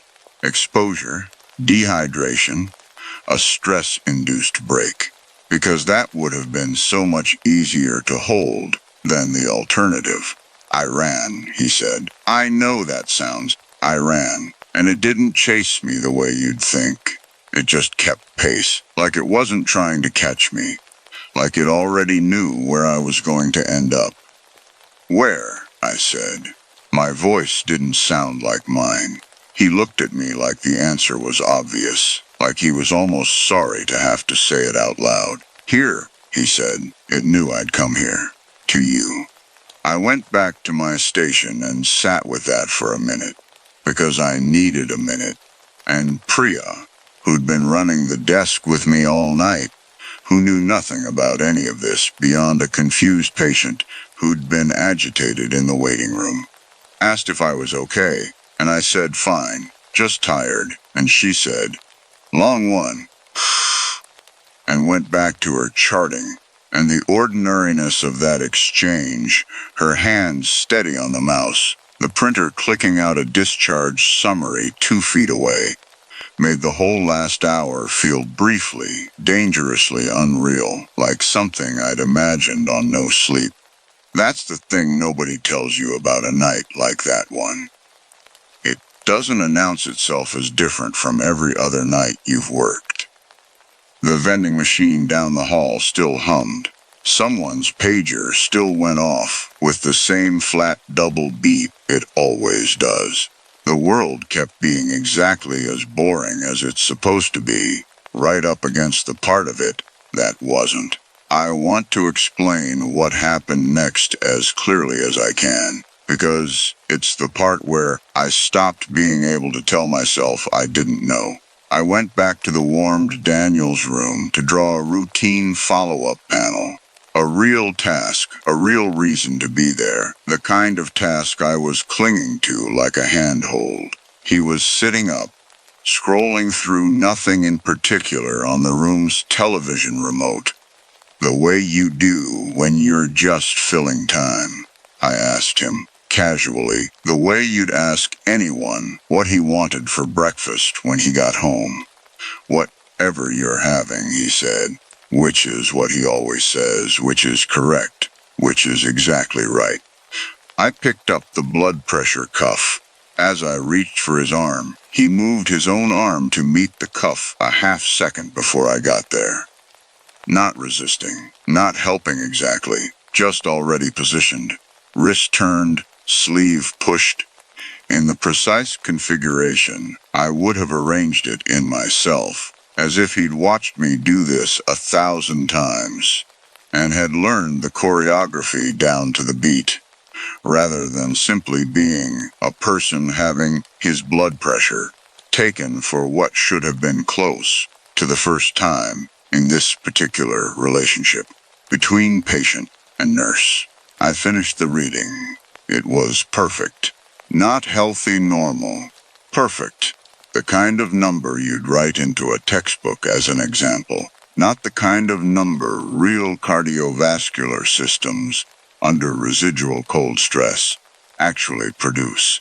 And that's when I made myself look at his knee again, properly, under the overhead light instead of the dim bedside lamp, and I understood, all at once, in the specific and total way you understand something you've been refusing to understand for hours. The scar was perfect, sharp, symmetric except for that one small asymmetry on the lower right point. The exact asymmetry I remembered, the one I'd traced with my thumb 100 times. The one detail about that scar that had always struck me as slightly off, slightly wrong, a flaw in an otherwise clean shape, except I was wrong about it. I knew, standing there with a certainty that had nothing to do with evidence and everything to do with 12 years of marriage suddenly rearranging itself in my memory. The real asymmetry isn't on the lower right point. It never was. It's on the upper left. I'd simply misremembered it, the way you misremember which hand someone waves with, which side their part falls on. 100 small true things quietly replaced over years by the version your mind finds easier to hold on to. This thing in the bed didn't have Daniel's scar. It had my memory of Daniel's scar. The wrong one. My wrong one, rendered perfectly. That's when I understood what Okafor's textbook labs meant, and what the backward fog meant, and what the half-second early answers meant. It hadn't copied my husband. It had copied me, copied what I believed to be true about him, down to my own small human errors, and built something that would pass every test I personally knew how to run. Because every test I knew how to run started and ended with my own memory. The real Daniel's scar failed my test because it was actually correct and I was actually wrong. The fake one's scar passed because it matched the mistake living in my own head. I have never before or since felt something close as fast as the floor closed under me in that moment. Rational proof is supposed to be the thing that saves you. I stood in that room and understood completely that in this specific and singular case, it was the thing that would bury me. Because the only proof available to verify my own husband was proof that lived nowhere except inside a memory something else had already learned to counterfeit better than I could trust it. I'd like to tell you I did something decisive after that. I didn't, not immediately. Because there is no version of, I think my husband may have been replaced by something that reads memories, that survives contact with a functioning hospital's actual procedures. And some worn down, exhausted, clinical part of my brain knew that before the rest of me caught up. What I did instead was ask Okafor, quietly, in the hallway, whether we could hold the warmed patient for observation a while longer. Extended monitoring, I said, given the unusual labs, purely as a caution. Okafor, tired and reasonable and entirely without the information I had, agreed that was sensible. It wasn't a trap. It wasn't even really a plan. It was the only lever I had, the only language the building understood. and I pulled it because I didn't know what else to do with my hands.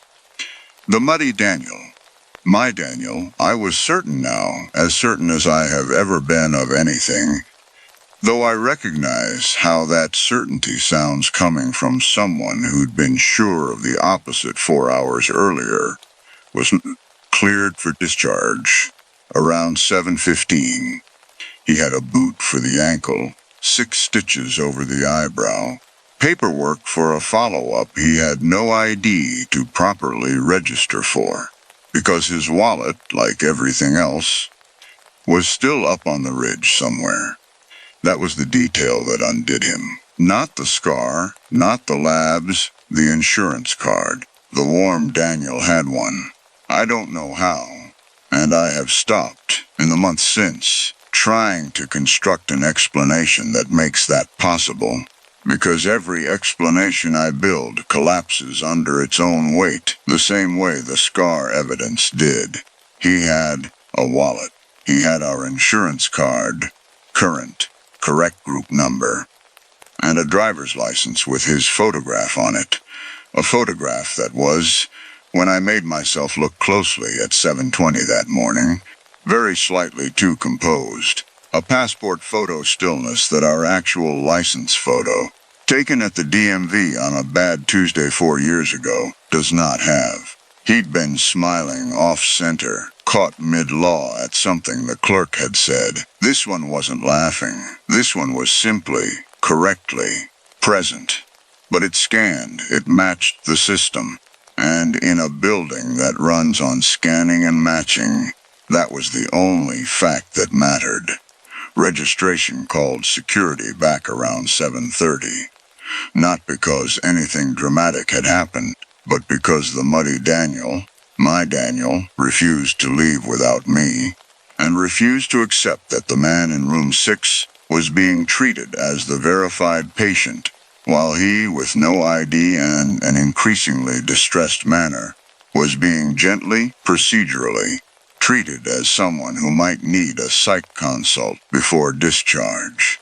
I watched it happen from the nurse's station, and I want to describe exactly what it looked like, because this is the part that has stayed with me longer than anything about the scar, or the fog, or the perfect blood pressure reading. It didn't look like a monster attacking anyone. Nobody screamed. No machine flatlined. What happened was that a distressed, injured, unverifiable man raised his voice slightly in a public waiting area at 7:30 in the morning, and 2 security guards I've known for years did exactly what they're trained and paid to do, which was to calmly, politely, without malice, begin the process of containing a disruption, while 40 feet away, a calm, correctly documented, freshly warmed patient sat with his hands folded, waiting, the way you wait for a table, the way you wait for absolutely anything you're confident you're going to get. "Jim," he said, "the muddy one, my one," as Ray took his arm, not roughly, just firmly, the way you'd guide anyone. "Jim, please. You know, I can see that you know." I want to describe the waiting room itself for a second, because the room is doing half the work here, and I don't think that's an accident. It's an ordinary waiting room, 14 blue vinyl chairs bolted to the floor in rows, a wall-mounted television playing a muted morning show, a coffee station that's been out of cups since 5 a.m., a laminated sign about visiting hours curling up at one corner. Nothing about that room has ever hurt anyone. It's designed, deliberately, to be the least threatening space in the building. A place where you sit and wait your turn and trust that the people running the desk know what they're doing. That trust is the whole architecture of the place. You don't fight it, because fighting it is what the room is built to read as the problem. A man matching a description with no ID, raising his voice, refusing to sit. The room already has a name for that, a protocol for that, long before it has any protocol for the man sitting 4 rows back, silent, documented, correctly still. I did know. I knew with the specific total clarity of someone standing exactly where they need to stand to do something, and finding, for the first time in her professional life, that there is nothing the building will let her do with what she knows. I had no chart entry, for I believe this patient is not what he presents as.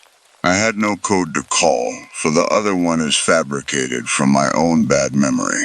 I had 9 years of trusting the system to sort true things from false things faster and more reliably than I could alone. And in the 1 hour of my life when that trust mattered most, the system sorted wrong, cleanly, politely, with paperwork. I said his name.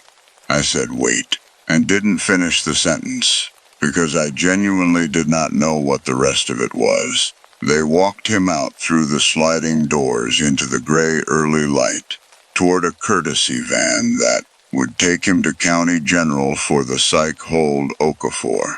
Entirely reasonably, entirely by the book. Had recommended once Daniel's agitation escalated past what discharge protocol allowed for an unidentified patient.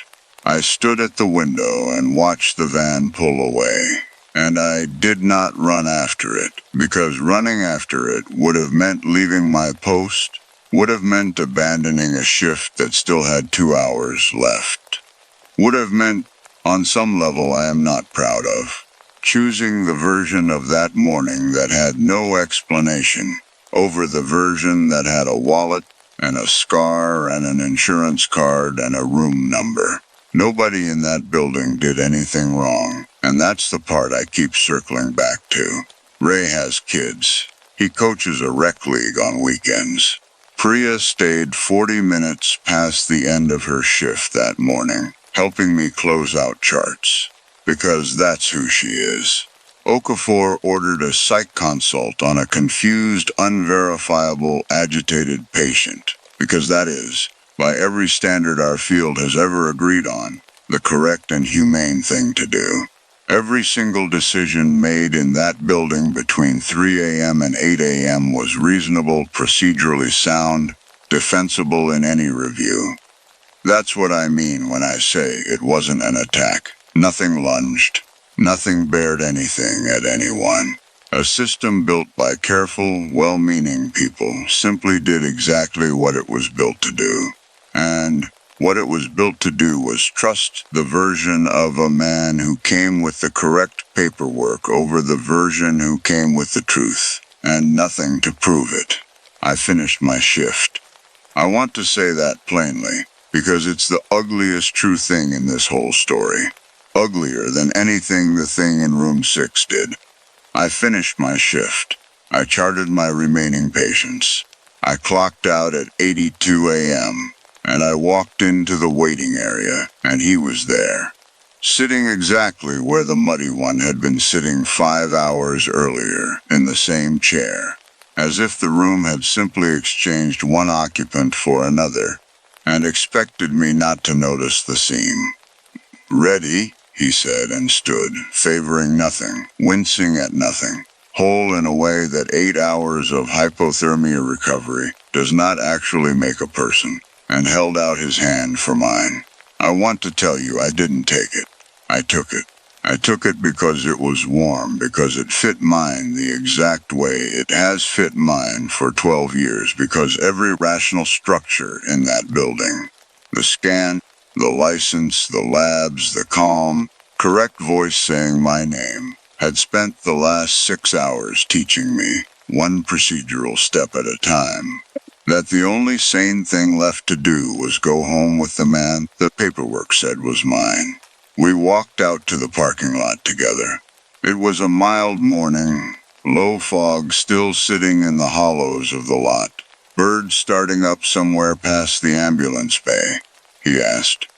Again, whether I'd fed the cat we don't have, and this time didn't correct himself. Just watched my face for a reaction, patient, unbothered, the way you watch to see if a test came back the way you expected. I didn't correct him either. I have thought about that more than almost anything else since. I let it sit there, uncorrected, a small false fact between us that neither of us named, and I got in the car and I drove us home. 6 months on, I still work overnights at Correll County Memorial. I still triage, still sort the true things from the false ones. Faster than most, except now I do it on everyone, every patient, every visitor, every version of a story a frightened family member tells me at 3 a.m. Watching for the half-second delay, the too even capillary refill, the fog on a window that spreads from the wrong direction. I have never found another one. I don't know if that means anything. He still asks about the cat sometimes. I still don't correct him. The county never located Daniel. The other Daniel, though even writing that phrase I feel the old vertigo of not knowing which name belongs to which man anymore. County General transferred him after 72 hours to a longer-term facility 2 towns over, on a standard involuntary hold. Unidentified patient, no family contact able to be verified, because the only person who could have verified him had already gone home with someone else. I have his file number memorized. I have never called it. Some nights, in the kitchen, in decent light, I look at his knee, and the scar is there, 5 points, that one small asymmetry on the lower right. Exactly the way I've always pictured it, exactly the way I was always wrong about it. It looks completely correct to me now. That's the part I don't think I'll ever get past. Not that the evidence was wrong, but that it was so precisely built out of my own mistake that I have genuinely stopped being able to tell, most days, whether I'm looking at the man I married, or at the shape of everything I only ever thought I knew about him. The window over the sink fogs sometimes when he does the dishes. Breath meeting cold glass the way it should. I've started timing it, without meaning to. Most nights, it's ordinary. Most nights, I let myself believe that's the whole answer. I looked up the transfer facility once, back in March, on a break, in the empty family consult room where nobody could see my screen. I got as far as the intake line before I hung up. I told myself it was because there was nothing useful I could say to whoever answered, that I'm not next of kin on file for a patient with no confirmed identity, that I couldn't explain what I'd be asking them to verify. Both of those things are true. Neither of them is the real reason. The real reason is that calling would have meant deciding, out loud, to someone whose job is to write things down, which version of that morning I believe. I have found, in the months since, that I would rather not decide. I would rather keep both of them exactly where the hospital left them, one filed, one at my kitchen table, and go on running my quiet nightly test on the man across from me, instead of ever finding out what the other file says. He asked me last week, apropos of nothing, whether we should finally get that cat. I said maybe. He smiled the way he always smiles when I say maybe instead of no, and went back to his dinner, and I sat there watching him eat, waiting. The way you wait for a table you're not sure was ever actually booked, for some new small wrongness to surface and settle the question for good. Most nights. Story 9.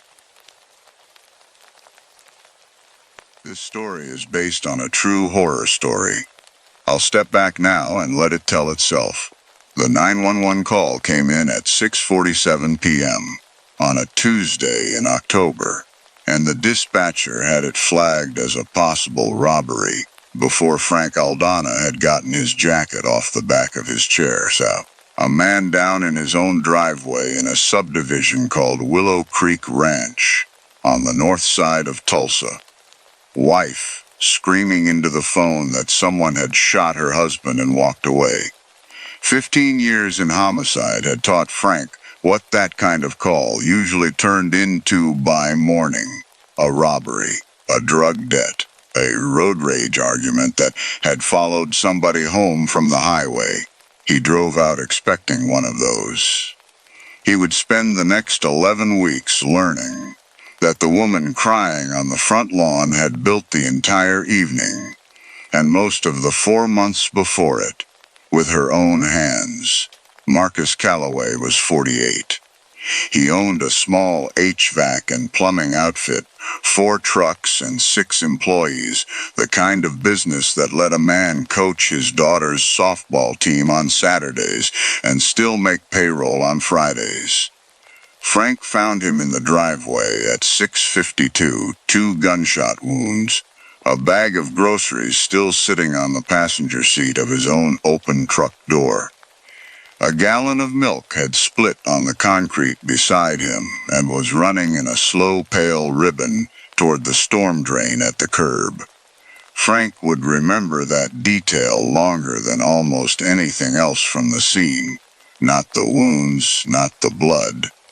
Just milk still finding its way downhill while the man who'd been carrying it had already stopped being anyone at all. Frank walked the scene twice before he let the techs start bagging anything. The driveway smelled like wet concrete and spilled milk, cut through with the ozone tang of the crime scene lights someone had already run a cord for. Marcus's phone had face-planted screen down about 3 feet from his hand, still lit under the case. Some contractor's group text glowing through the cracked glass. A pair of kids' bikes leaned against the garage door. One pink, one blue, handlebar streamers gone limp in the still October air. None of it read like a life that had been building toward anything. That was the part that would nag at Frank longest. Not that the scene looked wrong, but that it looked so completely, mundanely right up until it wasn't. A canvas of Marcus's crew the following week gave Frank the fullest picture he'd get of who the man actually was, outside of anything Denise would ever say about him. A technician named Deshaun Griggs, who'd worked under Marcus for 6 years, told him that Marcus kept a cooler of Gatorade in every truck bed through the summer, without exception, because he'd nearly lost an apprentice to heat exhaustion early in his own career, and never wanted anyone on his crew learning that lesson the hard way twice. Deshaun said Marcus had covered his rent once quietly. The month Deshaun's daughter was born and the hours didn't add up right, and had never brought it up again afterward, not even as a joke. None of it was evidence. Frank wrote it down anyway, in the margin of his notebook rather than the case file proper, because some part of him understood early on that the file was going to fill up with everything Denise Calloway had built, and somebody needed to keep at least one page for who Marcus actually was underneath all of it. Denise Calloway was on her knees on the grass when the first patrol car arrived, in a housecoat, a knit cap pulled low over what the responding officer would later describe, almost reverently, in his report, as what was left of her hair. She was 46. She'd told most of her neighborhood for 4 months that she had stage 4 ovarian cancer, and on her own front lawn, with her husband dying 11 feet away, she told the first officer the same thing between sobs, as though it explained anything at all about the 2 gunshots. It would take 11 weeks for anyone to understand that it was, in fact, the single most relevant fact in the entire case. Just not in any way that officer could have read it in the dark, at 6:52, with a dying man in front of him. Frank walked up that driveway already half decided to go easy on the follow-up interview before he'd asked Denise a single question. He didn't examine that decision closely at the time. He had reasons of his own not to. His mother had died of ovarian cancer 9 years earlier, 11 months from diagnosis to funeral, and he'd learned the vocabulary of it the hard way. Ports, platelet counts, the particular gray cast a person's skin takes on about 6 months into it. He didn't say any of that to Denise on the lawn. He didn't have to. He found himself treating her, without deciding to, like someone he already understood, someone whose grief came loaded with an explanation for anything that seemed slightly off. It would take him almost 2 months to notice he'd been doing that the whole time. The robbery theory didn't survive the night. Marcus's wallet was still in his back pocket, $340 inside it. His watch, a retirement gift from his own father, was still on his wrist. Nothing had been taken from the truck, the house, or the man himself. Whoever shot him had walked up the driveway, fired twice from roughly 8 feet away, according to the medical examiner, and walked back out to the street without touching anything that wasn't Marcus. That isn't what a robbery looks like. It's what a job looks like. And Frank knew it. By 9 that night, standing in the driveway, with the crime scene lights buzzing overhead, watching the milk finally reach the drain. A neighbor 2 doors down, a retired school teacher named Ruth Pell, had been watering a hanging basket on her porch when it happened. She told the first officer, almost apologetically, that she'd seen a gray sedan idling at the curb near the Callaway mailbox for a while beforehand, and that it had pulled away fast right after, headlights off until it reached the stop sign at the end of the street. She hadn't caught a plate. She'd caught a general shape of a car that wouldn't matter to anyone for another 6 weeks. Once Frank had a name to hold it up against. A neighbor 2 doors down, a retired school teacher named Ruth Pell, had been watering a hanging basket on her porch when it happened. She told the first officer, almost apologetically, that she'd seen a gray sedan idling at the curb near the Callaway mailbox for a while beforehand, and that it had pulled away fast right after, headlights off until it reached the stop sign at the end of the street. She hadn't caught a plate. She'd caught a general shape of a car that wouldn't matter to anyone for another 6 weeks. Once Frank had a name to hold it up against. Before he had that name, Frank spent most of the first 2 weeks somewhere else entirely, chasing the theory that actually made sense on paper, a business dispute. Marcus had let go of a long-time employee, a technician named Randy Bohm, 4 months earlier, after a customer complaint and a missing set of copper coils that never turned up anywhere but Randy's truck bed. Randy had made noise about it at a bar 2 weeks before the shooting. Loud enough that a bartender remembered it clearly. Loud enough to sound, on paper, exactly like the kind of grudge that puts a man in a driveway. Frank liked Randy for it for the better part of 9 days. Then Randy's time card from a new job in Broken Arrow put him 40 minutes away. Badge swiped into a warehouse at 6:41 p.m., 6 minutes before the shots, with 2 co-workers who both remembered him complaining about the drive-in. It was, Frank would say later, a clean, boring, honest alibi.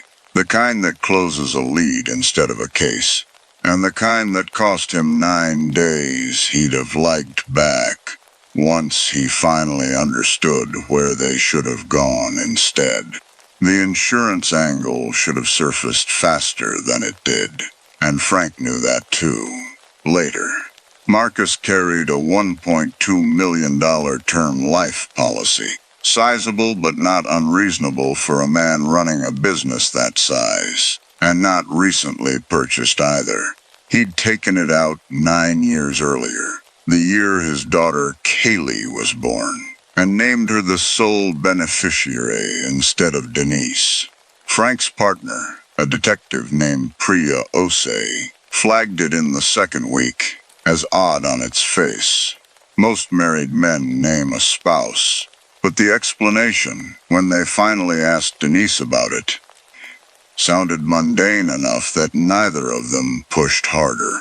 Marcus had been married once before, briefly, in his 20s, to a woman named Sherry Kessler, who'd emptied a joint account on her way out the door, and left him with nothing but a repossessed car, and a rule he'd repeated to more than one friend over the years since. Never again put real money somewhere a marriage could reach it if things went wrong. It wasn't distrust of this marriage. It was scar tissue from the last one. That explanation was true. It just wasn't the whole truth. And the space between those two things is where the rest of this case actually lived. 4 days after the funeral, Frank sat with Denise at her kitchen table for what was supposed to be a routine follow-up, the kind of conversation homicide detectives have with every surviving spouse, if only to rule them out cleanly on paper. Denise had the knit cap on, a mug of tea going cold in front of her that she never touched, and she answered every question in a voice worn down to almost nothing. "I keep thinking if I hadn't sent him for milk," she said at one point, staring at the tea rather than at Frank. "If I'd just gone myself, sick as I am, at least it would have been me instead of him having to." She didn't finish the sentence. She didn't need to. Frank wrote credible, consistent, no inconsistencies noted in his report that afternoon, and underlined it. The way he underlined things he wanted a jury to be able to find quickly later, if it ever came to that. It came to that eventually, just not against the person the underline was protecting. She mentioned, almost in passing, near the end of that same conversation, that a few of Marcus's customers and some women from her church had put together a fundraiser for her treatment costs. Insurance didn't cover everything, she said, and Marcus's business account was going to be tied up in probate for months, and she hated even bringing it up. The page, when Frank pulled it up later that night, mostly out of curiosity, had raised just over $14,000 in 6 weeks. Photos of Denise in the cap, smiling gamely at a church potluck. Dozens of comments from people Frank didn't know telling her she was the strongest woman they'd ever met. He didn't think much of it that night. He'd think about almost nothing else once he understood what it actually was. Not a widow accepting help she needed, but a woman who had priced her own fabricated dying out to a community twice. Once through a policy with her daughter's name on it, and once, smaller and somehow crueler, through people who'd never get so much as an apology or their money back. He read every comment on that page eventually, weeks later, twice through, looking for anything that might have been a warning sign somebody else had also noticed and also talked themselves out of. He never found one. Kaylee Calloway was 19, a sophomore at a community college 40 minutes from home, still living under her parents' roof to save money the way half her graduating class was. She had a boyfriend, Tyler Voss, 21, who worked at a car detailing shop off 61st Street. Frank interviewed him in the 3rd week, mostly as a formality. Kaylee's name was on the policy, and formality demanded it. Tyler cried through most of the interview. Frank wrote in his notes that night that the kid seemed genuinely wrecked, and it would take him another 5 weeks to understand that a person can be genuinely wrecked and still be the reason a man was dead. The chemotherapy detail should have broken the case in week 2. It didn't, because nobody was looking at Denise closely yet. She was the widow, and the widow with cancer, twice untouchable, exactly as designed. But it had been sitting in plain sight the whole time, the way the best evidence usually does. Denise had lost her hair, visibly, over about 6 weeks that summer, wearing the cap or a wig to church, to Kaylee's college orientation, to the grocery store, telling anyone who asked that she was in a clinical trial 2 hours away in Oklahoma City that spared her the worst of the standard nausea. It was a good detail, specific enough to sound real, vague enough that questioning it felt cruel.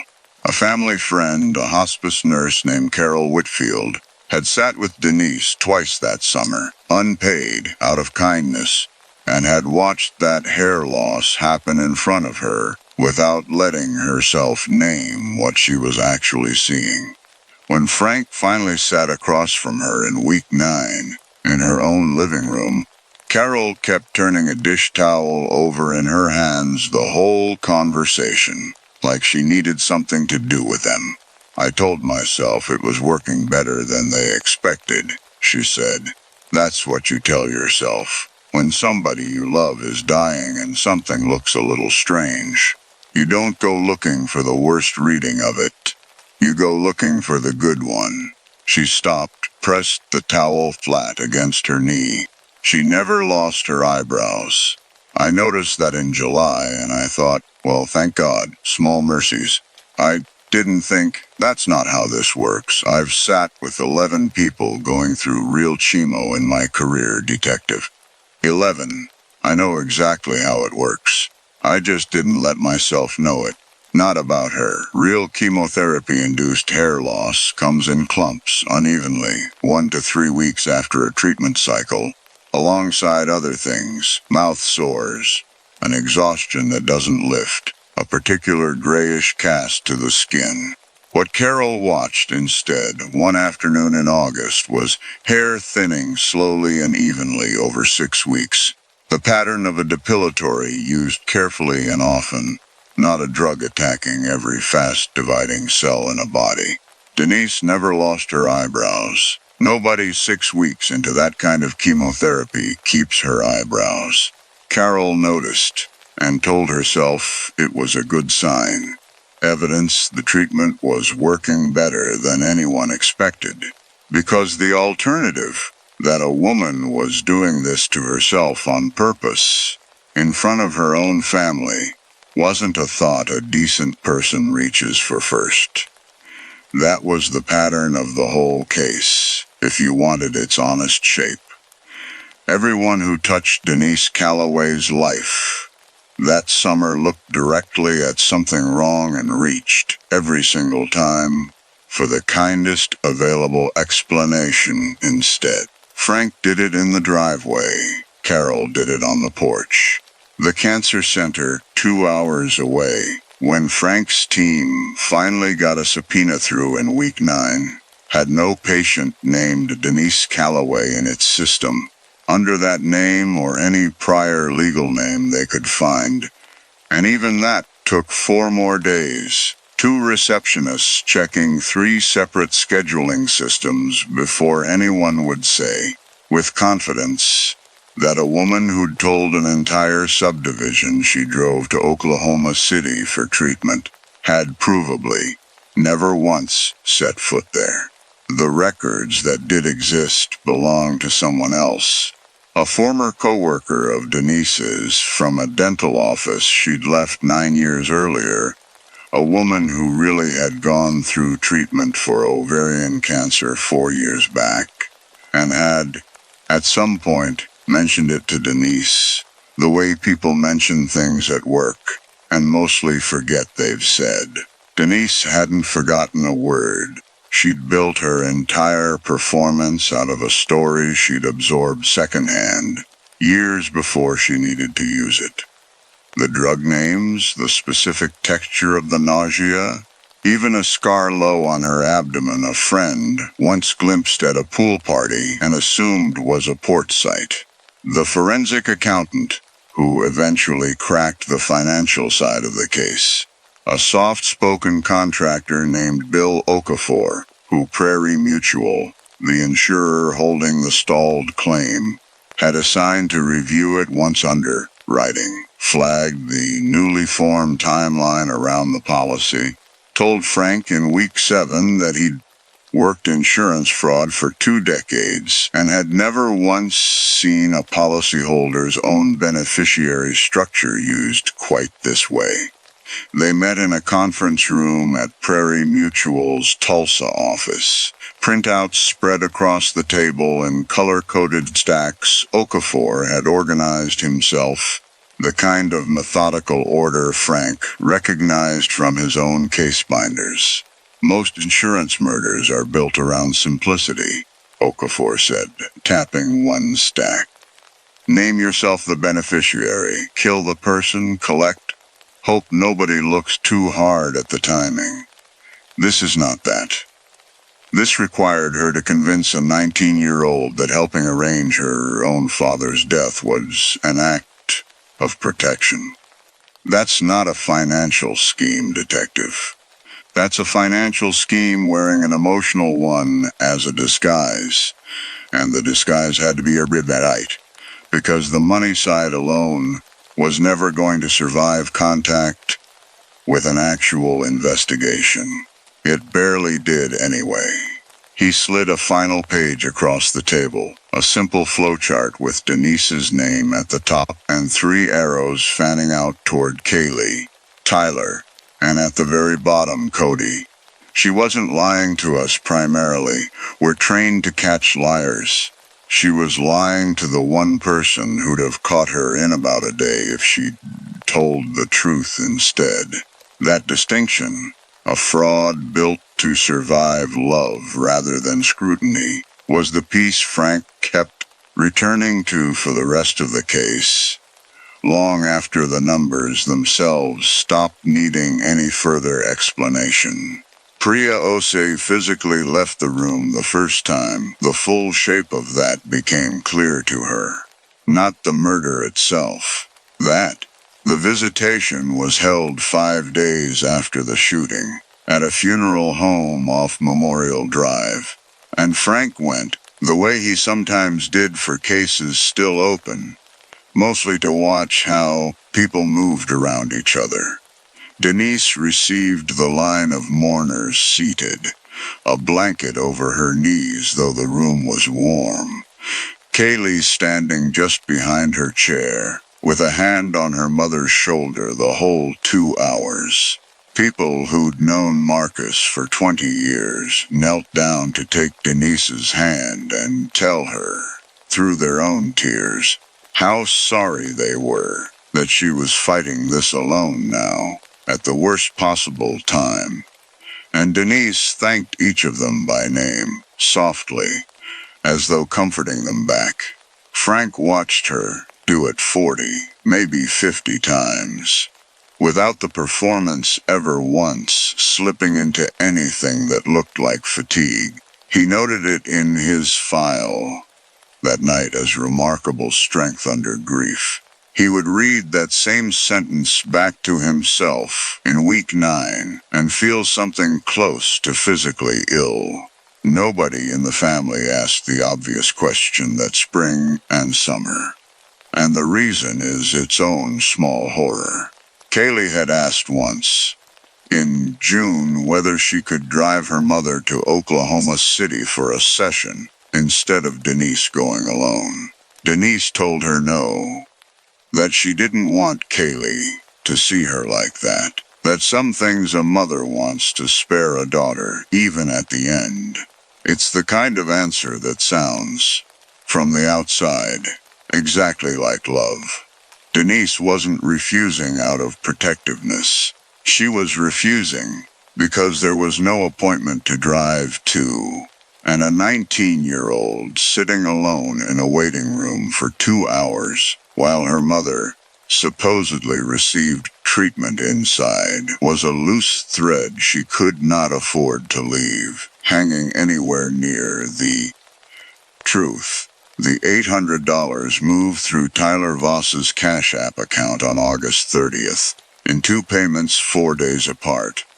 $500, then $300, to a 23-year-old named Cody Reardon, who Tyler knew from the detailing shop, where Cody worked part-time between longer stretches of not working at all. Frank found the payments in week 6. Once a forensic accountant working the insurance angle finally cross-referenced Tyler's financial records against the case file. The memo lines read, respectively, for the thing and rest owed. Cody had also received, according to 2 witnesses at a party the following weekend, a fat bag of marijuana. The kind of payment that apparently needed no digital record at all, and that Frank would later call, flatly, the single detail in the case that upset him most once the whole picture came together. A man's life, priced at $800 and an ounce of weed, split across 2 mobile payments with all the ceremony of a group covering pizza after a study session. Tyler Voss cracked 2 days before Cody did, in a separate room down the same hallway, and cracked in a different direction. Not toward what he'd done, at first, but toward how sure he'd been that he hadn't really done anything at all.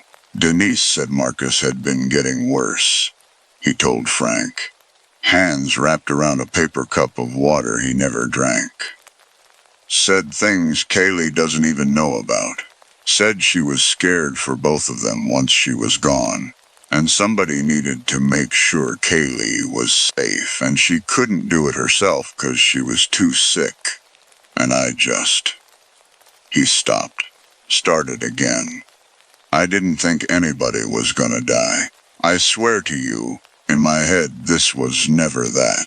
Frank asked him plainly whether he'd ever once tried to verify anything Denise told him about Marcus. A police report, a witness, anything at all, across 3 months of planning around it. Tyler didn't answer for a long time. When he finally did, it was barely above a whisper. She was dying. You don't cross-examine somebody who's dying.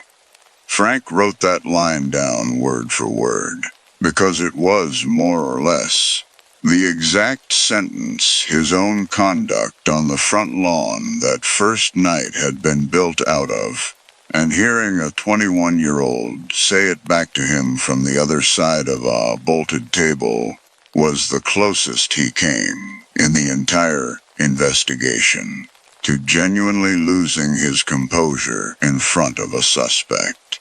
He sat with that sentence a long time after Tyler was finally led back out, turning it over the way you turn over a stone that's sharper on one side than you expected it to be. Cody Reardon was found through the gray sedan Ruth Pell had described, registered to Cody's older brother, and a cell tower ping placing his phone within 400 feet of the Calloway house at 6:44 that Tuesday, 8 minutes before the call came in. Frank sat him down in an interview room in week 8, across a bolted table under a single humming light, and Cody's knee bounced under the table the entire 40 minutes. Tyler said, "Rough him up," Cody said, more than once, like repeating it might change the shape of it. "Scare him off the family." That's what he said. Nothing crazy. "And you brought a gun to scare somebody," Frank said. "I was nervous. I'd never done nothing like that before." Cody's hands were flat on the table, fingers spread, like he was trying to prove they were empty now even though they hadn't been then. He come at me fast. Faster than I thought. Said something. I don't remember what he said. I just fired. I didn't plan to. I swear to God I didn't plan to. Frank asked him evenly whether Tyler had ever used the word abuser. Cody said no, not exactly, but that Tyler had talked about Marcus in a way that made it obvious. Cold to Denise, cruel to Kaylee, the kind of man everyone would understand needing to be dealt with. It was, Frank noted afterward, a story built for someone like Cody long before Cody ever heard it. Vague enough to survive a nervous retelling. Specific enough to point a scared 23-year-old's hand exactly where it needed to go. Whether Cody's account was the whole truth, or a story he'd built for himself across the 8 weeks between the driveway and that bolted table, is one of the few things this case will never fully resolve. It doesn't change who built the original story, or why, months before there was ever a driveway involved at all. Kaylee Calloway was the part of the case nobody in the unit found easy to sit with. She hadn't found Cody. She hadn't sent the money. The evidence never placed her in a single conversation where a plan with her father's name attached to it was laid out plainly. What the evidence showed, instead, once investigators pulled the full text history off her phone in week 10, was 3 months of her own mother telling her, in dozens of small conversations, that Marcus had been cruel to Denise in ways Kaylee had never personally seen. That Denise was afraid of what he might do once she was gone, and that Kaylee needed protecting, that Tyler was handling something to keep both of them safe, and that Kaylee should stop asking questions because some things were being done specifically to spare her.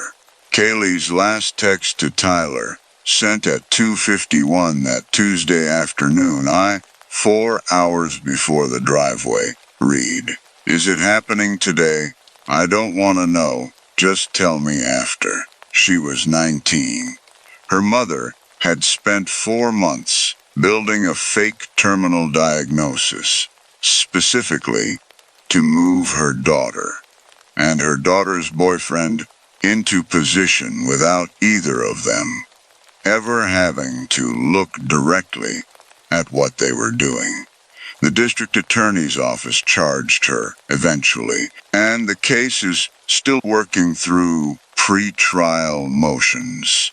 Nobody in the unit, including Frank, has settled on what to call what Kaylee Calloway actually is under all of it. Accomplice, or the last and most disposable tool in a plan built entirely out of the people least equipped to see it clearly. Frank interviewed Kaylee twice, once in week 10, at the department, with a lawyer her mother had already hired for her, sitting close enough to touch her arm, and once again in week 11, after that lawyer had been replaced by one the state was paying for instead. The first interview told him almost nothing. Kaylee answered, in short, careful sentences, that all seemed to have been reviewed by someone before they reached her mouth, and the lawyer redirected twice when the questions got close to the texts. The second interview was different. The state-appointed lawyer sat back and let her talk, and about 40 minutes in, without any question prompting it, Kaylee said quietly, "She used to sit on the edge of my bed when I was little and tell me stories where the mom always saved everybody. That was like her whole thing. The mom who figures it out." The mom who protects you no matter what it costs her. She looked at her hands. I think some part of me still believed I was in one of those. In that second interview, she asked him a single question that he wrote down verbatim, and has not been able to stop turning over since. If she wasn't really dying, was any of it real? Did she even love him? Did she love me? Frank told her honestly that he didn't know, and that he wasn't sure anyone would ever be able to answer that for her the way she needed it answered. He said it was the first time in the entire case he'd seen her cry without also watching, to see whether anyone was watching her do it. The devastating realization didn't arrive for Frank as a single piece of evidence. It arrived in week 9, in his own car, in the parking lot outside the district attorney's office, after he'd finished laying out the full financial and medical timeline for an assistant DA who'd asked, almost idly, whether he thought Denise had planned this from the start or let it escalate. Sitting there with the engine running and the case file open on the passenger seat, Frank understood that he'd spent 9 weeks unconsciously protecting a version of Denise Calloway, who was, underneath everything, still a frightened, dying woman who'd made one catastrophic decision under the weight of her own mortality, because that version of her was the one his mother's death had trained him on sight to extend mercy to. The actual woman had never been sick a single day across the entire 4 months. She'd built a costume out of his blind spot, and a stranger's real illness, and her own daughter's love, and worn all 3 at once without a seam showing to anyone standing close enough to see it, including him. He sat in that parking lot for 11 minutes before he called Priya. He remembers the number specifically because he checked the dashboard clock twice, the way you check a wound to see if it's still bleeding. When she picked up, he didn't lead with the timeline or the eyebrows or the fake clinical trial. He said, I think I let her walk this whole thing right past me because of my mom. And Priya, who'd worked beside him for 6 years and had never once heard him say anything like that out loud, didn't answer right away either. There was a long stretch of just the sound of her end of the line, a door closing somewhere behind her, before she finally spoke. Frank, you didn't build the con. She did. You're allowed to have been good at your job, and also human at the same time. Those aren't opposites. Whatever you're telling yourself right now in that car. Then she told him what he actually needed to hear, which wasn't forgiveness exactly, just the plain shape of the job.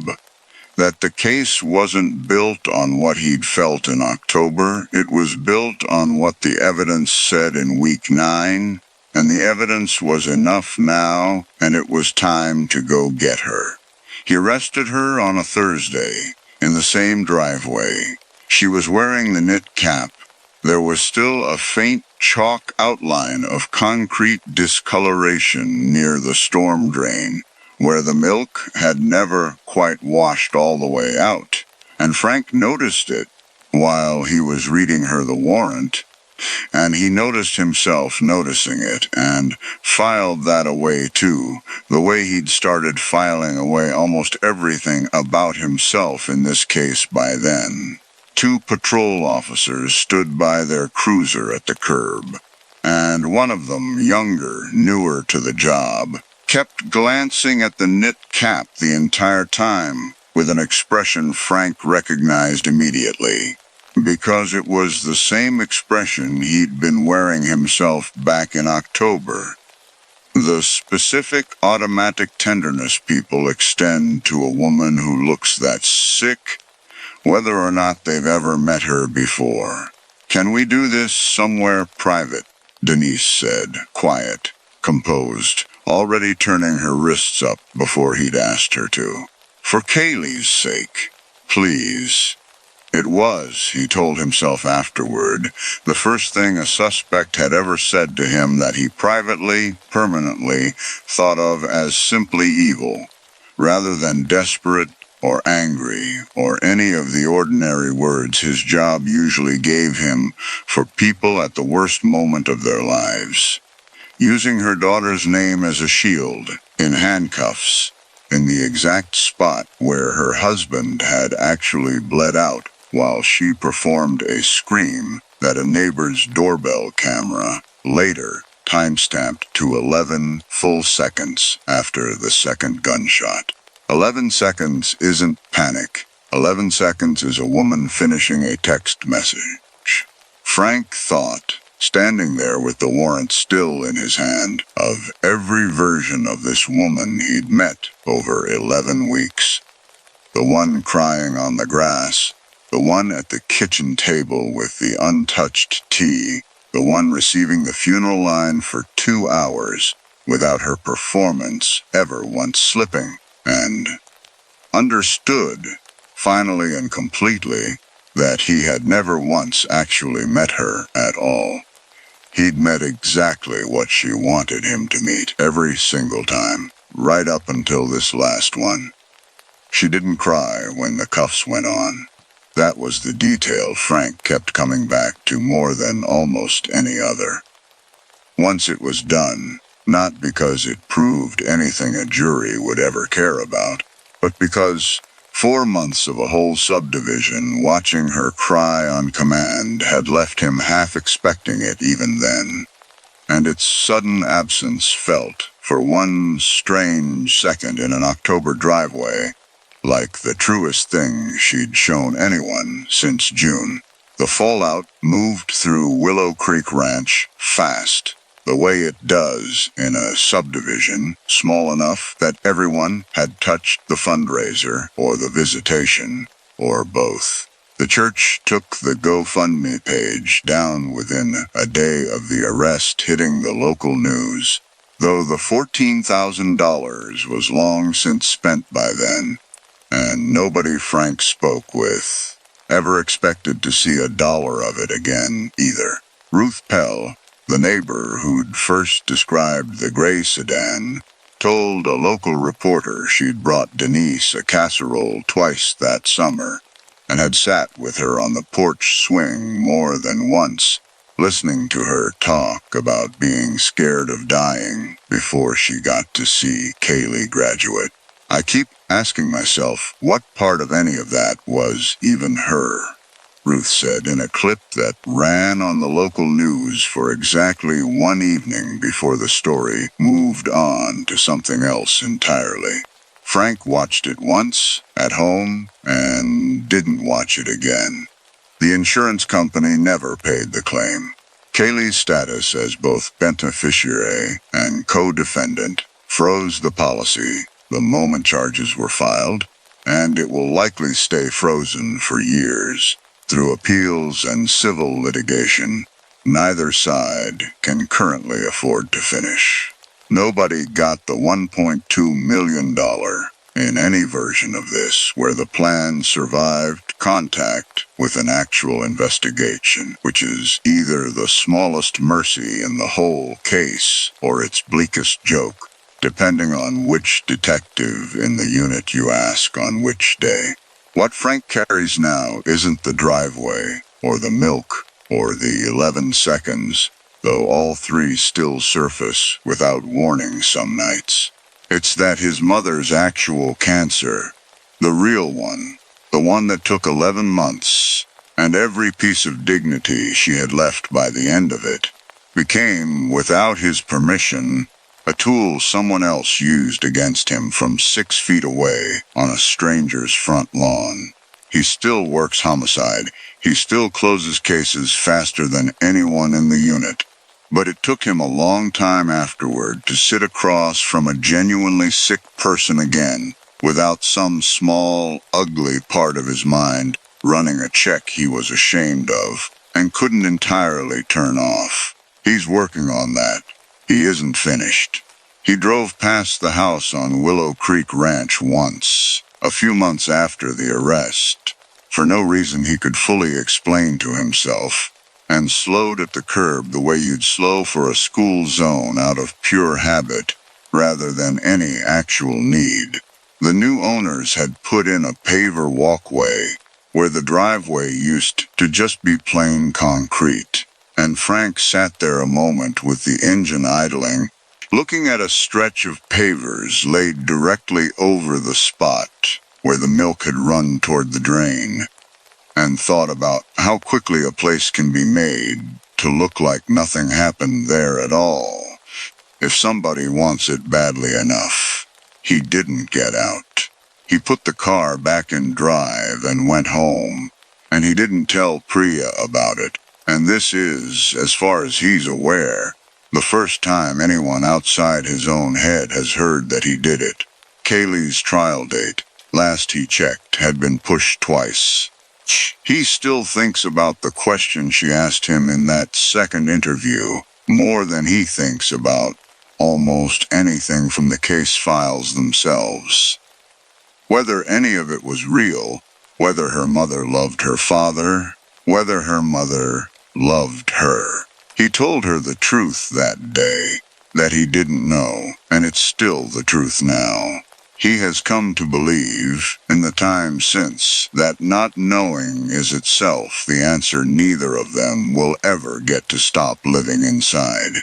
Denise pled not guilty at arraignment, which surprised almost nobody who'd watched her manage a funeral line without a single misstep for 2 straight hours. Her attorney has signaled, through pre-trial filings, an eventual defense built at least partly around the same terminal illness narrative she spent 4 months constructing for everyone else. The theory, roughly, that a woman convinced enough of her own dying might not be entirely responsible for what that conviction drove her to do, whether or not the underlying diagnosis was ever real to begin with. Frank finds a specific, quiet fury in that particular argument that he doesn't bother hiding from Priya anymore, even though he knows better than to let it touch how carefully he keeps building the rest of the case for whenever a jury finally hears it. Sleep well. I mean that. Some of us have a harder time with it than others, and Frank, most nights, is one of them. Story 10. This one's true crime. No haunted house tonight. Just a case file and the ordinary man at the center of it. Get comfortable. Let it play.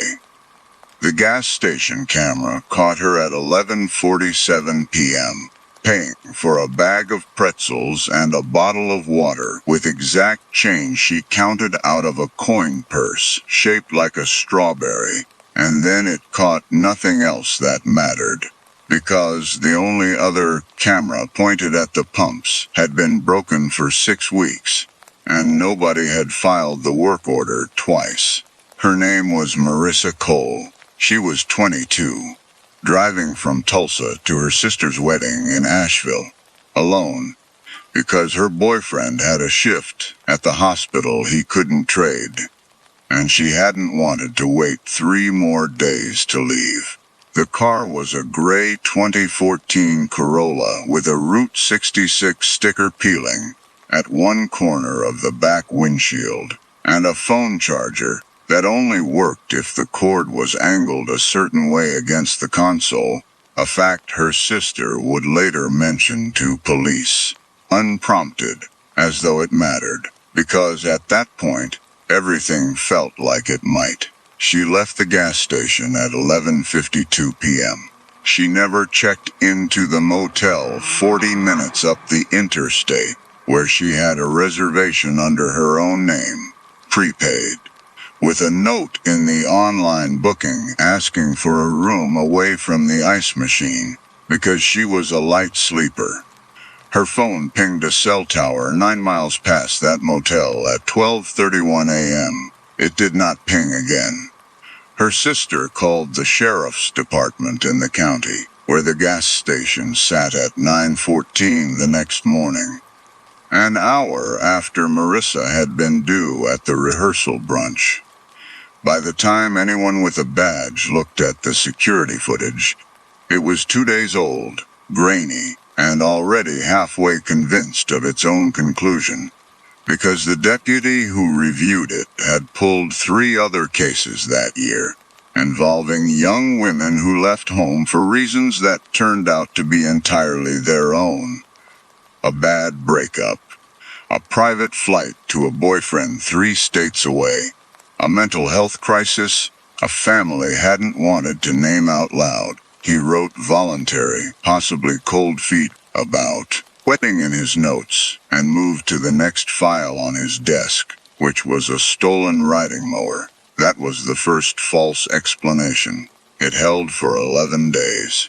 Marissa's sister spent those 11 days calling hospitals in 3 states, then calling them again, in case a shift change had lost her message the first time. She drove the route herself twice, stopping at every rest area, asking gas station clerks who hadn't been working that night whether they recognized a photo. She apologized both times for taking up their time. This is a detail worth sitting with. The people closest to a disappearance often behave exactly as hesitantly as the case file assumes they will, because they, too, don't want to be the family that made a scene over a woman who simply needed space. Marissa's sister postponed nothing about the wedding except the seating chart, because canceling felt, in the moment, like giving up on the version of events where her sister had simply gotten cold feet and driven somewhere to think. She has said since that this is the part she can't forgive herself for, though nobody who has read the file believes there is anything to forgive. Donna Reyes did not work missing persons. She worked data, civilian crime analyst, for a 4-county regional task force cobbled together 2 years earlier, after a grant finally allowed it, tasked mostly with pulling together burglary patterns and running plate numbers against pawnshop intake forms. She was 34, kept a coffee mug on her desk that said, "World's Okayest Analyst," a gift from a coworker that had stopped being funny somewhere around year 3, and she had one professional habit that her supervisor alternately loved and dreaded. She could not close a discrepancy. Not wouldn't. Couldn't. A number that didn't reconcile. A timestamp that landed 40 minutes off where it should. Sat in her like a splinter until she dug it out, whether or not anyone had asked her to, and often at the cost of the actual assignment sitting in her inbox. It was a Tuesday in April, 3 weeks after Marissa Cole's file had been quietly reclassified from voluntary to undetermined, when the discrepancy that would not close arrived in the form of a routine records request. A detective in an adjoining county, not even Dana's jurisdiction, a case she had no reason to touch, asked the task force for help cross-referencing gas station and toll camera footage along an 80-mile stretch of interstate, trying to place a runaway teenager's car ahead of a custody hearing. Dana pulled 4 days of frame-by-frame timestamps from 6 different cameras, found the teenager's car by hour 2, and would have stopped there, closed the ticket, moved on, except that somewhere in the 4th hour of scanning footage she no longer strictly needed, she noticed something that had nothing to do with the case in front of her. A gray sedan, a woman driving alone, a rest stop 30 miles past the exit, where Marissa's family's timeline said she should have already been asleep in a motel with the curtains drawn against the ice machine. Time-stamped 1:04 a.m. 4 hours after that timeline claimed she'd have already checked in. Dana wasn't assigned to the cold case. She pulled the file anyway, because the discrepancy sat in her the way discrepancies always did. And she has said, in the one interview she has ever given about any of this, that she genuinely believed at the time she was about to find nothing worth a second look. A wrong turn onto an unfamiliar interstate. A missed exit corrected 40 miles later. It happened constantly, and a Corolla with a Route 66 sticker was not exactly a rare car in that part of the country in June. She sent the frame to the county detective anyway, with a note attached. Probably nothing, but flagging in case it's useful. It took him 6 days to open the email, because he was carrying 4 other open cases that spring, and this one, per the notes already sitting in the file, was voluntary. 41 miles from that rest stop, a man named Roy Talbert Kessner was doing what he did most Tuesdays that spring, closing out a route. Kessner sold irrigation equipment for a mid-sized agricultural supplier headquartered 2 states over, and his territory ran a long, looping diagonal across 4 states. Farm co-ops, equipment dealers, the occasional booth at a county fair. The kind of job that put 1,400 highway miles a month on a company truck and required, as a basic condition of employment, that nobody questioned why he was somewhere on any given afternoon. He kept a laminated route sheet clipped to the visor, a cooler of string cheese and juice boxes wedged behind the passenger seat for the drive to away games, and a company fuel card he used for every tank, without exception, because his employer's expense sawer flagged personal purchases automatically, and he had never once in 11 years wanted to explain a flag. He was 46.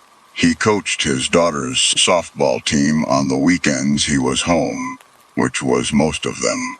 He had made it a point, 3 years running, never to miss opening day, and the league newsletter that spring had run a small photo of him kneeling behind home plate, demonstrating a batting stance to a row of 8-year-olds, one hand cupped gently under a bat that wasn't his. His wife, Carol, ran the concession stand at the same league and had a laugh that people who knew her described, later, unprompted, in almost identical words. You could hear it clear across the parking lot. Their daughter, Emmy, was 9, had a gap in her front teeth she was self-conscious about in every school photo, but not, somehow, on a softball field, and kept a shoebox of friendship bracelets under her bed that she and her father added to together.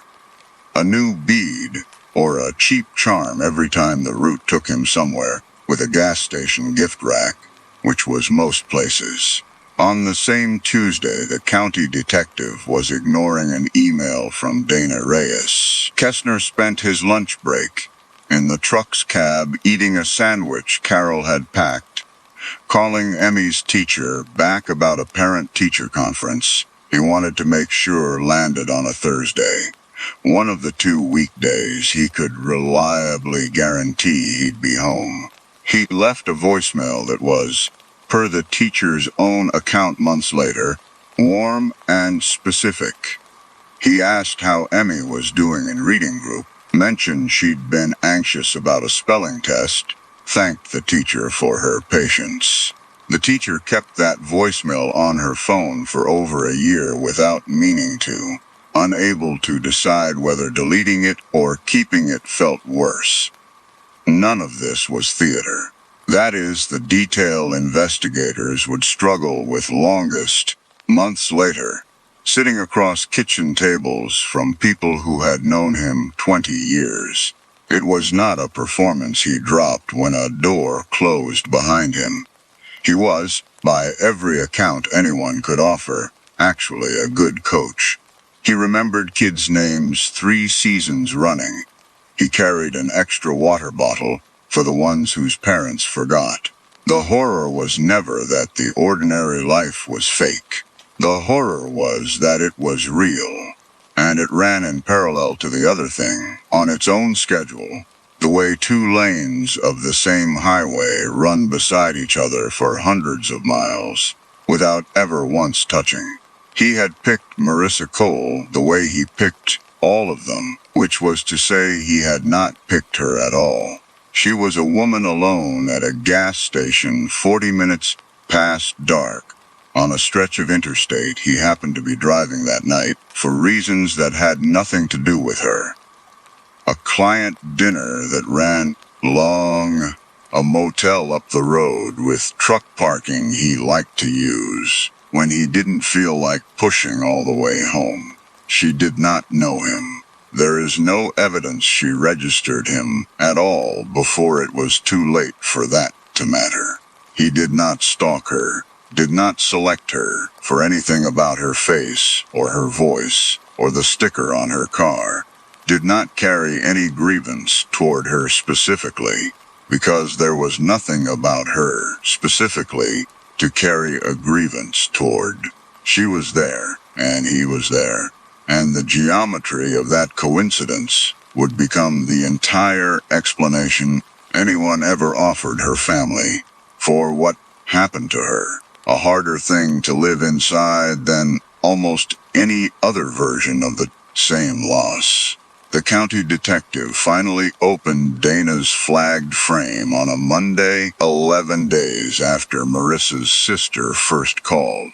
He noted the timestamp discrepancy, noted it placed the car 30 miles past where the family's own timeline had her, and reclassified the case from voluntary to undetermined.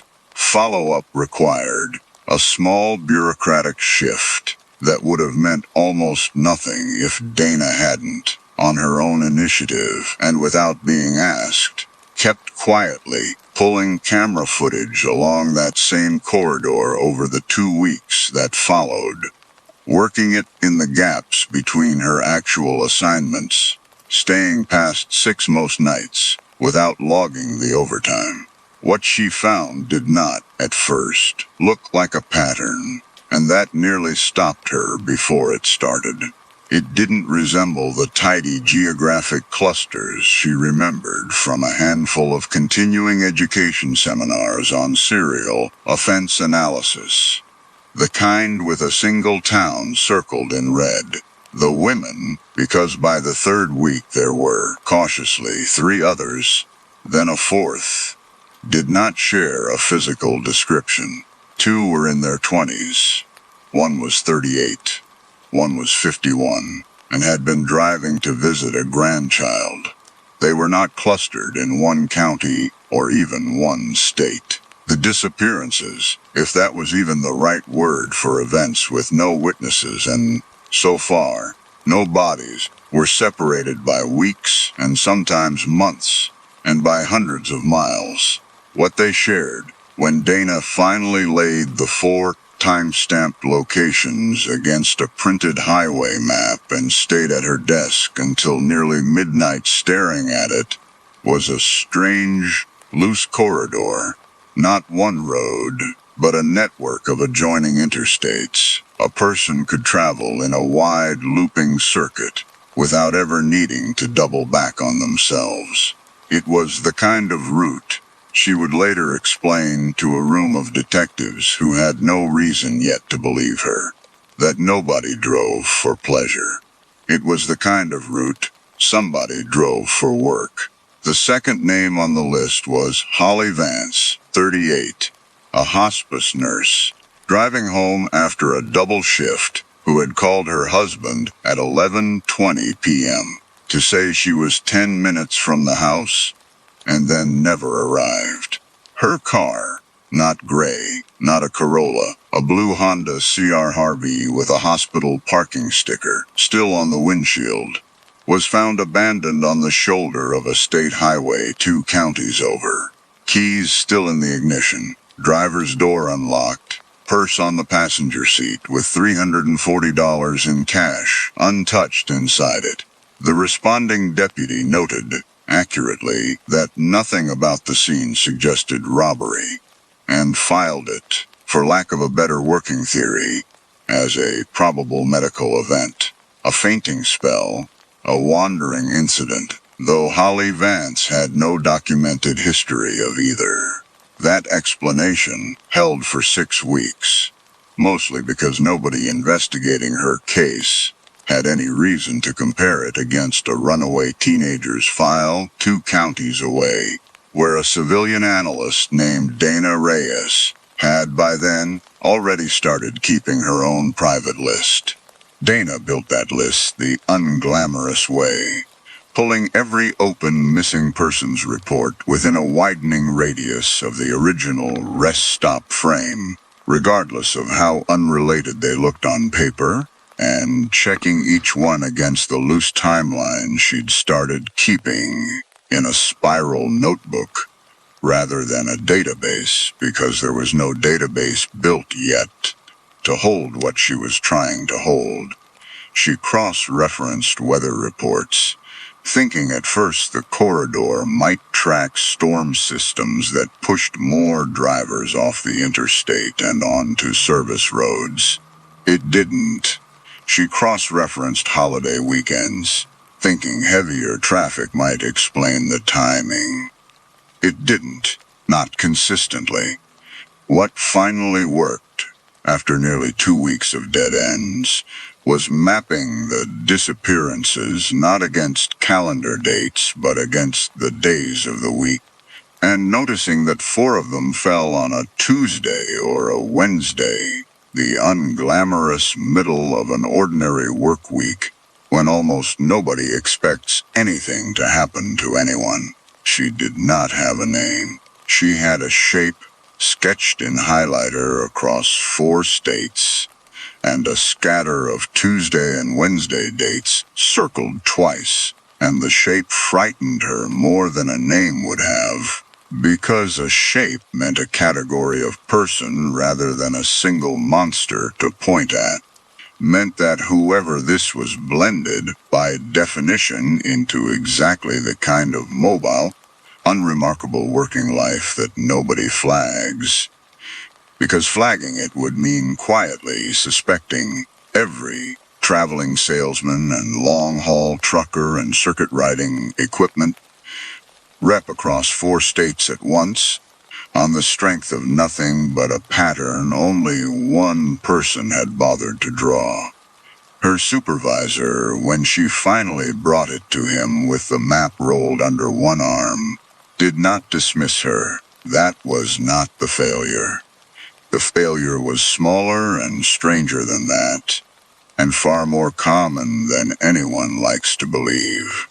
4 different sheriff's departments, 2 state police divisions, and 1 federal regional field office, each held a piece of the same shape, and none of their databases were built to notice the pieces might fit together.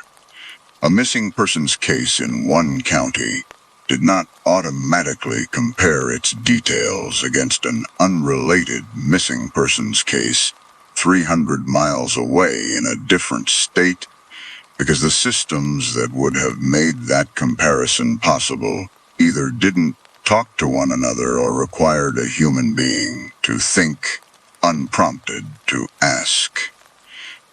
Dana had thought to ask mostly by accident, because she happened to be the kind of person who could not leave a wrong number alone.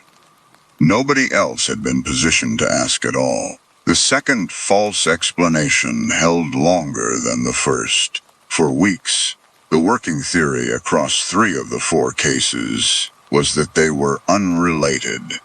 A domestic dispute investigators were quietly leaning toward in 1 file, a probable overdose in another, a young woman with a documented, sympathetic history of leaving home without notice in the third.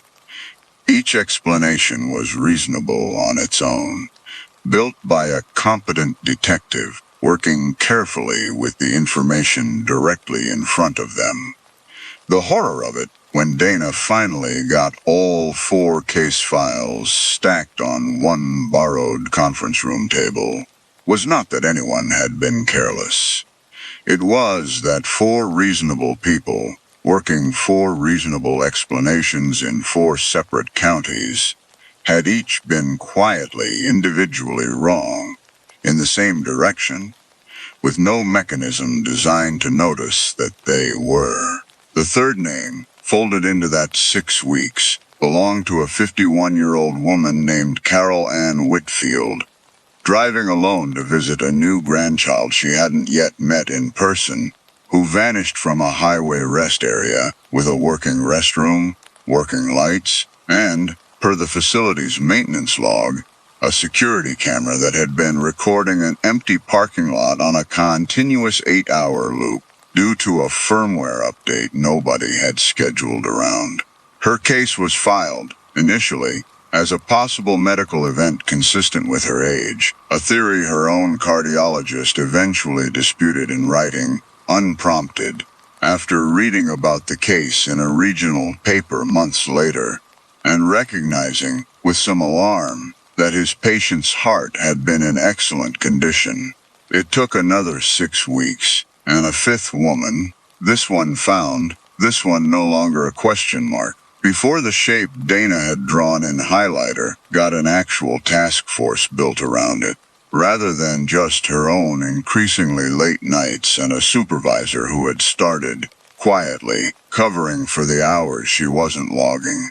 The fifth woman's name was Priya Anand. She had been missing 9 days when a hunter's dog found her partial remains off a service road, adjacent to an interstate rest area in a fourth state, one that hadn't previously been part of Dana's corridor at all, which, once the state police forensics team finished processing the scene, widened the corridor considerably, and widened with it the number of older, unrelated-looking missing persons cases Dana now had to go back and recheck against a map that kept growing every time she looked at it.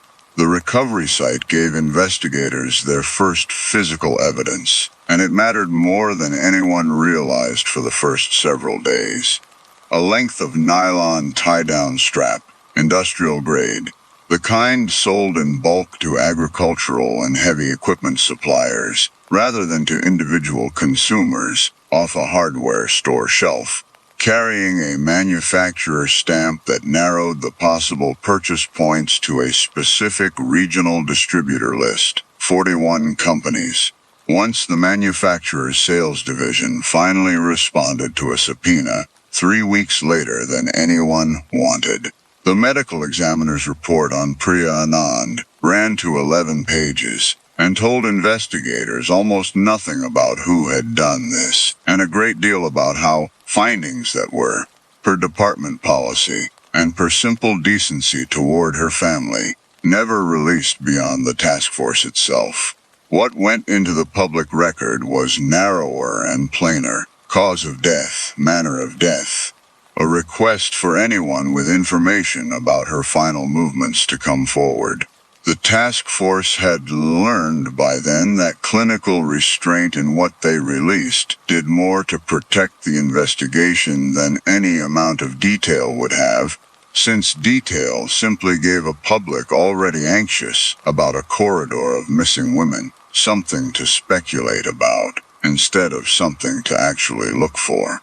It was the first of 5 planted details that would, in the end, all matter. The others had already been sitting, unremarked, in separate files for weeks, filed by separate people who had no reason yet to connect them. A partial boot print at an earlier scene, tread pattern consistent with a work boot brand, sold primarily through farm supply retailers rather than general shoe stores. A gas station receipt, printed but left unclaimed on the pump, found near a second recovery site, timestamped to a purchase of premium unleaded fuel, a grade almost nobody buys for a personal vehicle, but standard issue on certain company fleet cards, where the difference of a few cents a gallon shows up on nobody's radar. A witness at a truck stop 3 states from where Priya was found, a counter clerk named Bethany, who had worked the overnight shift there for 6 years. and had been interviewed twice already by the time a detective finally asked her the right question. The first two interviews had asked whether she'd seen anything unusual. She hadn't, and said so. Honestly, both times, because nothing about the morning had felt unusual to her. It was only on the third pass, when the detective asked instead whether she remembered anyone buying 2 coffees rather than 1, that something surfaced. A man, mid-40s, work boots, company polo with a logo she couldn't place, who'd bought 2 coffees around 5 that morning and joked, setting change on the counter, that the second one was for someone waiting in the truck, who didn't like getting out in the cold. Bethany had thought, at the time and for months afterward, that it was a small kindness, the sort of thing that made her overnight shifts feel less anonymous. She could not, in the end, pick him out of a photo array with any confidence, and her memory was never used as evidence in court. But it was, for Dana, the first moment the shape in her spiral notebook stopped being an abstraction and became, unmistakably, a person who moved through gas stations and truck stops the same way everyone else did. Buying coffee, making small talk, being, by every visible measure, fine. And a child's hair pink elastic gone slack, found wedged in the wheel well of an abandoned rest stop trash can near the 4th scene, catalogued and bagged as unrelated debris, because nobody yet had a reason to imagine it belonged to a 9-year-old who was, at that exact hour, 300 miles away in the passenger seat of her father's truck, headed home from a softball tournament, adding a bead to a bracelet. Dana's flaw did what flaws in her position tend to do, which is to say, it helped her exactly up until the point it started costing her. She would not loop in other analysts. She told herself this was because the pattern was still too fragile to survive being handled by people who hadn't lived inside it for 2 months, and would waste time relearning what she already knew. Cold. The truer reason, which she admitted to almost nobody, was that the case had become the only thing in her job that felt entirely, unambiguously hers, in a role where most of what she produced got folded anonymously into somebody else's report before it ever carried her name. She worked 16-hour days for 3 straight weeks that summer. She missed a coworker's retirement party to keep cross-referencing supplier lists at her kitchen table, laptop balanced on a stack of unopened mail. When her supervisor asked, twice, whether she needed to hand any of it off, she told him she was fine, and he let her say it, because the pattern she was chasing had by then produced results neither of them wanted to slow down. Her sister called one Sunday that summer to ask why Dana kept canceling their standing dinner, and Dana told her it was a work thing, deliberately vague, because she had learned early in her career that saying the actual words out loud, a 5th missing woman, a corridor spanning 4 states, a shape she couldn't yet prove, invited questions she wasn't allowed to answer, and worry she didn't have room to carry alongside everything else. She has said since that this was the period she remembers least clearly of the whole case. Not because nothing happened, but because so much of it happened at 1 a.m. at her kitchen table, with a spreadsheet open and cold coffee going untouched beside the laptop, in a version of her own life that, looked at from the outside, wasn't so different in shape from the parallel life she was trying to expose. The 41 companies on the distributor list took her 9 days to work through by hand, because the shared cross-jurisdiction database the task force had been promised for over a year was still, per 2 separate budget approvals, 6 weeks from being operational. She built her own spreadsheet instead, cell by cell, company employee rosters, cross-referenced against known travel territories, cross-referenced again against the rough date windows around each disappearance. It was slow, manual, entirely unglamorous work, the kind no documentary ever shows in detail. And it is the entire reason this case has an ending at all, rather than a sixth, seventh, and eighth name added quietly to a growing map. 29 of the 41 companies had sales or service territories that didn't meaningfully overlap the corridor. Of the remaining 12, 9 had territories too small to explain the geographic spread on their own. Of the last 3, one turned out to employ almost exclusively women in its regional sales force, which, given the little physical evidence they had, didn't fit the profile investigators were cautiously building. The other 2 were irrigation and heavy equipment suppliers. Dana pulled employee rosters for both.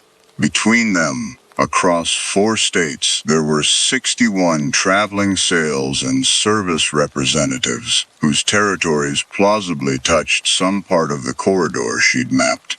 She built a second spreadsheet. Which of the 61 had submitted expense reports, mileage logs, or fuel card transactions, placing them within a 50-mile radius of each disappearance site, inside the relevant date windows. It should have taken a formal subpoena and several more weeks of waiting on legal review. It took, in the end, quiet cooperation from one compliance officer at one of the 2 companies, who, once shown what the task force was working with, pulled the records without waiting for the paperwork to fully clear. Because she said afterward that something about the request had made her stomach turn before she'd even finished reading it. 58 of the 61 representatives were nowhere near enough of the sites to matter, their logs placing them hundreds of miles off on the relevant dates. 2 more had solid, independently verifiable alibis for at least 3 of the 5 dates each: a hospital stay, a family funeral with 100 witnesses. 1 did not. Roy Kessner's fuel card and mileage logs placed him within range of all 5 sites, on all 5 dates, with a consistency that read, once Dana laid it out on paper in a straight column, less like coincidence and more like a map of somebody's actual ordinary working life, because that is exactly what it was. He hadn't driven out of his way for any of it. Every location sat directly on a route he would have driven regardless, for reasons that had nothing to do with any of the women. On a schedule his own employer could verify down to the client visits logged in his own handwriting, in a paper binder he kept behind the passenger seat next to the cooler. That was the moment Dana has described, in the one interview she ever gave, as the one that actually frightened her. Not the map, not the tie-down strap, not even the child's hair elastic, once its significance became horribly obvious in hindsight. It was realizing that the entire operation, if it could even be called that, required no planning beyond a job he'd already had for 11 years. He did not need to lure anyone anywhere, or build any second, hidden infrastructure to support it. His first life already went everywhere he needed it to go. The second one simply rode inside the first, unnoticed, the way a splinter rides under skin that's already closed over it. The task force did not move on him immediately, per protocol, per the reasonable caution of investigators, who understood exactly how badly a wrongful accusation could damage both a case and an innocent family. They spent another 11 days quietly corroborating, rather than confronting. They pulled a subpoena for his company truck's onboard telematics, GPS, and diagnostic data the manufacturer retained for 18 months for maintenance scheduling, a system Kessner would have had no reason to know existed, since it had been installed fleet-wide 2 years earlier to track fuel efficiency, not employees, which placed the vehicle, with satellite precision, at 4 of the 5 recovery sites within the relevant windows, sitting stationary for stretches of 11 minutes, 40 minutes, 2 hours. that his official visit logs never accounted for. The fifth site, the one the telematics data couldn't confirm, turned out to predate the system's installation by 3 months, a gap that would matter later only in the narrowest technical sense, since by then investigators had more than enough independent corroboration to proceed without it. A forensic analyst cross-referenced the stationary GPS windows against Kessner's own submitted mileage logs and found, in each case, a small, consistent discrepancy, 10 to 25 minutes unaccounted for, the kind of gap an auditor reviewing expense reports would ordinarily read as rounding error, a bathroom break, nothing worth a second look. It had passed unnoticed for 11 years for exactly that reason. They interviewed, without alerting him, 2 co-workers who mentioned, unprompted and in almost identical language, that Kessner sometimes took what he called scenic routes home from calls, adding hours to trips that should have been shorter, a habit nobody had ever questioned. Because the man was reliable, always turned his mileage logs in on time, always made it home in time for his daughter's games. During those 11 days, Kessner coached 2 more practices. He drove Emmy to a tournament 90 minutes away and bought her a shaved ice from a stand near the fields, blue raspberry, her favorite, and stood at the fence with Carol while their daughter's team lost by 6 runs, and told her afterward, in the truck on the way home, that she'd played a good game anyway, that the score didn't tell the whole story. Nothing in his voice or his hands or the ordinary shape of that Saturday suggested anything was closing in around him. This is, in its way, the one genuine subversion of expectation the case offers. Not a final twist, not a chase through the dark, but the flat, unremarkable truth that a person capable of what he had done could sit in bleacher sun eating a shaved ice with his daughter, and feel by every outward measure entirely at peace. The arrest, when it came, was not dramatic. It happened on a Thursday morning in the driveway of his own house, while he was loading the cooler into the truck bed for a route that would have taken him that day.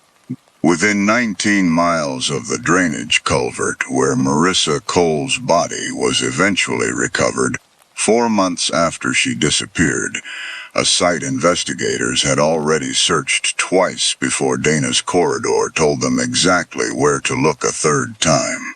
Emmy was inside eating cereal and watching cartoons and did not see her father taken into custody.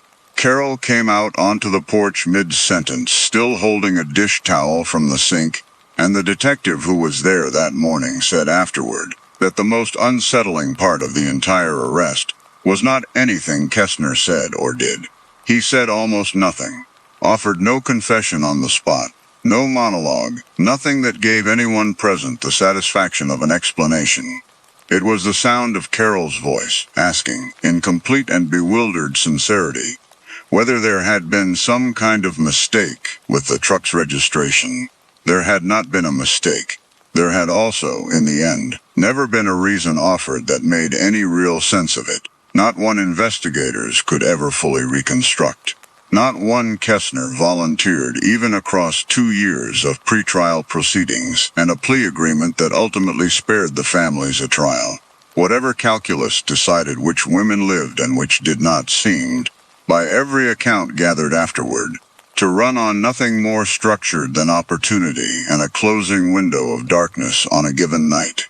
Marissa Cole was not chosen. Priya Anand was not chosen. None of the 5 women investigators formally connected to him, nor the 3 additional cases going back 9 years that surfaced once his older mileage records were pulled, were chosen for any reason that made the choosing make sense. The only real answer to why her was the one nobody wanted, and everybody eventually had to accept.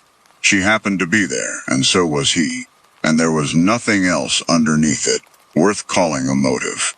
The plea agreement covered 5 counts formally, with 3 older cases referenced in the sentencing hearing as uncharged but credited conduct, a legal arrangement the families found difficult to accept even after it was explained to them twice. Kessner received 5 consecutive life sentences without the possibility of parole. He did not speak at sentencing beyond confirming his name for the court reporter. Carol Kessner filed for divorce 8 weeks after the arrest, and later moved with Emmy to a different state. Changing both their last names through a process the court sealed at her request. A reporter who tracked down the new softball league Emmy had reportedly joined was asked by the paper's own editor not to run the story, on the grounds that a 9-year-old had done nothing to earn that kind of attention. Most outlets agreed. Not all of them did, and Carol spent the better part of a year fielding calls from numbers she didn't recognize before she finally changed hers as well. A small, exhausting aftershock of the case that never made it into any official record, but that she has since described to the one victim's advocate counselor she agreed to see as its own quiet, ongoing sentence. The task force held one press conference, brief and carefully worded, in which the lead detective thanked diligent, analytical work across multiple jurisdictions without naming Dana specifically, a phrasing she has said she didn't mind, since the alternative would have meant explaining, in front of cameras, exactly how close the pattern had come to never being noticed at all. Dana Reyes did not testify at the plea hearing since there was no trial for her to testify at, but she sat in on it anyway, 3 rows back, and has said the thing she remembers most clearly is not the plea itself but a moment during a recess, when she watched a family friend lead Emmy Kessner out a side door of the courthouse so the girl wouldn't have to walk past the press cameras gathered on the front steps. Dana noticed, without meaning to, that the girl was wearing a bracelet on her wrist. Ordinary, a child's bracelet, plastic beads and elastic string, nothing in it that meant anything at all on its own, and had to leave the building for 20 minutes before she trusted herself to go back inside and sit through the rest of it. She still works for the task force. The shared cross-jurisdiction database finally went operational 14 months after Kessner's arrest. She sat on the small committee that helped design its flagging criteria, and has said, when asked directly, that she doesn't know how many earlier cases it might have caught sooner if it had existed first, and that she has made a deliberate choice not to try to calculate that number, because it would not be a number she could do anything useful with once she had it. She does not go to her nephew's Little League games anymore. Nobody in her family fully understands why, and she has never quite explained it beyond saying she's just busy most Saturdays now. What she hasn't said is that she finds herself, on the rare occasions she does go, watching the fathers along the fence line a beat too long, not with suspicion of any one of them in particular, nothing she could name or point to, or write into a spreadsheet, just a low, persistent awareness that wasn't there before, of exactly how ordinary a good coach looks from the bleachers, and how little, in the end, that tells you. She kept the spiral notebook, the same one she'd carried into that first borrowed conference room. It sits in a drawer at home now, the cardboard cover soft at the corners, the highlighter faded, the corridor she drew across. 4 states still legible on the inside pages, if she ever wanted to look at it again, which she says she doesn't, though she has also never once considered throwing it away. She has told exactly one person, off the record, that the hardest part was never the map, or the spreadsheet, or the 11-day gaps, where a reasonable explanation quietly failed to hold. It was standing in a courthouse hallway months later, watching an ordinary man in an ordinary collared shirt walk past her under guard, and feeling nothing that looked, from the outside, like recognition at all.